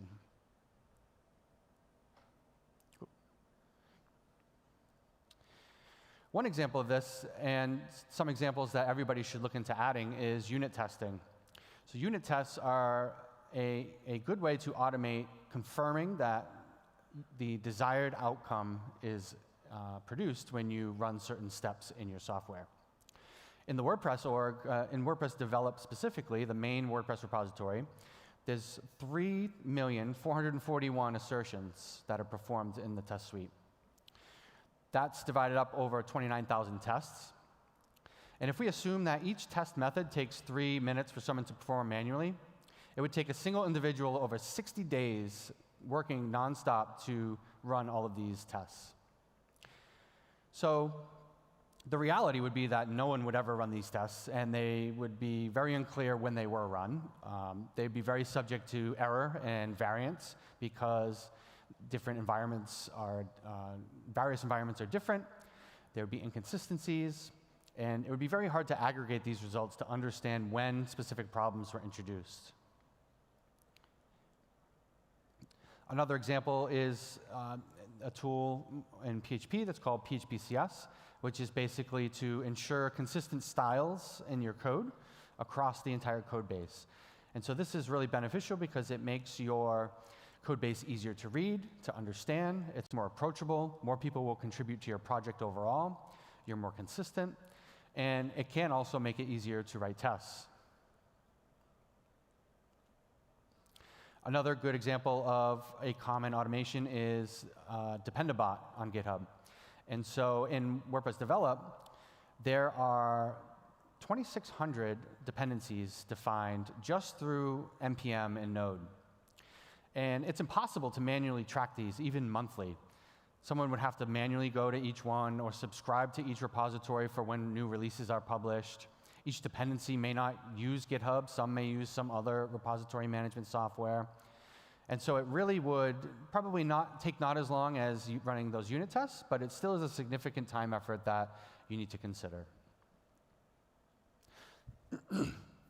There's also many tools that help prevent introduction of security vulnerabilities. And so some of these are actually a part of the coding standards workflows as well.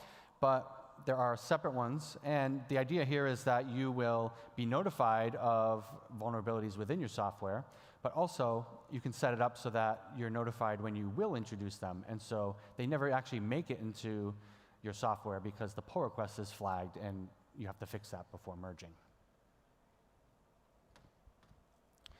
There's also many hidden benefits to investing in automation. And these are second or third degree impacts that are not very obvious, especially when you're getting started with automation.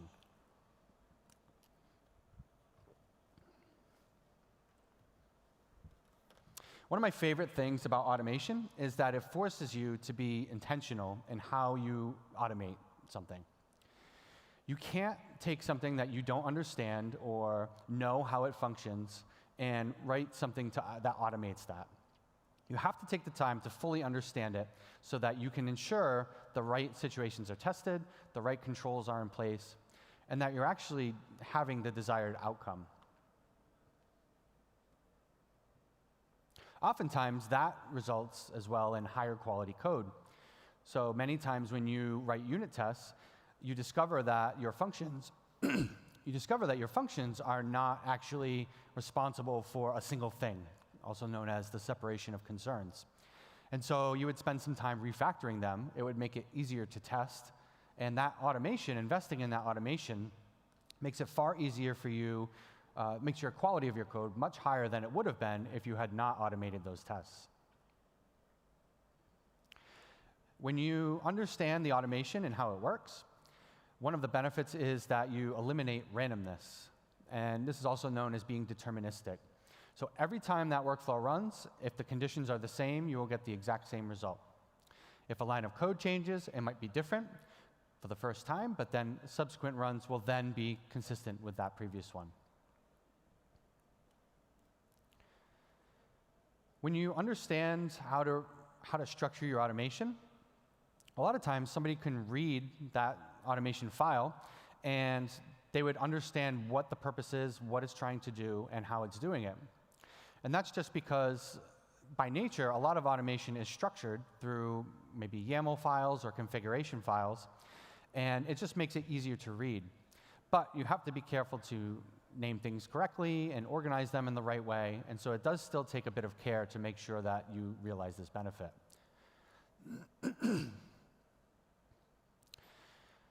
Another great benefit of this, especially in a project like WordPress, is that there's lots of reasons why code is in the condition that it's in at this point today, or the given point when you add automation for a specific thing. And oftentimes, as contributors throughout the years move on or take on new jobs or they retire, then that is very hard to preserve in some ways. A lot of times, we encourage our core committers to blog more or to be more detailed in their comments or to add pages to our core handbook as ways to document that knowledge that we have and those shared learnings from different initiatives. But automation is also another great way to codify that and preserve that for contributors in the future and ourselves when we return to things. I can't tell you how many times I return to code and I look at who made the change and it's me, and I think, what was I thinking? Or I don't remember what I was thinking, and reviewing the automation can be very helpful to jog my memory or understand what we were trying to accomplish. So what does this mean in the context of open source projects? Open source projects are very uniquely resource constrained. Oftentimes, maintainers are volunteers. They're partially sponsored. Some of them are fortunate, like myself, to be fully sponsored, but there's very few. They're juggling many, many things. We have, in such a large project like WordPress, there's many things that need to be considered, taken care of, and when they're not taken care of, our users can suffer. This can be juggling bug reports, making sure releases are in time, making sure there's user documentation and developer documentation. But it can also be things like community management and actual code contributions. Essentially, maintainers are just drowning in this mechanical, repetitive work. They don't have the time. I've been playing around with this concept recently where I picture the project as a diamond. And despite my best efforts, I couldn't get ChatGPT to ignore diamond, meaning the shiny gem that everybody likes, but is expensive. But if you think of like the rhombus-style diamond, and you make a line in the middle, you separate the sides. And I think that that's kind of where we're at right now with the WordPress project. We have a ton of people in the middle that know how to contribute. They spend their time contributing, helping to organize events like these. We have at the top, we have maintainers like core committers and project leadership, and the funnel is closing up there because there's so much to do and there's not enough of them. And at the bottom, it's restricted because it's not easy to get involved contributing to WordPress all the time. There's a lot going on, there's a lot to consider, and it's like I equate it to jumping into a moving train often. If you don't have someone there to guide you, see the maintainers and experienced contributors who don't have the time to do everything that needs to be done, then you might not get new contributors at all. And we depend on this. We need new contributors to look out for WordPress for years to come.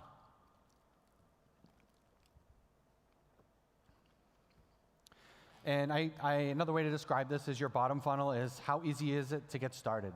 How easy is it for you to use and understand the software, but also contribute back to it? And the top funnel is all about freeing maintainers and having enough so that they can focus on what matters, making the decisions that need to be made, dealing with people. All of these things can't be automated. Automation doesn't necessarily make those things disappear, though. What actually happens is they just move to the background. The goal should be to free the focus of the humans that we need to focus on hard problems, and those actually require judgment. These are design decisions, how to best architect things, community health, and of course, mentorship. There's another aspect to the automation ratio that really stuck out to me when I read it this time through. It had probably been a year or so since I had read this chapter, probably 2. And I think things become a little bit more interesting today when we look at how he explained he was approaching the concept of automation in the book. He says that it should broadly be considered as any sort of technical infrastructure that assists humans. And it made me realize that this automation ratio also applies to one of the most single important technologies of our lifetime. At WordCamp Canada, I spoke about how we should approach integrating new AI tools into our community. People come to our community because they find a home, they feel like they belong, they have experiences, they make friends for a life. And if we over-implement AI, then that goes away, and our community is not as attractive to participate anymore. But we're naive to say that AI is not reshaping how we collaborate, how we make decisions, and how we maintain trust, even in uncomfortable ways often.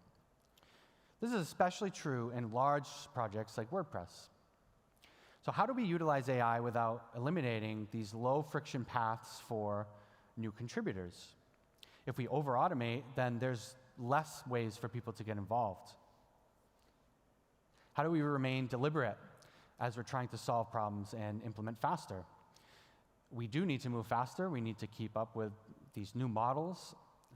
This week, there was an announcement that Anthropic has a new model that they're not going to give to anybody because it's been finding so many security vulnerabilities.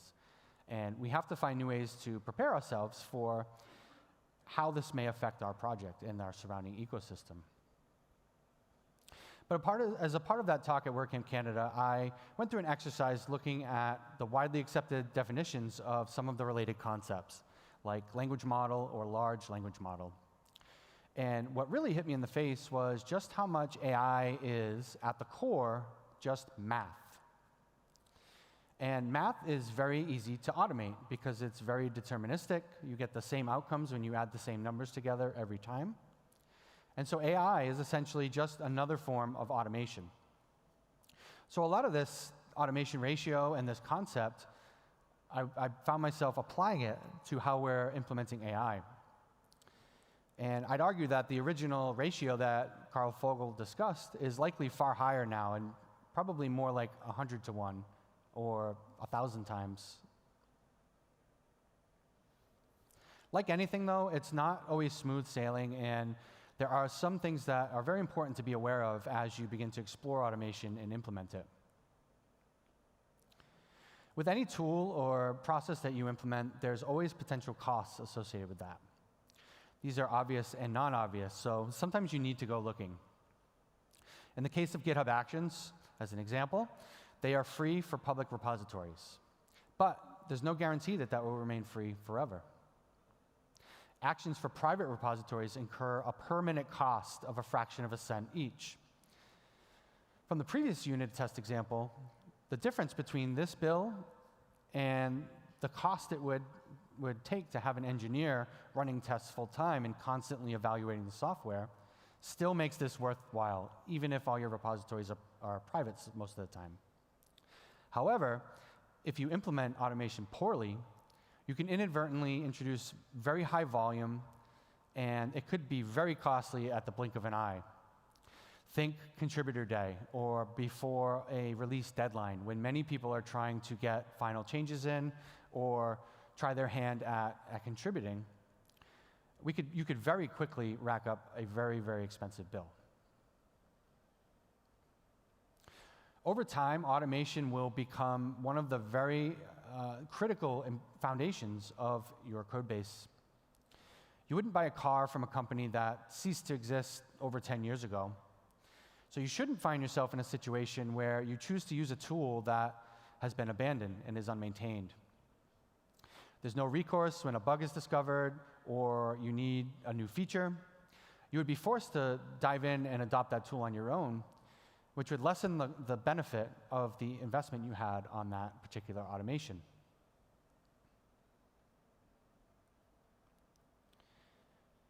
Likewise, you should always be careful about the tools that you choose. Even when they appear to be active, that may not always be the case. You should also be cautious of proprietary tools or any that rely on non-standard formats. It's not clear on the onset, but these can also be very expensive to you. And this cost is not fully realized until much, much later when you outgrow a tool or you choose to migrate to a new one. So look after your future self, and when you're evaluating the tools that you want to use, don't just ask how easy it is to adopt the tool now. You should also look at how hard it would be to move away from that tool in the future. There's been a lot of research that shows people tend to follow the advice of a computer more than a human. And we don't really understand this yet. And this is even true when the advice is identical and when the imperfections in the AI or the computer are made explicit. It's very important to avoid burying the results of your automation. The results should be loudly broadcast so that when something is wrong, people take note and they address it. But you want to find a balance, because too much noise will result in everybody just ignoring it because, oh, it's that silly automation that's always failing for no reason, right? So too much noise and false positives, it just equals a learned behavior of ignoring it entirely, and that decreases that benefit of that investment that you've made in automation. One of the barriers in the context of WordPress would be making it harder to get started at all. With the previous example, if you are not reporting results in a way that people can understand them, then it becomes difficult to know why it's failing or what you need to adjust in order to get it to pass and be acceptable as a contribution. And as I stated before, we want to find ways to open that funnel and make it easier for people to get involved. Tools also reflect the bias of the people that build them. These could be simple things like your preferences in tooling or how you think somebody should be using a specific type of automation. But it could be more complex and more dangerous, like cultural or economic bias. For example, perhaps a specific tool requires a lot of resources to run, and it's expected that that tool is run many times throughout the course of building something. This could result in it being very expensive, and people maybe in developing countries who have less powerful hardware would not be able to run it as much, or it's more costly to them because they don't have as good internet. And so those are things that we always need to be conscious of and make sure that we're not excluding people through our unintentional bias in our tools.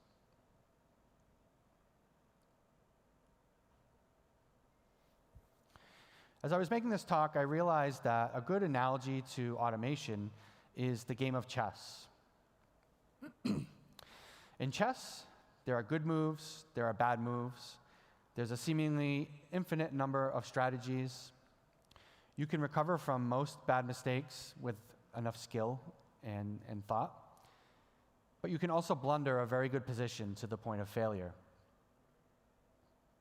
In automation, there's a mind-numbing number of tools and libraries that you could use to accomplish the same task. There are multiple strategies that you could use to solve problems or surface the results or make them actionable for your community.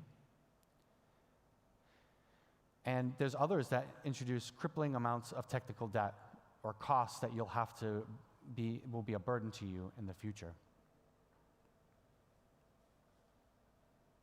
Ultimately, automation and AI cannot solve the people problems that we deal with, especially in a large community like WordPress, where the human element is very important and valued.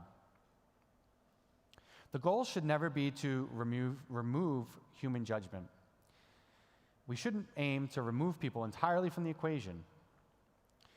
Instead, we should be able to easily override it or interject as necessary.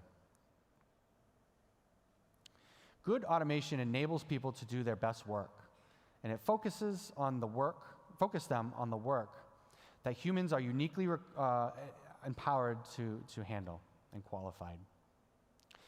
It can make your code more enjoyable to read. It can be easier to become involved. It can grow your project. In the context of that diamond analogy, the best automation widens both funnels. It doesn't do so at the disadvantage of another group. It doesn't make things easier for maintainers, but harder to get involved. Everybody should be considered when you work through automation. And sometimes that can take extra time because you need to understand who your community is. How are they using your product? How are they contributing to you? What are the various tools that people are using? In some ways, automation can be a path to freedom. It can free your time, and it will allow you to say, I don't have the time, instead of saying, I don't have the time. I want you to ask next time, what am I wasting time on? What are even the small things that I'm doing repeatedly that doesn't require any special skill, or doesn't really require my experience or my critical thinking to come up with a good answer? And then of that, I want you to consider, how can I reclaim some of my time? My company's time, contributor time, or even within my communities. I want you to do that and then make an effort to tackle something you've always wanted to do but felt that you didn't have the time. Maybe that's learning a new language or a new technology or contributing back to WordPress more. And then hopefully you report back to me and say what ways you've automated your workflows in your life, and you realize that there's so much more that you can focus on that's more worth your time. Thank you.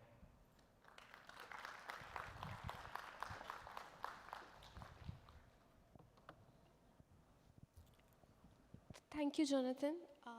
It was a very powerful insight about the automation. Being a QA engineer, I can relate with the topic. And yeah, it's also important to keep a human in loop. That is the very important point. We do have some time. If you have any questions, there is a microphone provided in the aisle. We can take few questions.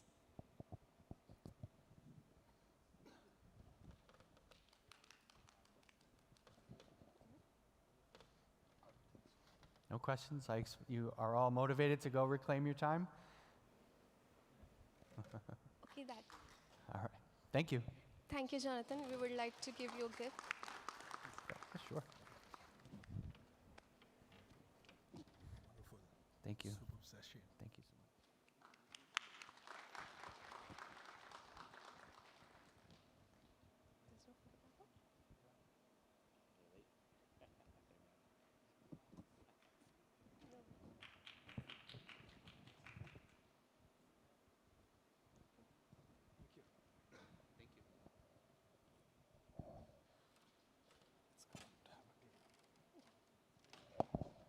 We are starting the next sessions in few minutes. Please be seated and please consider talking to everyone and maybe grab some teas here. Thank you.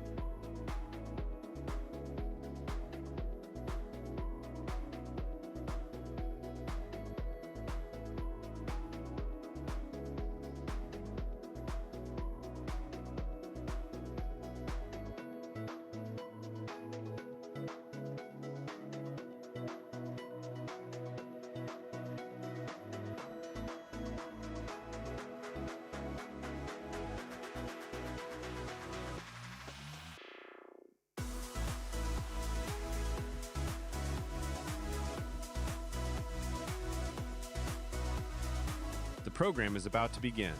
Please take your seat and silence your mobile phones.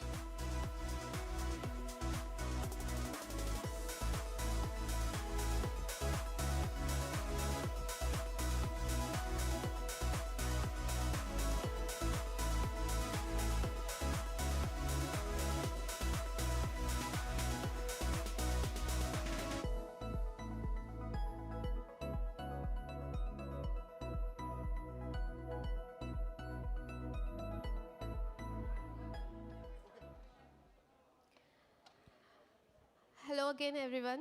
Thank you for being here. And I hope everyone is enjoying and catching up more insight from different sessions and enjoying the session so far.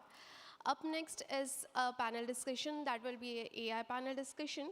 And the topic will be how AI is restructuring traditional and modern marketing methods. And in the panelists, we have Himani, Julian, Karishma, and Sandeep. I would like to introduce the moderator, Alexander.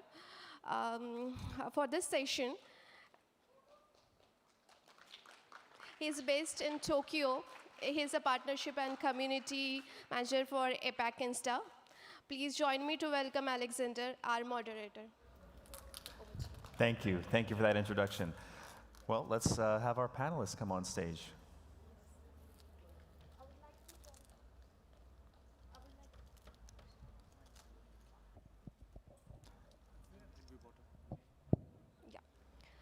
Please welcome Himani on the stage. Then we have Julian.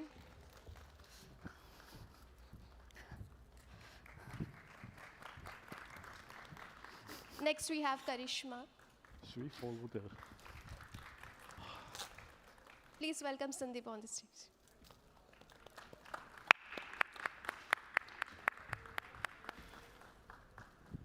Okay. Hey everyone, how's day one of WordCamp Asia in Mumbai? Woo! Thanks very much to our organizers as well. This has been a ton of fun. I hope you've all had a chance to see some of the sessions, to visit the sponsor booth. The food has been pretty good too. Thank you for that kind introduction. I think we'll do just a quick introduction of who's standing here before you. My name is Alex. I'm originally from Los Angeles, California, so from Hollywood to Bollywood. Thank you, thank you. I'm based in Tokyo, Japan. I have lived in Japan about 11 years. I was in Singapore 2.5 years. I currently work for Kinsta. I've been at Kinsta for about 5.5 years, and my current role is Partnerships and Community Manager for all of Asia Pacific. So I manage Kinsta's partnerships with agencies and interacting with the community, representing the company at events. It's a lot of travel, and I have the great fortune of getting to know so many people in the community, connecting and seeing what people are talking about, partners, vendors, competitors, what's going on in the industry in WordPress and beyond. So recently I've attended quite a lot of events in various countries, in Japan, in Singapore, Australia. I've been to most of the flagship WordCamps, so Manila, Taipei, I was in Basel, Torino, WordCamp US. So it's a lot of travel, and I have the great chance to see what people are talking about, and AI is on everyone's mind. So that is the topic of today's discussion.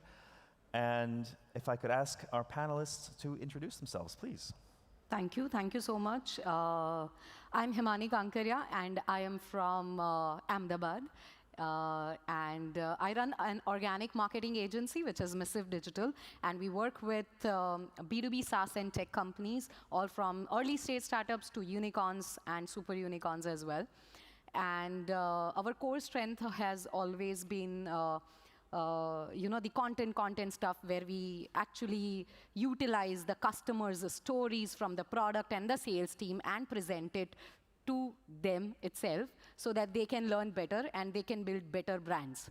So yeah, that's how it is. Oh, thank you. Hi, I'm Julian Song from Malaysia. I run the agency in this Malaysia, and I handle clients from small to enterprise. Yeah. Hi, I'm Sandeep from Bangalore. I run a marketing agency, and I've been building tools with AI over the last 6 to 12 months, and looking forward to sharing some of those stories here today. Hi, I'm Karishma. I'm, I think, the only local on this panel. I'm from Mumbai. I have headed content teams with mostly IT companies, SaaS companies.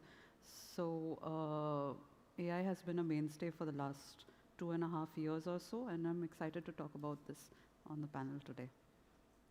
Awesome, thank you very much. Well, so AI has been on everyone's mind. If you've looked at the schedule for today and for tomorrow, AI is kind of dominant. And this has really been a theme in events globally. But I've really seen a shift in a lot of the events that I've been attending, where last year it's a lot of discovery, a lot of experimentation, a lot of questions, a lot of listening. What can we do with AI? What is possible with AI? What is the current state or status of AI tools? And it's so different now, even compared to 6 months ago. We were talking earlier when we were preparing for this panel, that now the conversation has shifted, where it's not so much about experimentation, but people really want value out of these tools. There's been a shift, I think, in global corporate situation that people are doing more with less. They want to see what can we actually do with AI tools. And so I'd love for today's conversation to really focus on practical, real-life applications, case studies. What is your actual experience? And then we'll open it up to questions at the end. So rather than big sandbox ideas, we'll have some big ideas, of course, but let's get deep into what's real, because there's kind of a conflict, I think, as we were discussing earlier.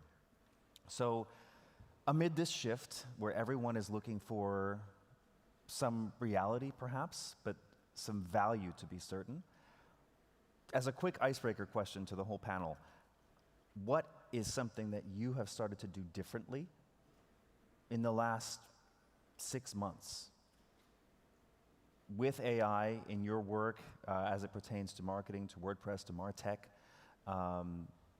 What is AI doing in your daily life, in your workflows? What are you doing differently?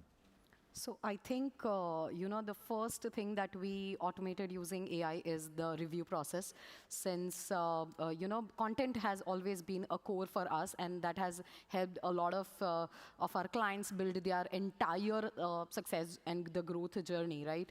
And in that case, what was taking a lot of our time was the manual review process. So what we did is that we have a 368-pointer checklist that reviews the compliance part of the content, the accuracy, the fact check, and all of those stuff. So for that, we created, an AI agent internally, and now we review most of our part, which was taking earlier, an editor's time, like say 9 to 10 hours maybe, and now that has reduced to just 10 minutes. So what has happened is now every writer knows what the editor or, what the SEO manager is going to expect out of a particular content. And then they check it themselves, they score it themselves, and then they optimize it in a way so that, the manual to and fro, the optimization or the, proofreading and rewriting has reduced quite a lot of time. I'd just like to highlight something you said, Himani. You mentioned that this process in the past was taking 9 to 10 hours, and now it's 10 minutes. Mm-hmm. Yeah, exactly. So what has happened is that we have 3-layer review process. So there is a review that happens from the, critical or the technical side of the content. One review is that. Second review that happens, which is from the SEO and the branding point of view. And then the last review happens from the brand reputation point of view, right? So then we have that different processes and the different people who does these checks. Since, for example, if we talk about a content which is into fintech space, right, it is very critical to get your content approved by the compliance team of a company like, like say PhonePe or any other such large fintech companies, right? In that case, we always have the accuracy of getting that approved in one go. Right? And that is the reason why we had to always manually review the content a lot more times. So I'd like to highlight that as well, if I may. The manual review aspect, this is something that I think we're going to keep coming back to in this discussion, is what is the human element when we're using AI tools, and how important is that? Where does it come in? So we'll come back, but I want to just continue with the icebreaker question, if I may. Julian, something that you've been doing differently in your workflows. Oh, okay. Because when we receive a lead from clients, kind of things, when we prepare proposals, so in the past we always do a lot of research and write a lot of proposals for the clients.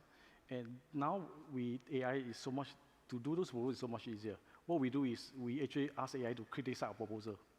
So ask them to criticize as much as possible for us to further optimize to make the proposals very solid and to get a much win percentage. So in fact, I think it works very well. It works very well. Yep. All right, thank you. And let's continue down the line. Sandeep? Yeah, as a marketer, I didn't expect to spend this amount of time in the terminal, but I seem to be spending almost all of my time in any one of those, CLIs, whether it's Claude Code or Codex, building things. And now I'm encouraging my team to do the same thing. That's another thing I think that's going to keep coming up is having more time, as Himani mentioned as well. What happens with that time, or what do you do with that time now? And Julian, as you mentioned as well, what's that new process looking like as we shift our workflows? What are we shifting to in the future? So last, if we could continue with the icebreaker, Karishma. So what we have done is we are a team of, any content team is built of various skills, whether it's a writer, an editor, an SEO person, somebody who, we also have some, an SME come in for domain expertise or what. My goal as administrator was to make sure that I could make checklists of everybody's skills and then program AI to take over. So one key stat that we had is that when we started using AI, we were doing 2 articles per writer per week. And we can now shrink that entire process down to 2 well-researched, well-thought-out, well-written articles that convert for us per day, per writer. So that's like a 5x output right off the bat. And we're working towards adding more and more capabilities as we go forward.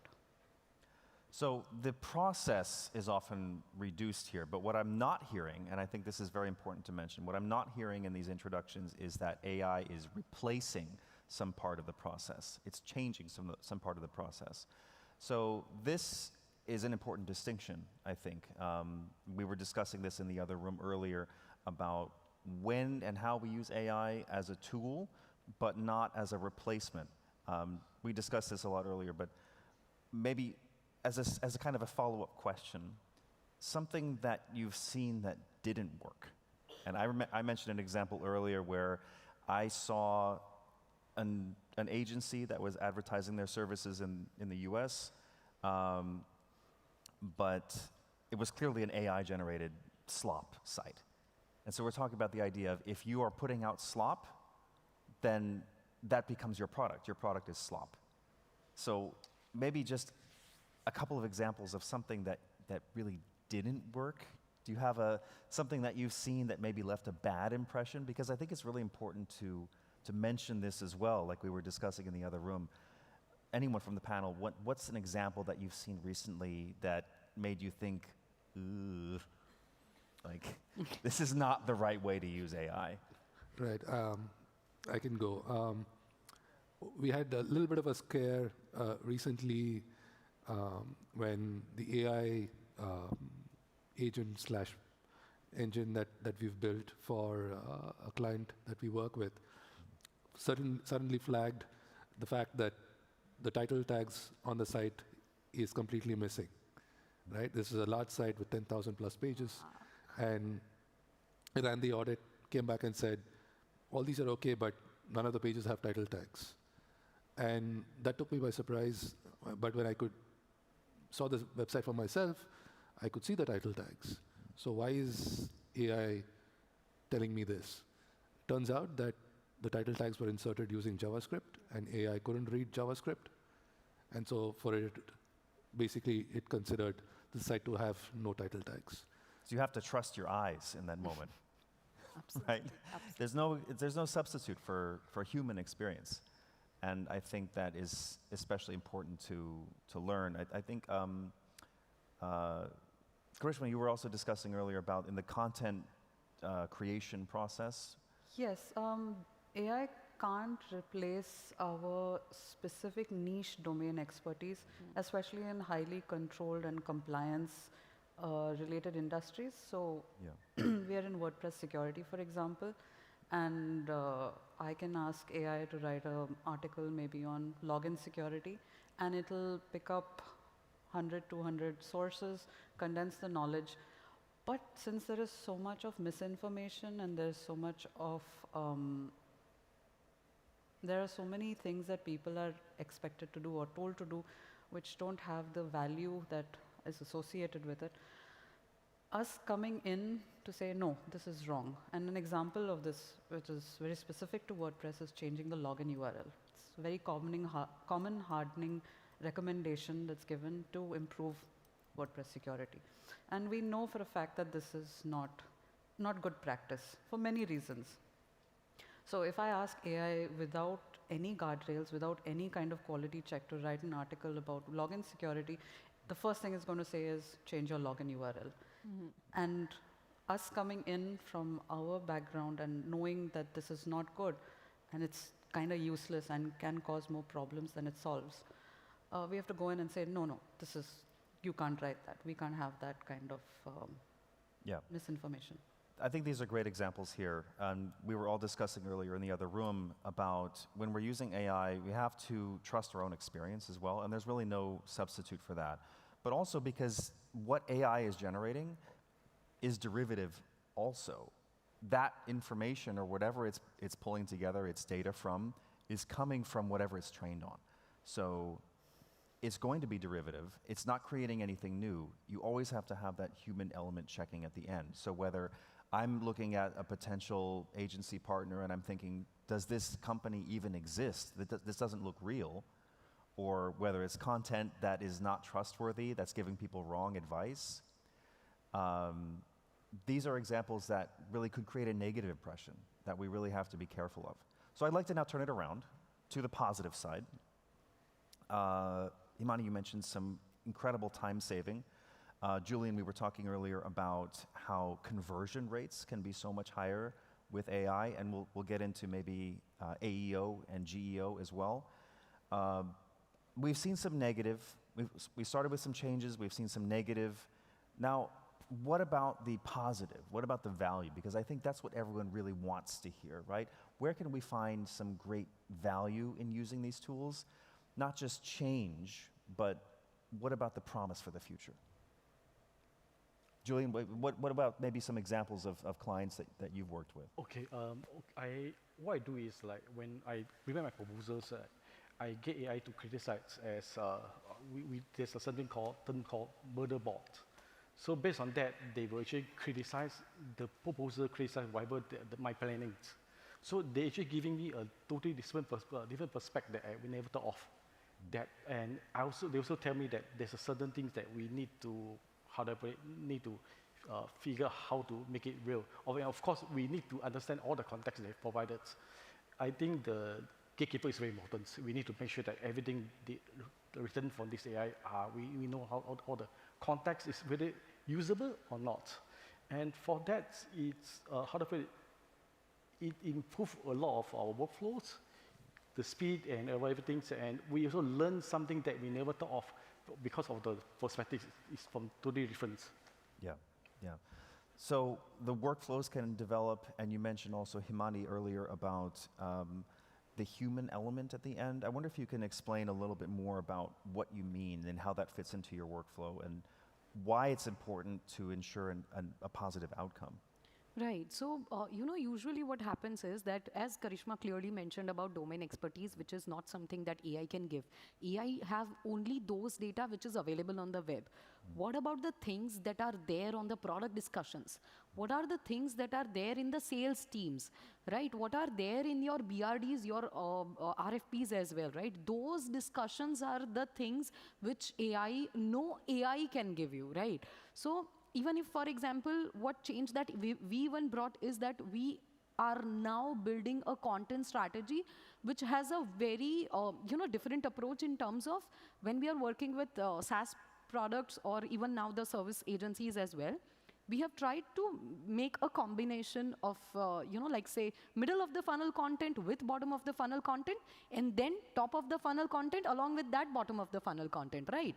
So in that case, what we are trying to achieve is, for example, for top of the funnel information, it can be 70 to 80% where things are something which might be people knowing, right? But then 20 to 30%, we try to bring the expertise from those data. Right, maybe we talk, I mean, at Missive, we have this process that every week, instead of talking to the, just founders and the SEO team, we talk to the sales team and the product team. We understand what type of requirements that we have got. Based on those requirements, we build the content topics, we curate the content, and then in that particular content, we try and ask the same sales team or the product team that where and how are we going to help such a requirement. And then we build a content around it. So those are the areas where humanization becomes really, really important, because such domain expertise, or even I think Julian also mentioned during our conversation, which is EE80, right? Yes. So those expertise, experience, authoritativeness, and trustworthiness, right? That only comes with such expertise, which is either in-house or whether you go out, ask experts, and put them in your content. So that is something that, humanization, that is where humanization becomes, non-negotiable. And of course, that is part of content, but then when it comes to SEO as well, there are hell lot of areas, which even I think Sandeep mentioned in his example, that sometimes AI can be really, really wrong, and that is the reason why you have to be open, you have your eyes open to see. I would like to highlight one example from our Italian client. And since they speak Italian and they have their entire website in this language, and since we are not, that really thorough with that language, so what we did once is that, they send us a huge report of some data, and then it was really difficult for us to understand what exactly that data talks about, right? We use that PDF. And we, with the client's consent, we put it on Claude, and we, saw what they actually mean. And then we asked Claude that, okay, give us some recommendations, what they are trying to say and what they are trying to do.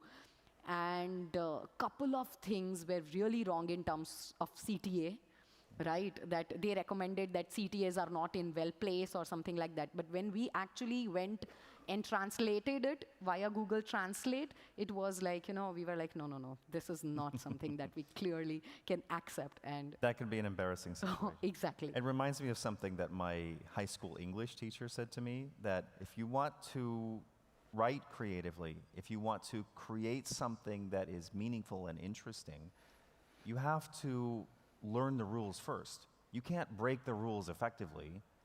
You can't write new rules unless you already know the existing rules. Yeah. And that human check is so essential along the way. You have to be responsible for your own QA. Like you were saying, excuse me, Sandeep, you were saying in the process of checking the website's code, you can see with your own eyes that it's not what AI is telling you. You have to be responsible for that. Yeah, absolutely. I think having a human in the loop is essential. What I think a lot of people misunderstand this with AI is the idea of handing off the responsibility of completing a task to AI, but I think you can't outsource human judgment. That needs to be retained. You can get AI to run audits and generate images and videos and whatnot, but at the end of the day, you still need to use your critical eye to decide whether this is good or good enough before it goes in front of the client. And that's such a great point. But maybe what about the other side of things? So we get asked all the time as professionals in marketing, how are we making use of AI?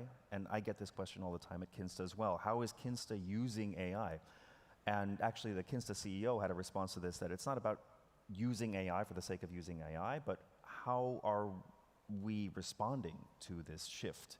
How are we helping our customers to be discoverable, to be available, to show up in results, to provide the best service that we can?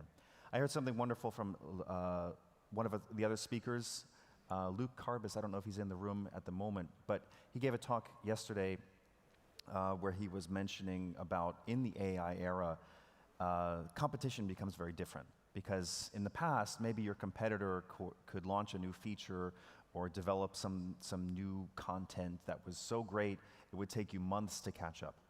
Now with AI tools, you can create a concept of that tool in just a day.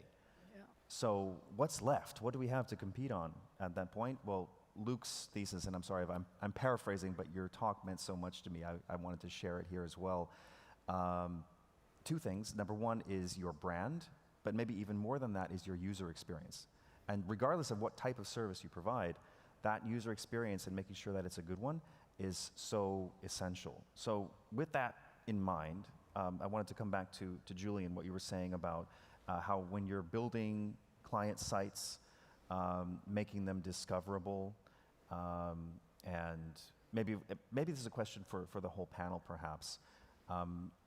First, if we talk about AEO and GEO, if you could maybe just briefly explain to our audience what's the difference. I know, Karishma, you were also mentioning that as well, as this is very closely tied to the content creation process and delivery process that you are so familiar with.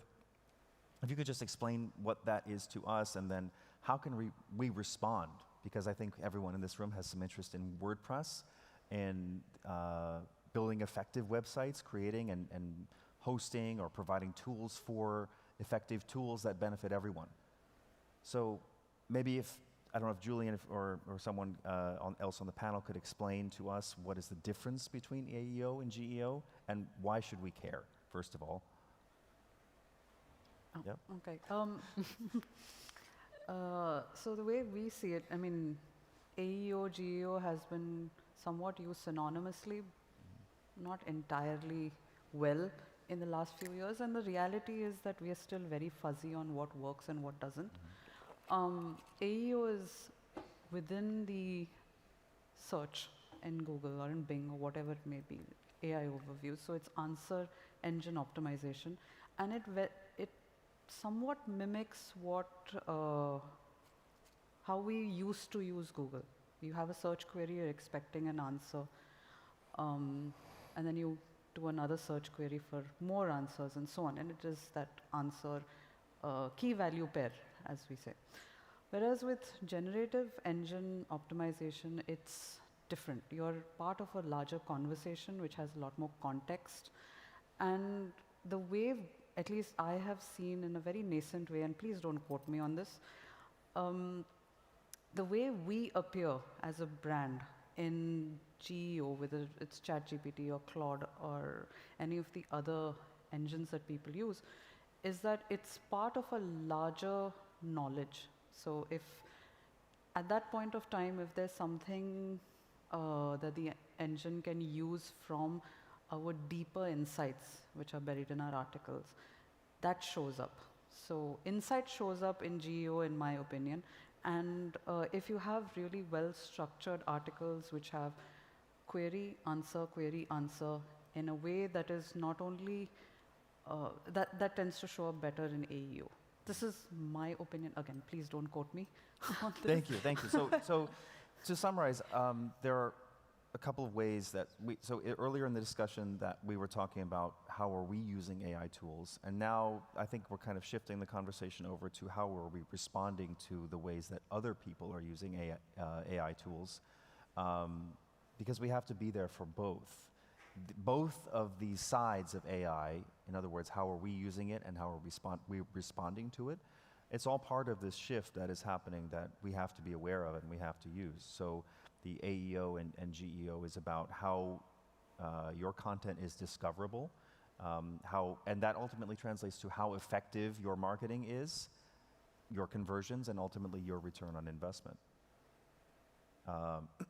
So with that in mind, I'd love to hear maybe get to a question for the panel of kind of a case study, a specific example maybe with a client or partner or someone else on your team of how you were able to respond to AI in terms of the content that you're building or how you're working with clients, a specific project, just to share some practical examples with our audience. You want to go first? Yeah, sure. Yeah, sure. So as I mentioned earlier about the content combination that we are now working on, right? So that combination, what has happened is when we are using one ICP-driven content where there is one specific audience, they are one specific problem, and they are one specific solution, when we are trying to combine this kind of a format, that has worked for us much better than the content that we used to create for search volume or something like that.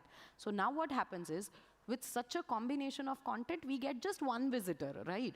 But that one visitor becomes our one customer straight away, which becomes that if there is one visitor coming from ChatGPT, we get 100% conversion ratio. And the ticket size is also really great. For that, I would like to share an example that we wrote an article on Odoo versus QuickBooks or something, right? We did some kind of a comparison blog on the same, and we published it, I think, 6 or 7 months ago. And the usual KPIs as SEO we have is that whether that content has reached page 1 or not, right? But then the struggle was, since 3 days, our content didn't reach page 1. Right? So the internal struggle was that why it is not reaching on page 1, why it is not reaching on page 1, since we put so much effort, so much subject matter expertise and everything, right? But then, on the 3rd day, we are getting a call from the client that we have got a lead from Germany, which needs some kind of, development into the Odoo space, but they are not looking to go for QuickBooks. And we were like, how is that possible? I mean, and then what we did is we went to Microsoft Clarity. We watched the entire journey, that how they landed on the website and where they reached. And it was just one visitor on that particular blog, which is not ranking on page 1, yet got the conversion for us. So I want to highlight what you just said. We were talking earlier also about how when someone is using GPT tools, AI tools to do product research, to find solutions, to find, should I do this way or that way, the conversion rate is actually vastly higher than traditional search engines. Yeah, that's right. And there are many reasons for that, which, I mean, there are specialized panels or books and all kinds of videos and things that you can read about why that is, but essentially you're getting a much warmer lead. Yeah. And they're already targeted directly at you. Yeah. That's a great example. Thank you.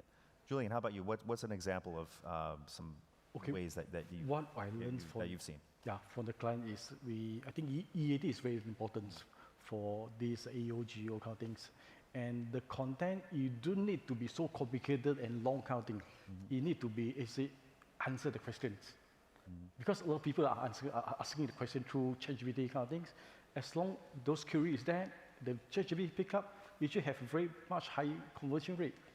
It's so much higher compared to like SEO, like ranking factors kind of thing. Because the traditional way is like everyone will go to page 1. Now it's no longer in page 1. Now everyone wants to be in AI overview or in chat. You need to be trustworthy, you need to be authoritative, and you need to be original, perhaps. Yes, you need to be original, it's very important. So that means not slop. Yeah. And we were talking earlier about bots. Maybe, I don't know if Sandeep, if that was kind of the story that you wanted to share. I'm curious, though, about one of your, perhaps, case study examples.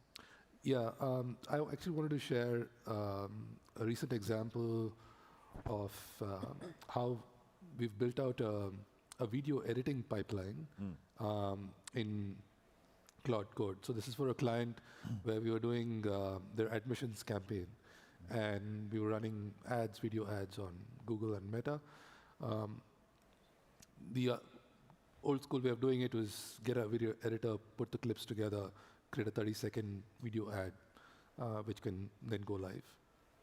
But we experimented with Cloud Code by giving it the source video files and giving it all the right context and getting it to actually edit and put together the final video. And in the few runs that we've done, I'd say about 6 out of 10 videos turn out to be good.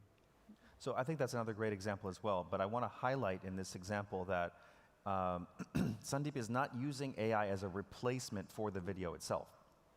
It's human shot video of real situations. Correct. Created by humans. What you're using AI for is the synthesis, it's the editing, it's the structure. And I think that's another great example of not just throwing it at the AI and using AI as or attempting to use AI as a replacement for human judgment, but for synthesis, as a tool, as a time saver. And then you have the final human check in there at the end as well. So what goes in comes from a human, the AI helps put it together, and then what comes out is checked by a human, and so you can be sure that it's original and that it's quality. Correct. I think you need to provide the right kind of scaffolding for agents to be able to do, for them to do a good job. It's not just giving them a prompt and expecting, amazing results. That's a fantastic example. Thank you. And Karishma. So since I work with a product company, I'm my own client, unfortunately. So what we have done is built a lot of tooling. And what we have done is, just as people who aren't writers and want to engage with audiences have been using generative AI to write articles or LinkedIn posts and so on, we have been using, as a marketing team, as a content team, to develop tools for ourselves. For instance, two of the brands I manage at the moment, we have upwards of 500 active articles on them. And across both brands, we have 100 top articles which drive revenue for us.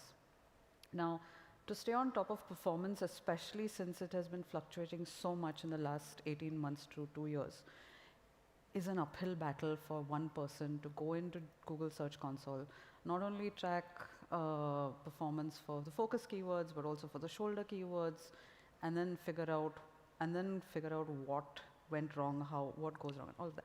And that's a lot of processing manually that, to be very honest, could have been solved before by the engineering team, but engineering team works on product marketing as second-class citizens, so we were like, okay, but we've been able to solve that for ourselves. Yeah. So one SEO person isn't spending her entire week crunching data, getting CSV files, uploading it to Excel, trying to find this needle in the haystack that, one competitor has published an article, they've added some more insight, and that's why our article has dropped from 2 to 9, for example. Yeah, yeah. And this is a lot, and this is not scalable, that's what we said. And with AI, building those tools in-house, within the team itself, removing the dependency from engineering and product to be able to do this is allowed us to really build astronomical scale for pattern analysis and hot fixes that we needed to do. Because you're closely invested in the process and you make sure that the data that goes in is good and that it's checked properly. Yeah. So we mentioned the phrase earlier, garbage in, garbage out. If you're using garbage, then you're not going to get much more than garbage coming out. But if you control the process going in, you understand what's happening along the way, and you check it coming out, then you'll end up with something that's quite good, and you can achieve some great benefits in terms of conversion, in terms of time saving, and maybe even in terms of quality as well, overall quality. Absolutely. So we have time for maybe 1 or 2 questions. If anyone has any questions, we'd love to hear from you. Yeah, please. If you could just share your name, where you're from, and what's your question. Hello, Tenu Ghala this side. I am from Mumbai. I own a social media marketing agency. So my question is, I have a website, my own. Sorry, was it listenable? Yes, we can hear you. So I have my own website. In that I have integrated an AI chatbot. So it is integrated with WhatsApp. So whenever a lead comes, So it is directly converted in that AI chatbot only. But my question is, when it is convertible in chats only, but I want in calling version. So is there any software or tools? Because I have seen mostly my leads convert in chat is 15 to 20%, and in call it is 35 to 60%. So how can I overcome in calling versions? This is a great question. Sorry, I have also built AI call bot also, but it's not very user friendly and not converting that much percentage. I have a great example that I just read about, if I may share this. So the price of Guinness beer in Ireland is quite important. It's the most popular beer in Ireland. It's very popular in that country to drink a Guinness, and you go to the pub, and it's part of the culture. But the price of Guinness is not the same at different pubs. One thing that happened recently is someone used AI tools to create a calling bot that would call different pubs around the country and just ask them what the price of Guinness is. What's the price of a pint of Guinness? And it would listen to the response and then create a database, all with AI tools. As a result of this AI tool, one person was able to create a database of hundreds of pubs all over the country, and that became public knowledge, and that lowered the price of beer nationally. So that's a massive effect. What you can do is you could create something like that with AI tools. If anyone has anything to add, like a specific tool that we might be able to use. No? No idea. It's possible, though, yes. You could use AI tools. Yeah. Thank you. Yeah. If we have time for one more question, if that's okay? Yeah, please. Could we get a microphone over there? Thank you.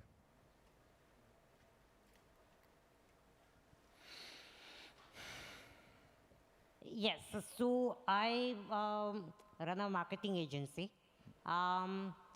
I want to know how do we use AI training for our client projects?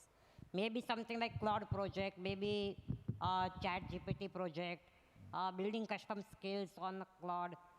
And one discussion point that was here that input comes from human and output is quality assessed by human. We at times are in a situation where input from the client is coming, which is AI generated, not verified, not applicable. Client just does a Chat GPT prompt, gets some output, and send it as a source. Now, we are not supposed to be subject expert on every industry. So we take client's word as their word. How do we navigate this situation? That's a great question, I think, about how do you train AI tools and to make them better use of them within your own organization. I am not quite so technical, but perhaps one of our panelists might have some I would like to, address this on, say, based on my experience. So, usually in such a case, what we try and go is we go with the, discovery session in that case, because a discovery session can be recorded, right? In that case, ChatGPT won't help and won't come into the picture, right? So we go onto the discovery call and we record everything that they say that they require, right? And we use that recording to feed AI, right? That, okay, this is what it is. And also, sometimes even client does not know certain things. Like say, for example, yesterday I was having a call with someone and then they were building a product, but which they does not have that clarity that, okay, whom they are targeting as their ICP, right? They don't have a vision of where they want to reach in the next 2 to 5 years. In that case, it's us who went into the deep dive discussion, and we help them understand that, see, the product that you are building, it already has huge competition, right? So if you will just go blind, it will be like just throwing arrows randomly somewhere, right? So in that case, our own expertise would also help them clarify, define that what they want to build, and then that part of information we can feed to the AI so that AI can have better clarity before they come up with something which is, way our thing.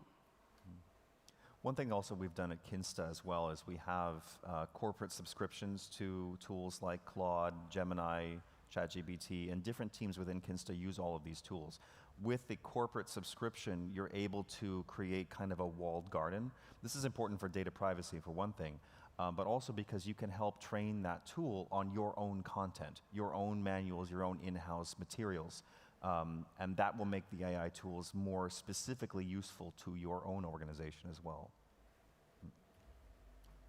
Do we have time for one more question? Is that possible? No? I'm sorry, we have to wrap up. But we'd love to connect with you afterward. Thank you very much for listening, and thanks to our panelists and to the organizers.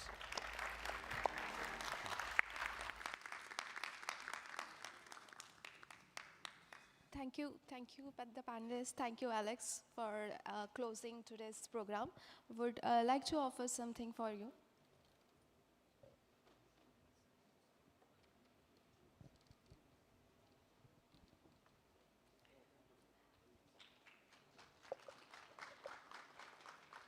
And a quick reminder for everyone, our sponsor hall will open tomorrow at 8:30 a.m. I request everyone to stop by tomorrow and see how our sponsors are working in WordPress community, what they are doing.